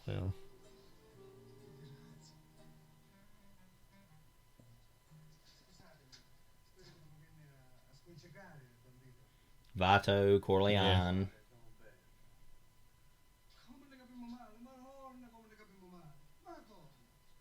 Maron.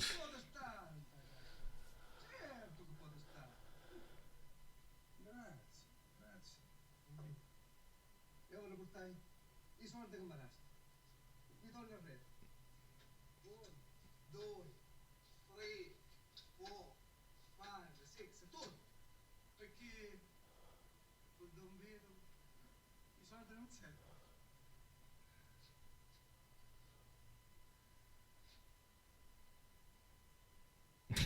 Oh, he has to sit down now. Yeah.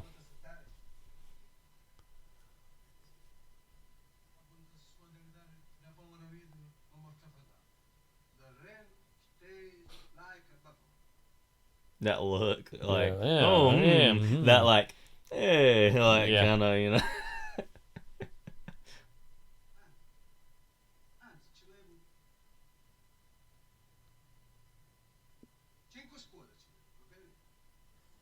He's not even having to say anything. He's probably like, you don't even got to do all this, but okay, sure. Yeah.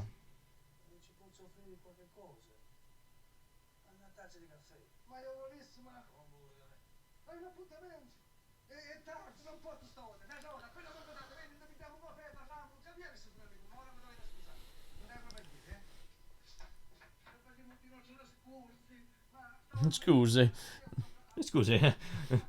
I was saying that the other day about something to my kids. I was like, I don't remember what I said.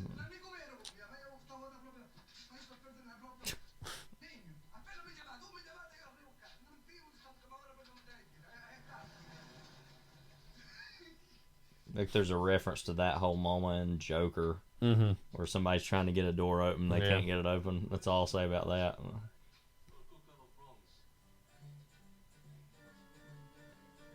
Moving up. Like you said, that the trailer even spoiled the Jinko sign moment.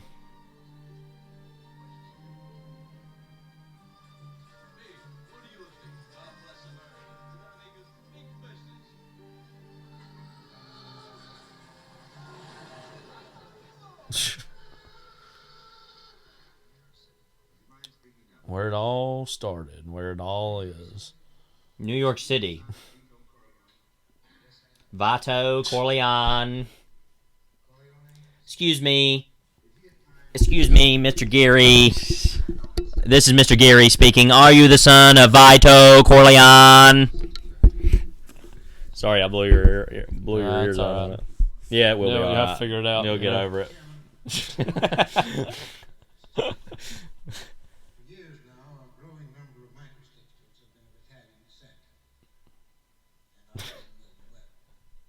People are probably just like, what the hell that I did that? Oh, well.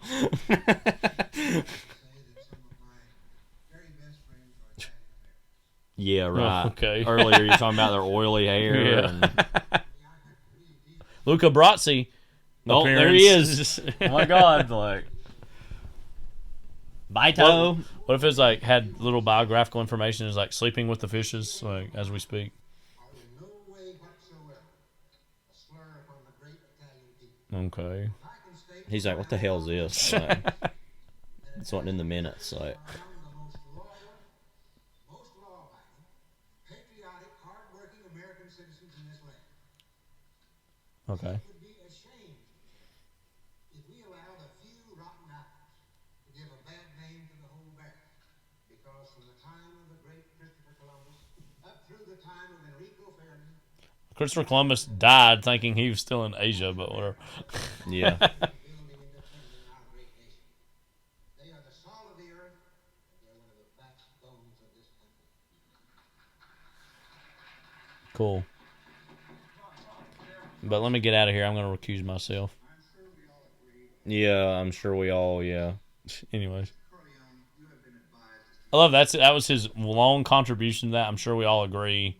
Anyways, Chi-Chi. One Willie Chi-Chi. That guy looks like the most 50s senator guy ever. Like, just, like if he stuck around till 64, 65, he'd love to be an obstructionist about the civil rights legislation. Willie Chi-Chi.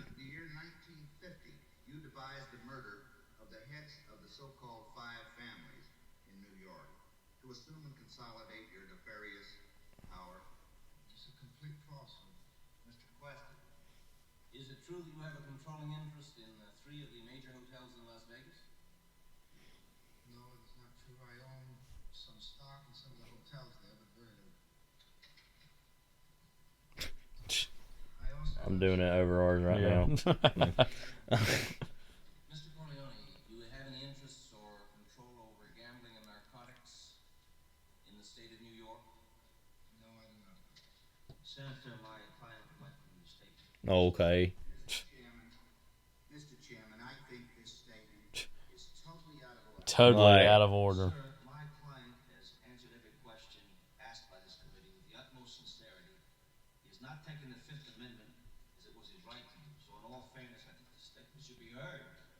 No, I'll hear it. No, I'm going to allow Mr. Corleone to read his statement. I'll put it in the record. Willie Chi-Chi. Wow, he's real into it. Yeah. Wow. What a loser. You know, like... Appeared before this committee and given it all the cooperation in my power. I consider it a great dishonor to me personally to have to deny that I am a criminal. Okay, just sitting back here like... Willie Chi-Chi. Willie Chi-Chi. Willie Cha-Cha. Willie Chi-Chi Cha-Cha. Was awarded the Navy Cross for actions in defense of my country. That I have never been arrested or indicted for any crime whatsoever. That no proof linking me to any criminal conspiracy. No proof. Whether it is called mafia. Doesn't it make more sense if it said, like, no evidence links me, and says, like, no, you ain't got no proof. Yeah. It's like, it's admitting almost, like, yeah, I did something. Like,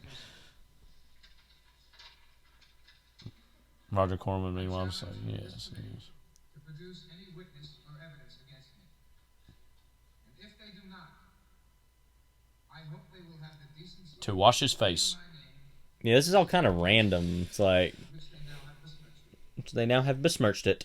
I'm sure we're all quite impressed, Mr. Corleone, with your love for our country. The committee will stand in Excuse me, he served in World War II. Yeah. we will produce a witness who will corroborate the charges which are made against you today, and at which time, Mr. Corleone, you may very well be subject to indictment for perjury. I remind you that you're still under subpoena, Mr. Corleone. Adjourned.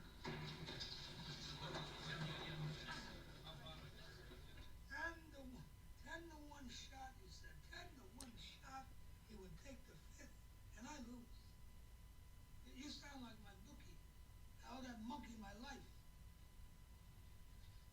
Well, just get a good night's sleep. Harry Dean. Yeah. It's a big day tomorrow. Got you a new suit, new shirt, new tie. I'm gonna shave you myself in the morning. Okay. Why can't he do that? Yeah. 50 million of your fellow Americans.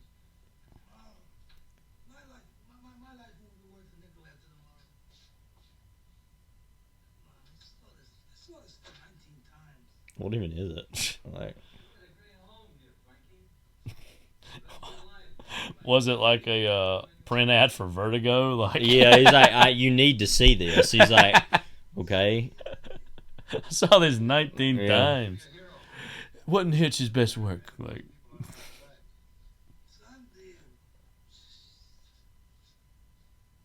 then why'd you see it 19 times? Like, to make sense of the freaking thing.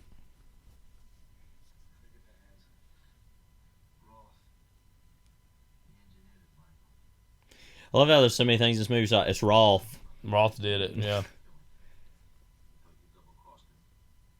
It's Makarov. He's tying up loose ends, like.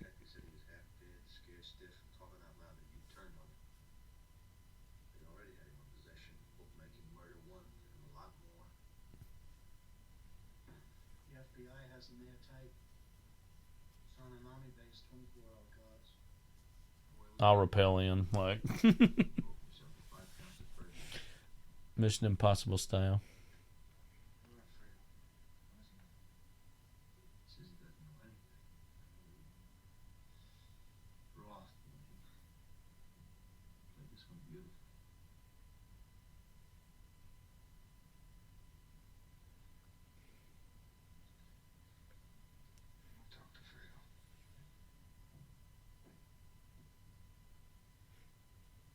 Can't see anything. What's going on? It's too dark. Like Gordy, like one more key light were good. Like, well, if Rocco was in there making sure he wasn't doing anything or something, like what would he be in there doing? Like, it's always been a striking image because you can tell this is like, at like a, it's like a, lakeside house, but it's like snowing outside and it's like inside this glass room. It's just very fascinating staging of a scene. Very evocative. You got all these plants in here, like I want to live in this scene, other than the arguments, but other than the brotherly betrayal, right? I wouldn't prefer that.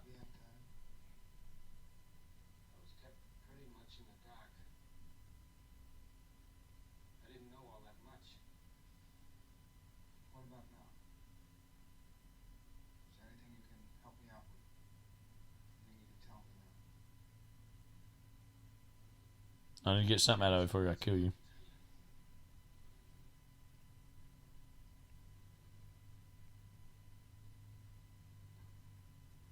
Another underrated aspect of Michael's wardrobe and all this is you just got like a little scarf and or ascot action going on and all this. It's like, okay.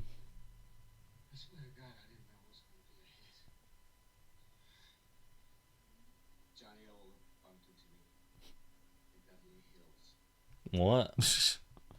Beverly Hills. That's where I want to rat. Wow. That's where I want to run into Johnny Ola.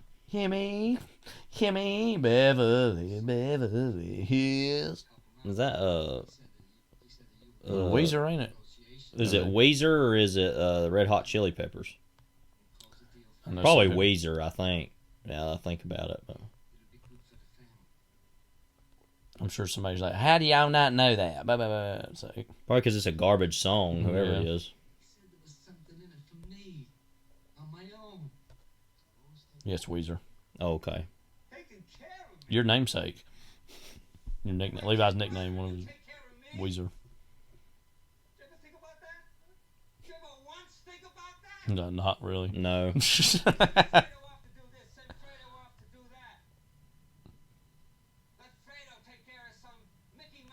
Yeah, I mean.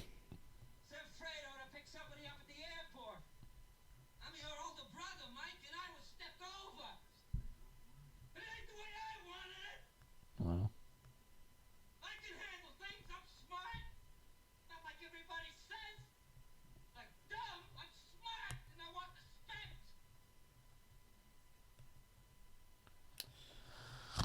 His reaction. Yeah.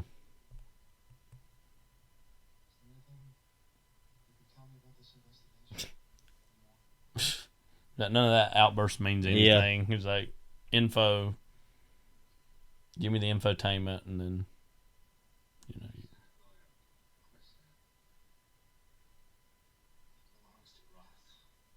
Okay. He belongs to him. What? Like, what do you mean? Like he Wants takes to be him his home? dog? Is like, now I wanna be your your lawyer. dog. Oh, you're nothing to me now. Same thing. Lawyers, Fredo, dogs. What's the difference? You're nothing to me now. Not a brother, not a friend. Loud. I don't want to know you or what you do. You and Merle can hang out all you want. Because he did live. Yeah. I just now noticed. I want to know a day in advance, so I won't be there. I just now noticed the breath he's expelling because it's so cold in the room. I've never noticed that before. Blu-ray.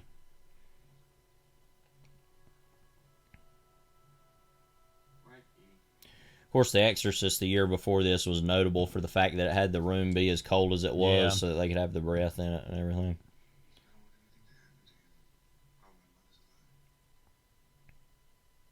So kill my mother and then kill him. Yeah, that's like.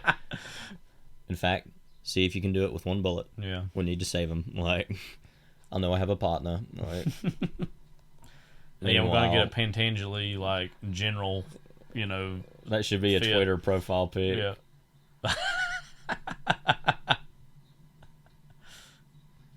And then they've got the fake Pentangeli somewhere, don't they? Yeah. Or did they show that already? Or I don't remember. Maybe they didn't. Never mind. Oh no, generals heading out like.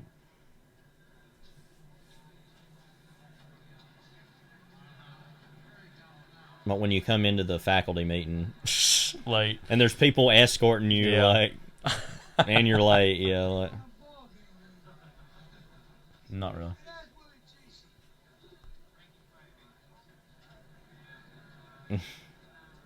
Frankie Five Angels.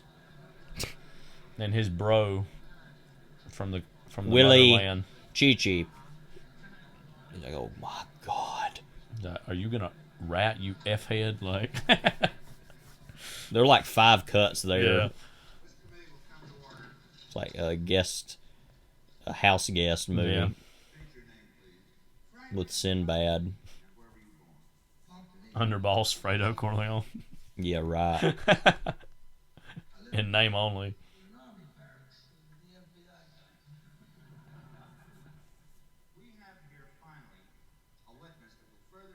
Finally, he's gonna settle it all. We have someone who will back up Willie Chi-Chi.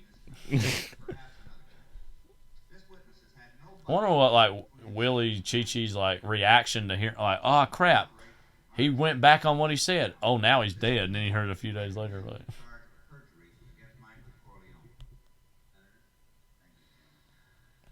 they told him, oh, it's a suicide. He's like, no, that was no suicide. Playing the game's like, Mr. Pentangeli. Mr. Pentangeli. Like, and this is just, he just repeated it. But.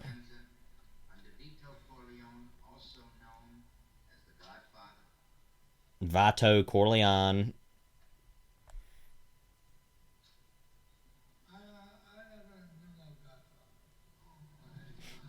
Roger Corman's like, yes. Like, secretly. Yeah. We have a sworn affidavit. You are contradicting a sworn statement you previously made to me and signed. I ask you again, sir. I'll be honest, it's like, this seems like a scheme I would cook up in terms of, I say this. Oh, no, I didn't do that. Like, no, I don't know. I don't know this. Like, what are you talking about?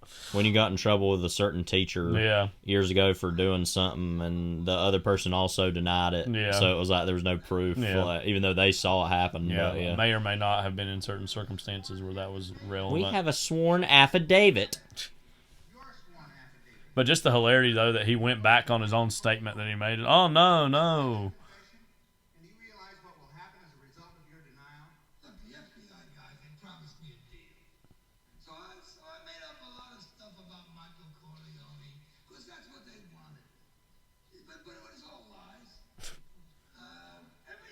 Everything.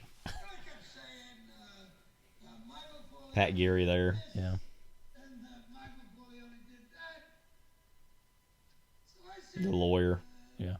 He's like, what the hell?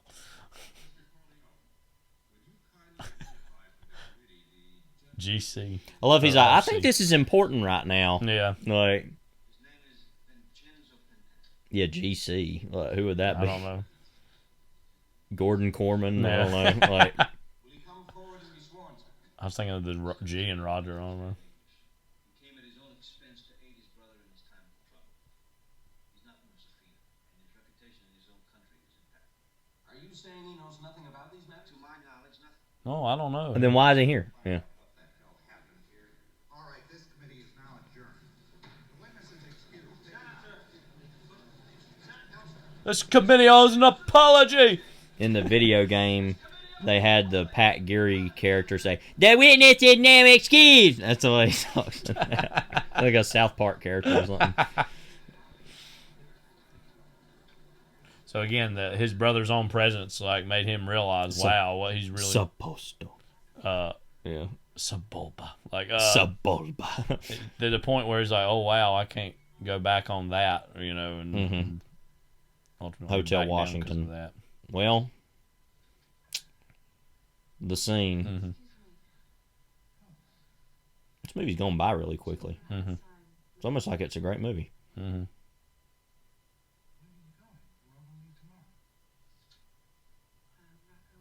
When you have a surprise remote day. Yeah. So I thought we were all going to leave it. No. Michael, I'm not going back to Nevada. I brought the children to say goodbye to you. I want you to know I'm very happy for you. Yeah, clearly. Suppose I always knew you were too smart to let any of them ever leave you. No, I'm not going to stay long. I can't. There's some things I'd like to talk to you about. Some things that have been on my mind. Changes I want to make. I think it's too late for changes, Michael. I promised myself I wasn't going to say anything, and now I...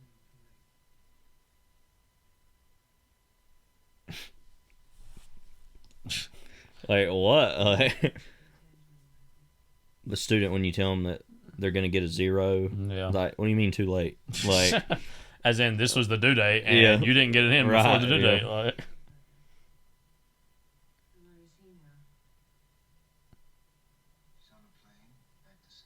I'm on a plane. As Nirvana once said.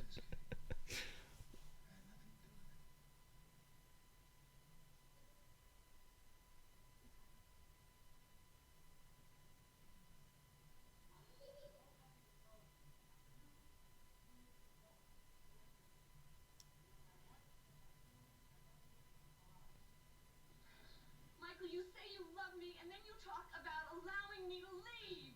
Things that have been going on. What? This has always been the things going on between men and women. Yeah. And it's like, are you going to be like a gender Sounds studies professor now? Sounds like something Donald Trump would say. It's like, there have been things that have been going on. Like, what? Like, so men and women have been together for a long time. Over! One of the first early examples of, all right, like, what Pacino will become. Like, over! Like, he's not here, is he? Like, At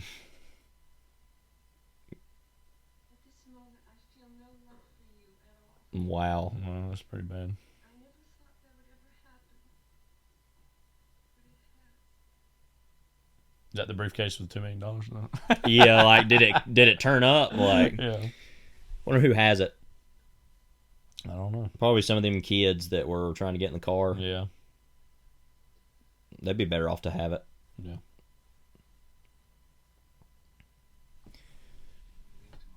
The desperation he has here. Michael, you haven't heard me. What do you want from me? Do you expect me to let you go? Do you expect me to let you take my children from me? Don't you know me? Don't you know that that's an impossibility, that could never happen? That I'd use all my power to keep something like that from happening? Don't you know that? Yeah, am I going to say it? Am I going to tell you? And this comment's what really sends it over this. In time, you'll feel differently.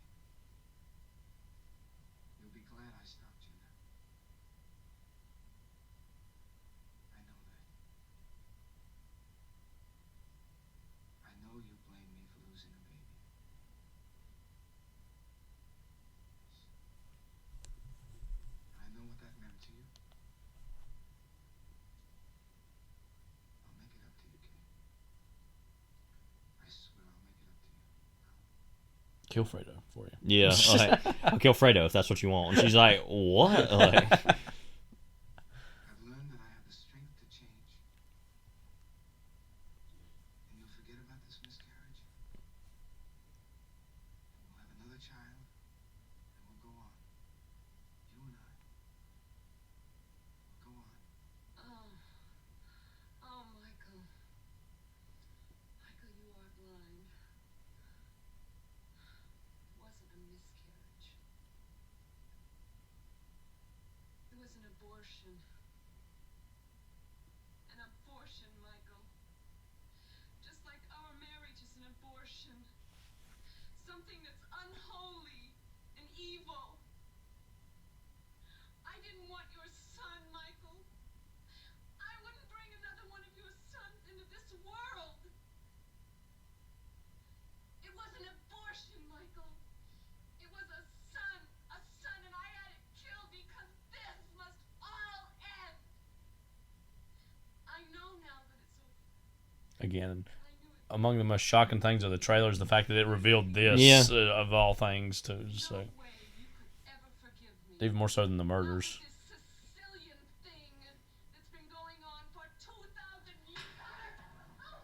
it's just so weird that there'd be a movie trailer that would have a man slapping his wife in it. Anyway, And it's like you know, and it's set to like the celebratory music. It's very weird. Yeah. The chair. Yeah, somebody needs to pick it up. Well. Anyways, so back to the old days, the good old days.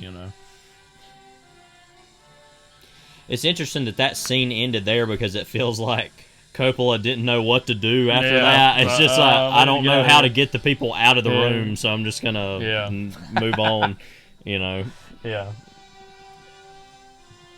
It's like, you're the audience. You figure it out. Wow. Santino. I really hate that for Lee Harvey Oswald, he didn't live to see the Godfather movies. Yeah, it didn't that's make a shame. To, Even behind bars, taking a ride. He could have been a big fan. Who knows? He could have had his own family. He did actually, but that's true. Yeah, that he abused and neglected. Yeah, never mind. Yeah. It's clear Michael's the favorite. It's being shown. Yeah. I was thinking he's also just the baby, I guess. So the baby. Yeah. You get on my nerves so bad when you say the baby or something, and the kids are like, "The baby," like. Oh, you mean that homophobic piece of trash? Yeah. You mean that one? Yeah. Okay. Yeah, that the baby.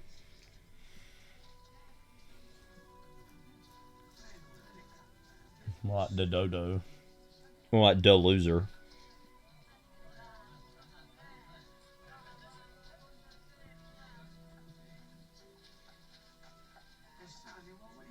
Thomasino. Oh, it's like, Sonny getting into scraps. It's like showing he's already fighting. Yeah. Like it's a little on the nose. Yeah. Honestly. It's like, Sonny. We know how Sonny's gonna be. I mean, Daddy's fighting again. Yeah. We'll see it later. I mean, this is a real like tying up loose ends end of the Vito story. Yeah. It's Vito Corleone. He's tying up loose ends. Yeah. Vito Corleone.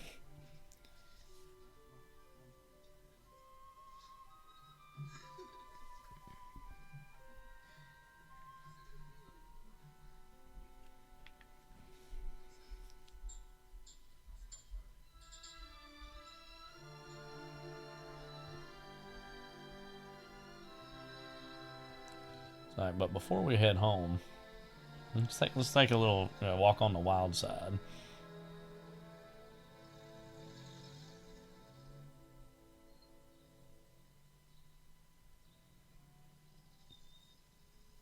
Homie's still sitting on. It's the front interesting porch. to me that he would have such an ego that he would even have forgotten about those people and all that. Like, I even wonder if in the moment when he kills them, if he even remembers anything he's talking about at all. There's no confirmation of that, so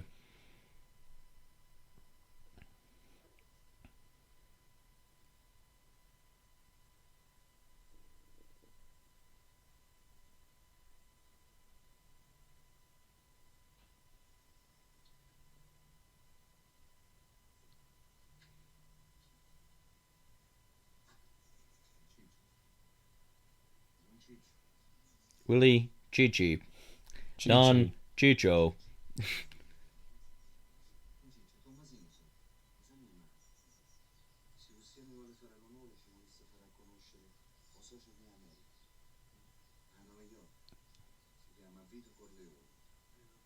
Miliardo di Don Ciccio ci mandammo l'occhio d'oliva a caso, paese nostro. La compagnia d'Italia in America si chiama Gento Olive Oil Company. Significa compagnia d'occhio d'oliva, Don Ciccio.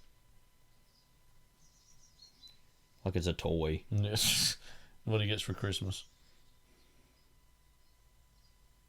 He's like, what do you want me to do with it? Okay, like, yeah. A natural, question. For Permesso. a unnatural Permesso. man. Permesso.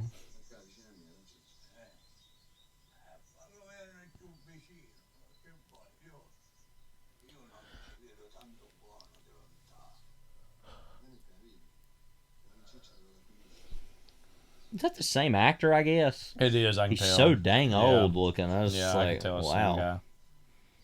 I guess it would be, obviously, but... Yeah, I guess they had old age makeup on them.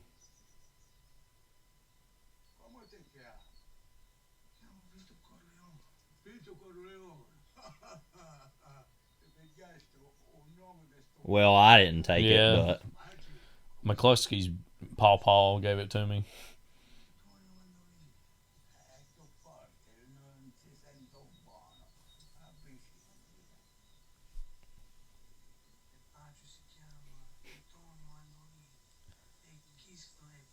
Say this all the time. Yeah. He's still a petite. Wow. The disrespect. Yeah. Well. R.I.P. the real one. Yeah. We even get an origin story for Tomasino's limp. Yeah, it's like, why do we need to know that exactly? But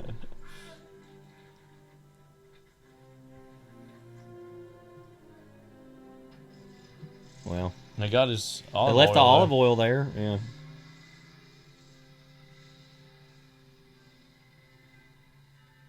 He got. Music used in the trailer. The Godfather Part II. A saga of crime. Violent saga. Violent saga. Soaked in saga of blood. No, a saga soaked in blood. A saga of crime soaked in grime. And olive oil on the side. With some garlic. We'll get a reprisal. Oh, Tomasino. Yeah, already in a wheelchair. But yeah. Michael, say goodbye.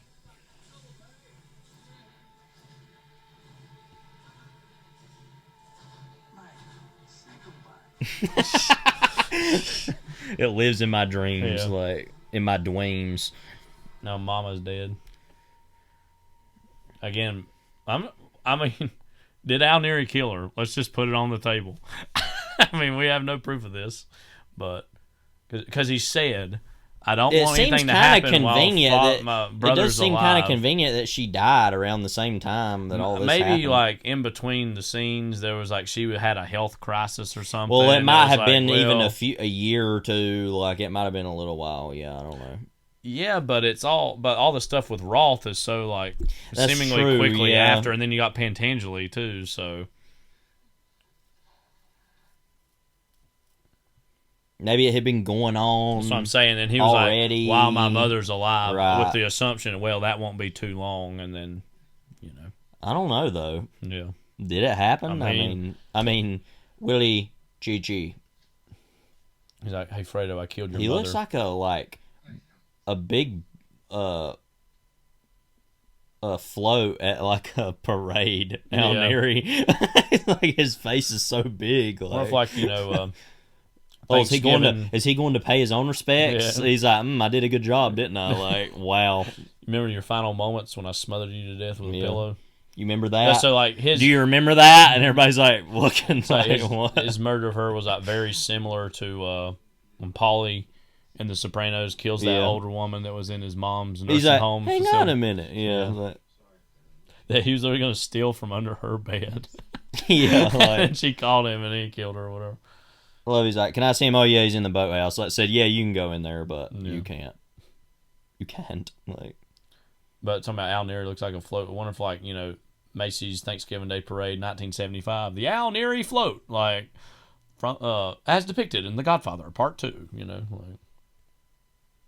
what if, what could have been the Al Neary line of floats, the line, like there's more than one. It's ever. like a little mini franchise. There's like multiple editions, and it's not like there's any other Godfather characters. It's just Al Neary, multiple versions. Yeah. It's kind of like in a wrestling game when you get to like dress them up differently. They have their different attires, and it's like but Al Neary. Or even in Mortal Kombat when you like, if you're gonna be one person and the other person picks the exact same, then you have to have a different color, a different costume, right? Like, something. Anyways, no. It's just really sad that his family's just like sitting. His kids are just sitting there, and he's sitting there, and they're not saying anything to each alone other. In the boathouse. Yeah.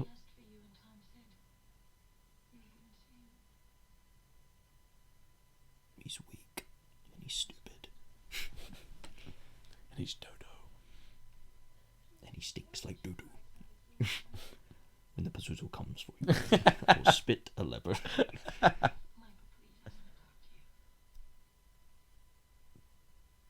Just like, to me, it always sounded like you were saying, the boozoo who comes for you. Yeah. Like, what? The boozoo who comes for you. Like, Michael, I hated you for so many years. I think that I did things to myself, to hurt myself so that you'd know.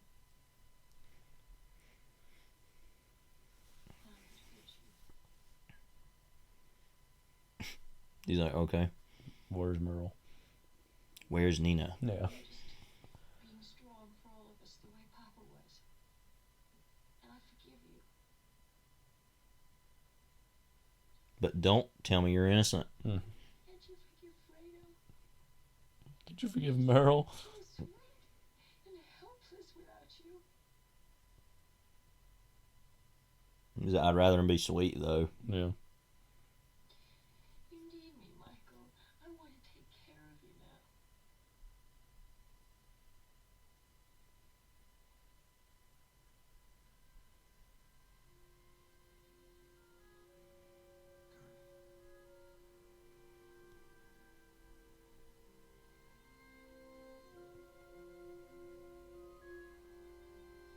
So another thing that I didn't mention to her character that makes it interesting in the third film is that she's literally the last of his siblings. Yeah. Even Tom Hagen, pseudo sibling, not even in there. The third one as well. So Rocco in funeral attire. He's gonna be in funeral attire in himself mourning. a little bit later. Yeah, not Off-screen. a certain other kind though. Yeah. I'm saying he's gonna be in the casket.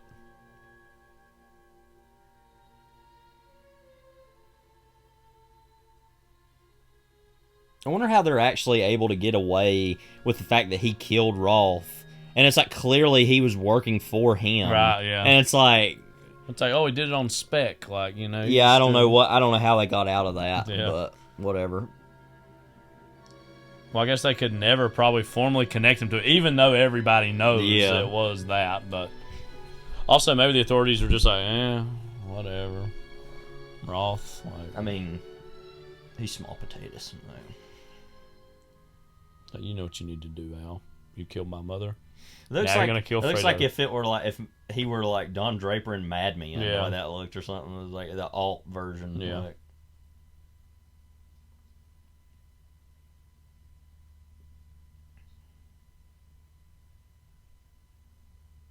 Something that just jumps ahead and it's like, oh, he's just hanging out. Yeah.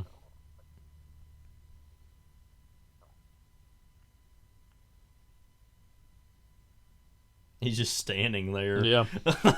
Just in waiting. Like he was powered down momentarily. Like he was doing the pose. Poster pose. You ever notice how much Al Neary lays around in this movie? Yeah.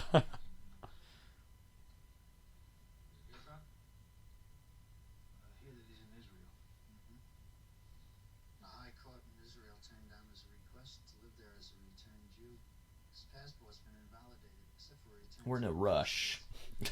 He's in a rush. He offered a gift of $1 million if they let him live there. They turned him down. I'll offer you a gift, $1 million. If it's not on the table, I know I have a partner. If it is, although I don't. Like, that's my like go-to back pocket. He's eating an orange, you can tell. Yeah. That's the always go back to impression is I know I have a partner. Like, you know. Yeah, well, any impression, as anybody knows, always has a safe phrase or Right, safe word. yeah. It's like that you definitely know you can do. I know I have a partner. It's like Sean Connery's, if you do him, is always Spectre. Like Spectre. Operation Grand Slam. Auric Goldfinger. Auric Goldfinger is Inspector. He's the inspector. What's like the worst Bond film ever made, or one of? Spectre. Down to the Day's pretty atrocious. Moonraker. Yeah, you've seen all the Bond movies. What's the worst one? Die Another Day. Okay. Moonraker is just behind that, and then Spectre would be right about there somewhere. Yeah. But again, like Rocco's like difficult, not impossible. It's like, well, you're gonna die as a result of it, but.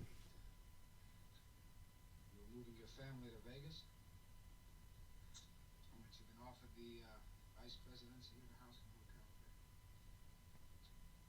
Thought you were gonna tell me that. I turned them down. I mean, do I have to tell you about every offer that I turned down?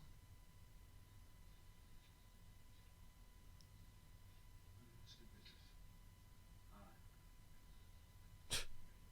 Just consider this, Michael. That's all. Just consider it. Now, Rolf and the Rosadas are on the run. Are they worth it? No, he's wrong. This is what we said earlier about Rolf. Like, You won. You want to wipe everybody out? I don't feel I have to wipe everybody out. but he's like, nah, Rolf will die. Yeah. Like, just for kicks, if nothing else.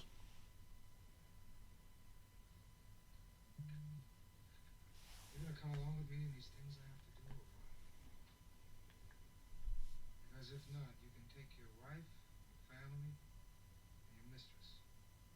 Move them all to Las Vegas. Why do you hurt me, Michael?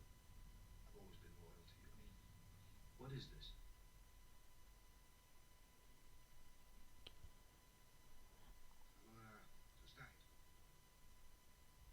See you, Stein. Of the all these like family things that Neri and Rocco are always just sitting there, just Yeah. like I always have to just be like, well, whenever they're over all that, like. Yeah. You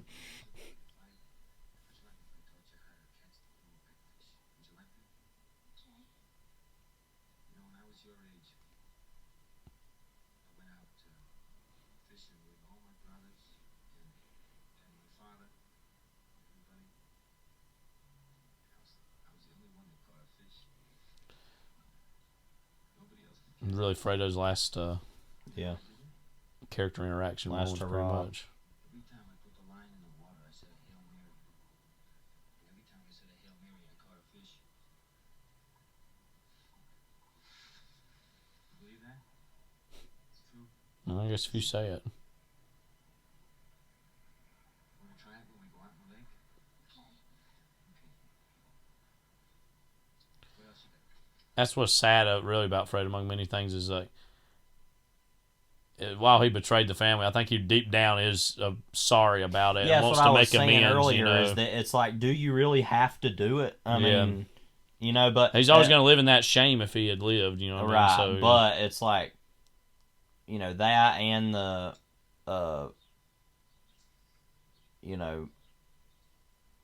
having to kill Roth. It's like just checking out. It's like just making a check mark. Yeah. Is all it is for them. Like because the only thing that really has to happen is Pantangeli has Right. to kind of go in some ways. You didn't even want to go out to dinner. You just wanted to go straight home. That's my brother. There's nothing to get him away from that two-year-old town. He could have been big here. He could have had his own family. Imagine that guy being the Don, though, or a boss.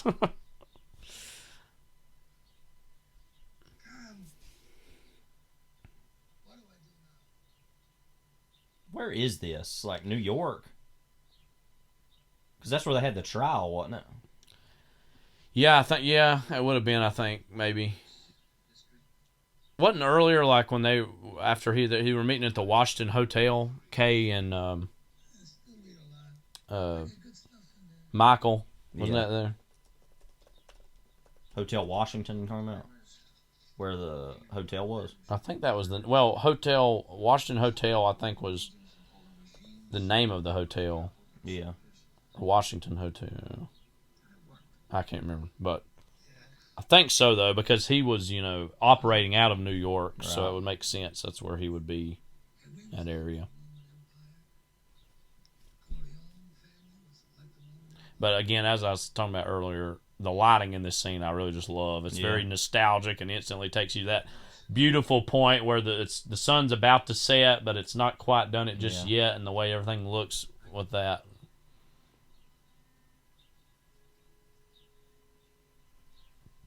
But this has all been in one take too. I just didn't realize.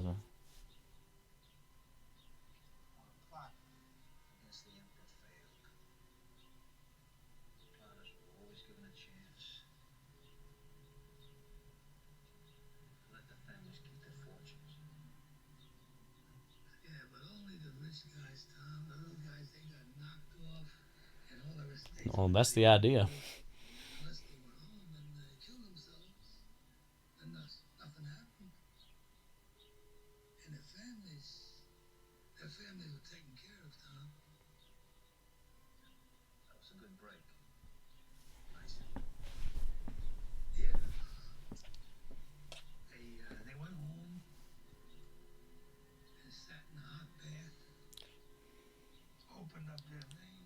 And it's like we said earlier about Roth assassination and Freud assassination, and this in the midst of all that is, this was the one they genuinely couldn't actually do. Right. It's like virtually impossible. Yeah. Because of all the protection he was under. And so it has to totally rely on, basically guilt-tripping him. Yeah, and guilt-tripping him. It's such a, there's so many things about it that are just sick and twisted, but the fact that Tom's last thing he could do for the family was to persuade someone to kill themselves. Like, he was that good at persuasion. Mm-hmm.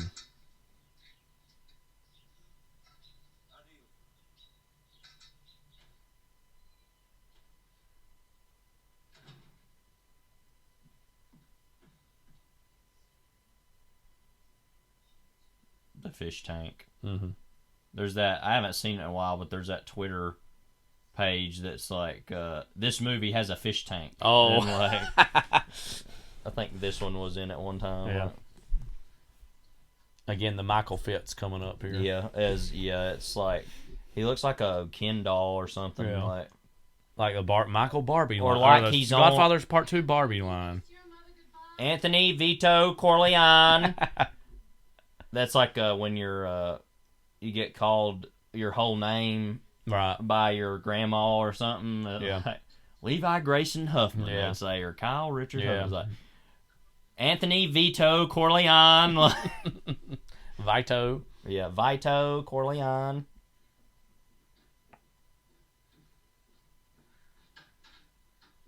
But yeah, it's almost like he's a fashion model, like he's going to walk down the runway, with his scarf and his coat. Like, fancy cashmere coat. Get out of my way, box. He's about as interesting as a box. He was about to do it. Yeah. I love how silently he came in, but it's like he had, like, detective mode, like he sensed him or something. Maybe deep down he's like wanting to legitimize, totally cut all ties, and again he's set up to be a runway model. I mean, if he wants that life, it's there. But that red shirt and then the scarf and the big coat, it's just like, what? And the look on his face, it's just like, wow. Yeah, that goes. Yeah, it goes against the vibe that he's putting on. I don't know, the whole thing is bizarre.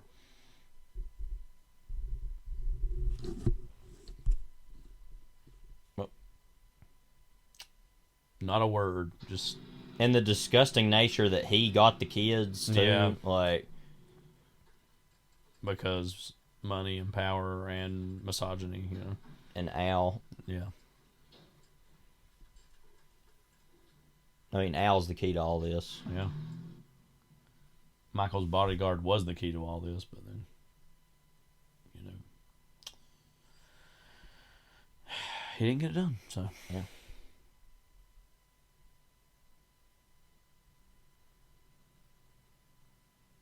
Finally, a boat we know where it's going and why it's there. You know.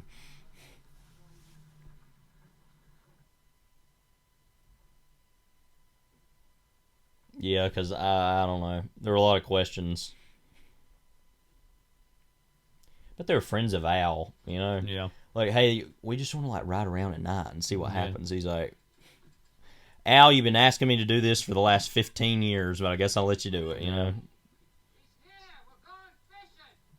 Love was like, for the last 15 years, like he was asking him back before he was even done. Like, hey, can I, like, go ride around on the boat with my pals? Yeah. He's like, what boat, where, what pals? He's like, well, you know, I feel like you're not into this bit.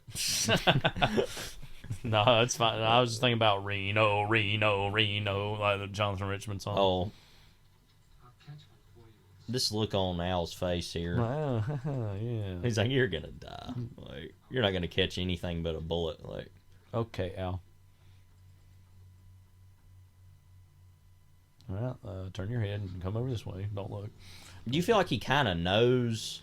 I don't know. think no, so. Not really. Personally. I mean, he seems like I don't he's either. fairly. But I've always kind of wondered about that. But I don't think that he did. But no, there's some people. Oh no, he knew. Like, no, I don't. The I dumbest don't know. opinion ever. But yeah, it's not super clear that he did. Yeah, I didn't think that either. But maybe he's deep down knows it's gonna happen. He's like, yeah, let's get it over with. I'm done with all this. Like, that's where he's at right now. Anyways, Roth.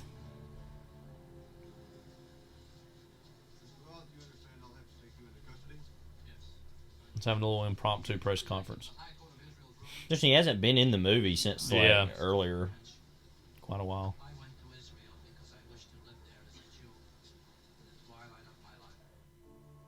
What's interesting, he's also trying to pull this whole, like, I am the hunted one. I mean, you know. It's interesting, too, again, this little mini montage compared to the... it was something Berliner brought up, is that it doesn't have as many cuts, I don't think. Yeah. There's less murders if you're This just talking about body of all count. the, like... Leaves. Yeah.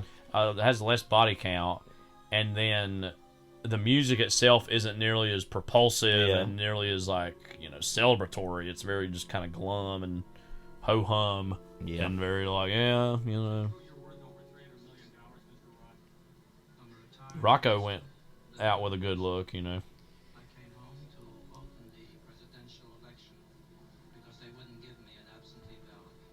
So you voting for Kennedy or Nixon?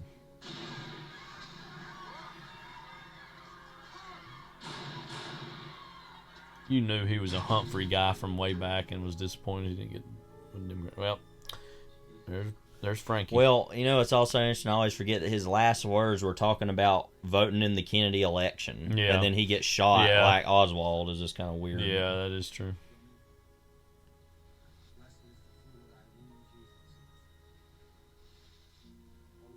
So this would be in like 1960, I guess, vaguely then. Yeah.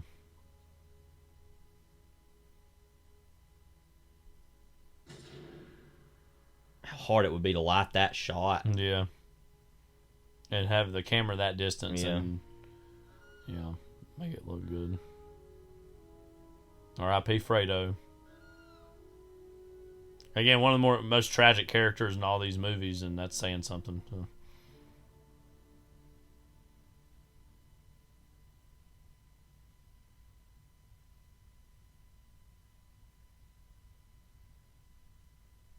Yeah, and here we have yet another flashback scene, but it's, of course, from the 40s, as we talked about earlier. Sonny's back. Everybody, come on, pay attention. Like we fell asleep or something. I wonder if it was like cheers, like, yeah, he's saying, and then like immediately Carlo walks in and there's booze, you know. Yeah. Teresa. This is girl Teresa.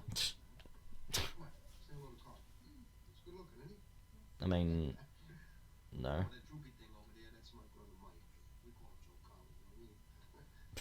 You know what I mean? Like a good one. Yeah, we come up with that one.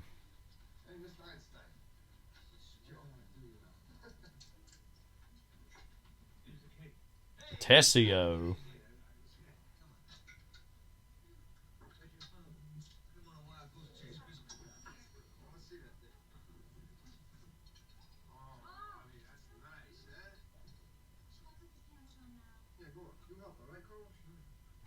Sure, yeah. Help her put the candles on.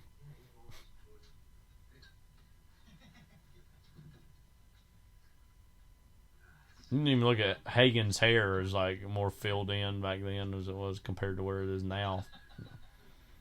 Yeah.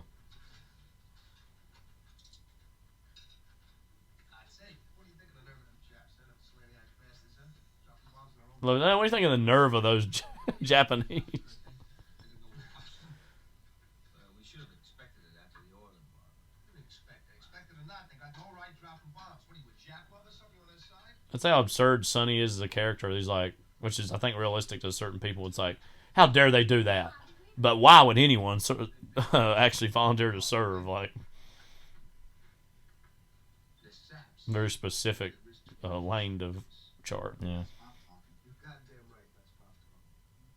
Risk their lives for their country. Country ain't your blood, you remember that. I don't feel that way. Well, if you don't feel like that, why don't you just quit college and go to join the army? I did. I enlisted in the Marines. Wow, why didn't you think about it? Your pop had to pull a lot of strings to get you deferment. I didn't ask for deferment. I didn't want it. It's interesting also, I never thought about this until now, that he chose America over the family almost, and that's kind of the point of the whole movie, is that he chose money and capitalism over the family, and like I said, that's kind of the death of the whole family in its own way, is becoming blame it on Pearl Harbor, becoming an American product almost. Yeah. It's true.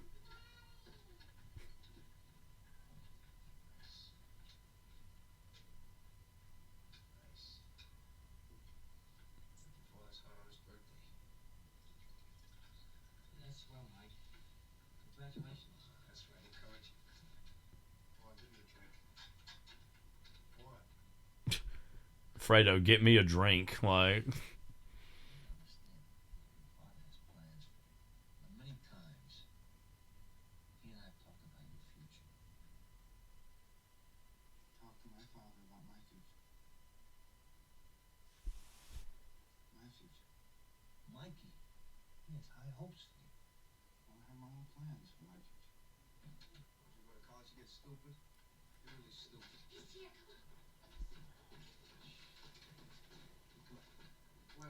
I wonder where Clemenza is, though. Maybe he was with him or something. Yeah.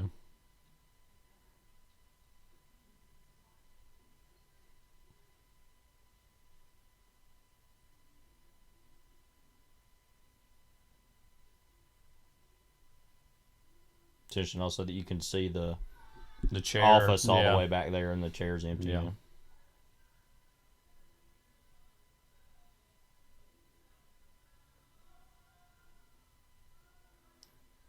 It's like we said in the intro, is the Michael, say goodbye. Say goodbye. That in this what should be a happy nostalgic memory, even that's tainted with this solitude and aloneness, that he faced then, and will face the rest of his life, as we'll see even in part 3. But what's kind of very darkly tragic or funny to me in some ways about part 3 is that it spends 3 hours to get to the same conclusion that this single shot does. I mean, it's like, well, okay, so you told a different story and told some different things, but basically that's the same ending that we got with 2, is this isolation, this aloneness, that he's driven his family totally away from him or led to their own deaths in some way, But there you go. That's The Godfather Part 2. Vito.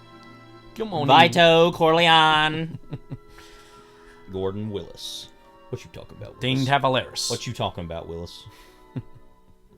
Starring Al George Pacino. R. Nelson. Oh, okay. Babyface Nelson.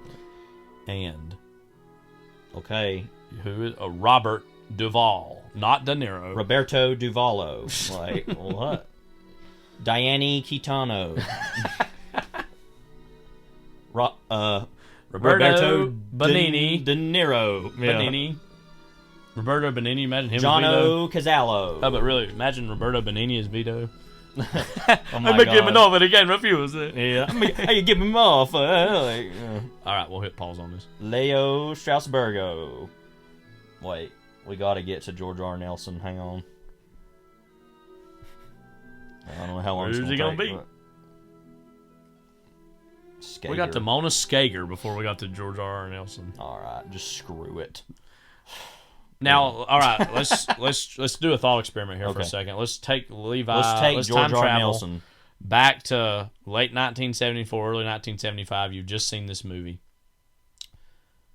Again, we talked about like that feeling of disappointment or that feeling of it's not, and that it's intentionally designed to be this more disappointing experience. Like, could you imagine a Godfather Part III having come out a few years after this? No, because do you think this is the end of the journey? I mean, or the it end really of the road? is it, because I mean, if you think about just even with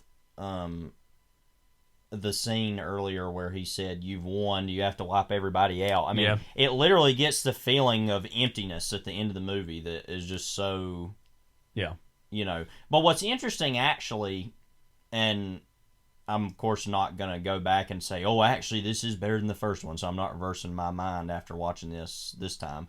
But just to say, there are things about this movie I actually feel like they feel fuller and feel more concise in a weird way, which is strange to say about a movie that is kind of all over the place with what it's about. But part of that is because it had a lot more of a concrete, these are the people who were in charge of making this movie while it was being made, which was not a virtue that the first movie had. Yeah. But just by the end of that movie, though, there feels like a stranger emptiness about it. And part of that is because not the whole movie is that way. Yeah. Right, where the first movie starts as a little bit more lively, it goes on, and then you see this character deteriorate into what they are. Yeah. This movie, it's only that the whole time, pretty much. So the movie leaves you actually, it's weird because it leaves you empty, but not in the same way exactly. And I think it, by nature of having a prequel section of the movie, it feels like there's more of a, I guess the easiest way to say it is the movie, it feels like it has more of a definitive statement about what it is. Yeah. Whereas the first movie is a little bit more muddled, which is kind of what's great about it, is that it kind of leaves you with even a conceptual ellipses in a way, whereas this doesn't. I feel like it's very clear what this movie is about and what it's trying to do. But it just feels a little of different kind of emptiness that I think feels better in a way. I don't know. Does that make any sense? Yeah, like, sort of. I think so. So that's all to say, I guess, that no, there will be no other one, because it has literally said all it has to say that the last thing he had to give up was the loyalty to his family, which was already given up by other people, but that he finally gave up Fredo, and that's kind of it. There's nothing else to happen after that. And we're going to walk through, again, next episode is going to be a bonus episode. Oh, you know what? I'm getting ahead of myself. Mr. Probst, Jeff, what are we doing next week? Stay tuned for scenes from our next episode. What the fuck are you doing? We had a deal, Malone. You stinking traitor rat. Jesus Christ, Monk. Who is this guy? He's the snitch. He's the one. Monk.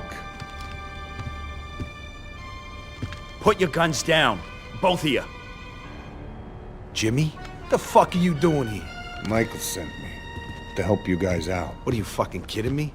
We don't need no babysitter, Jimmy. This was our job. Oh, yeah? Who pulled the trigger? Come on, Jimmy. This ain't no quiz show. What's done is done, all right? So who killed the agent? Was it you? Nah, it was Monk.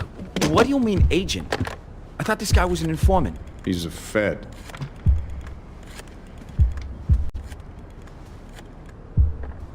Michael, yeah, it's me. I'm here. You were right. It was Malone. There's a dead FBI agent here. Yeah, he pulled the trigger. He's here. Hold on. It's Michael. He wants to talk to you.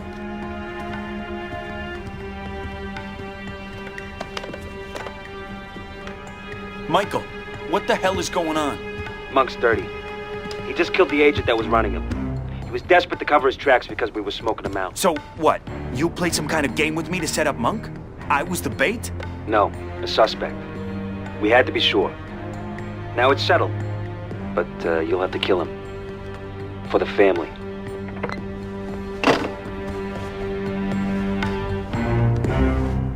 You stinking traitor rat, as you heard in that. He's a snitch. He's the one. Monk!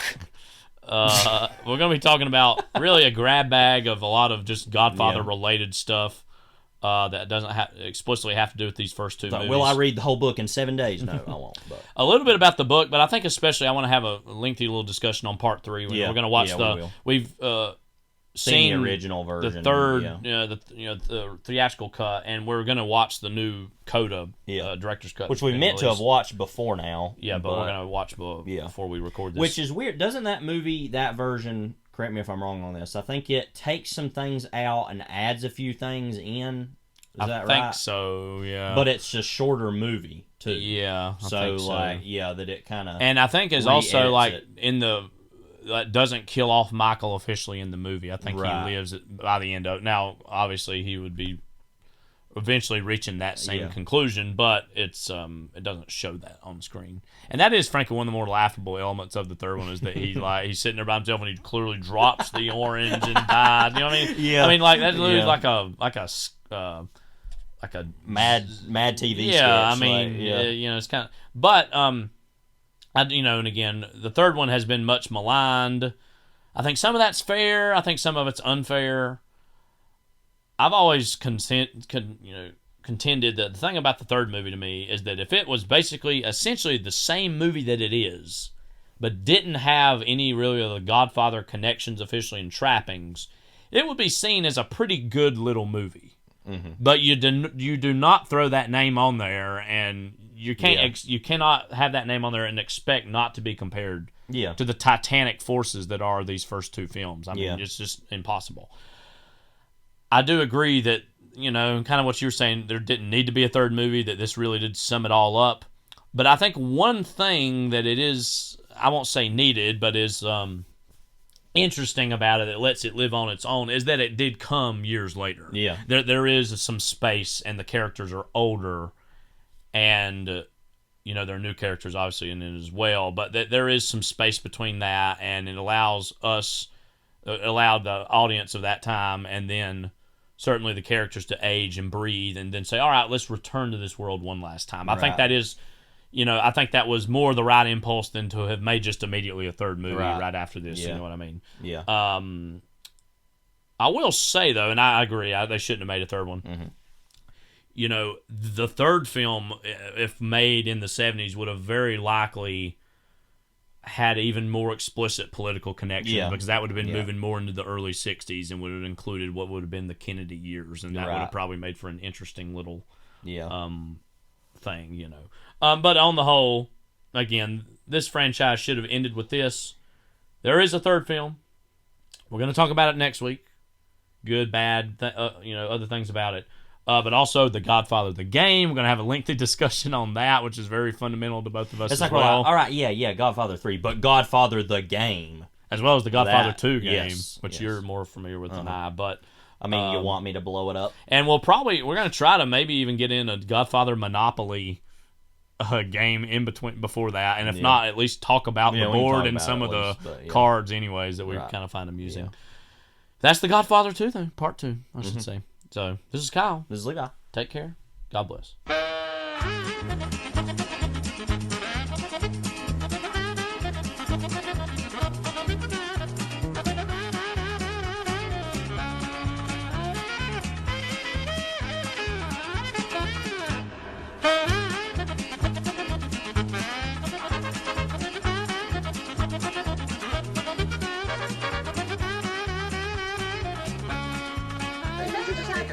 Thank you very much.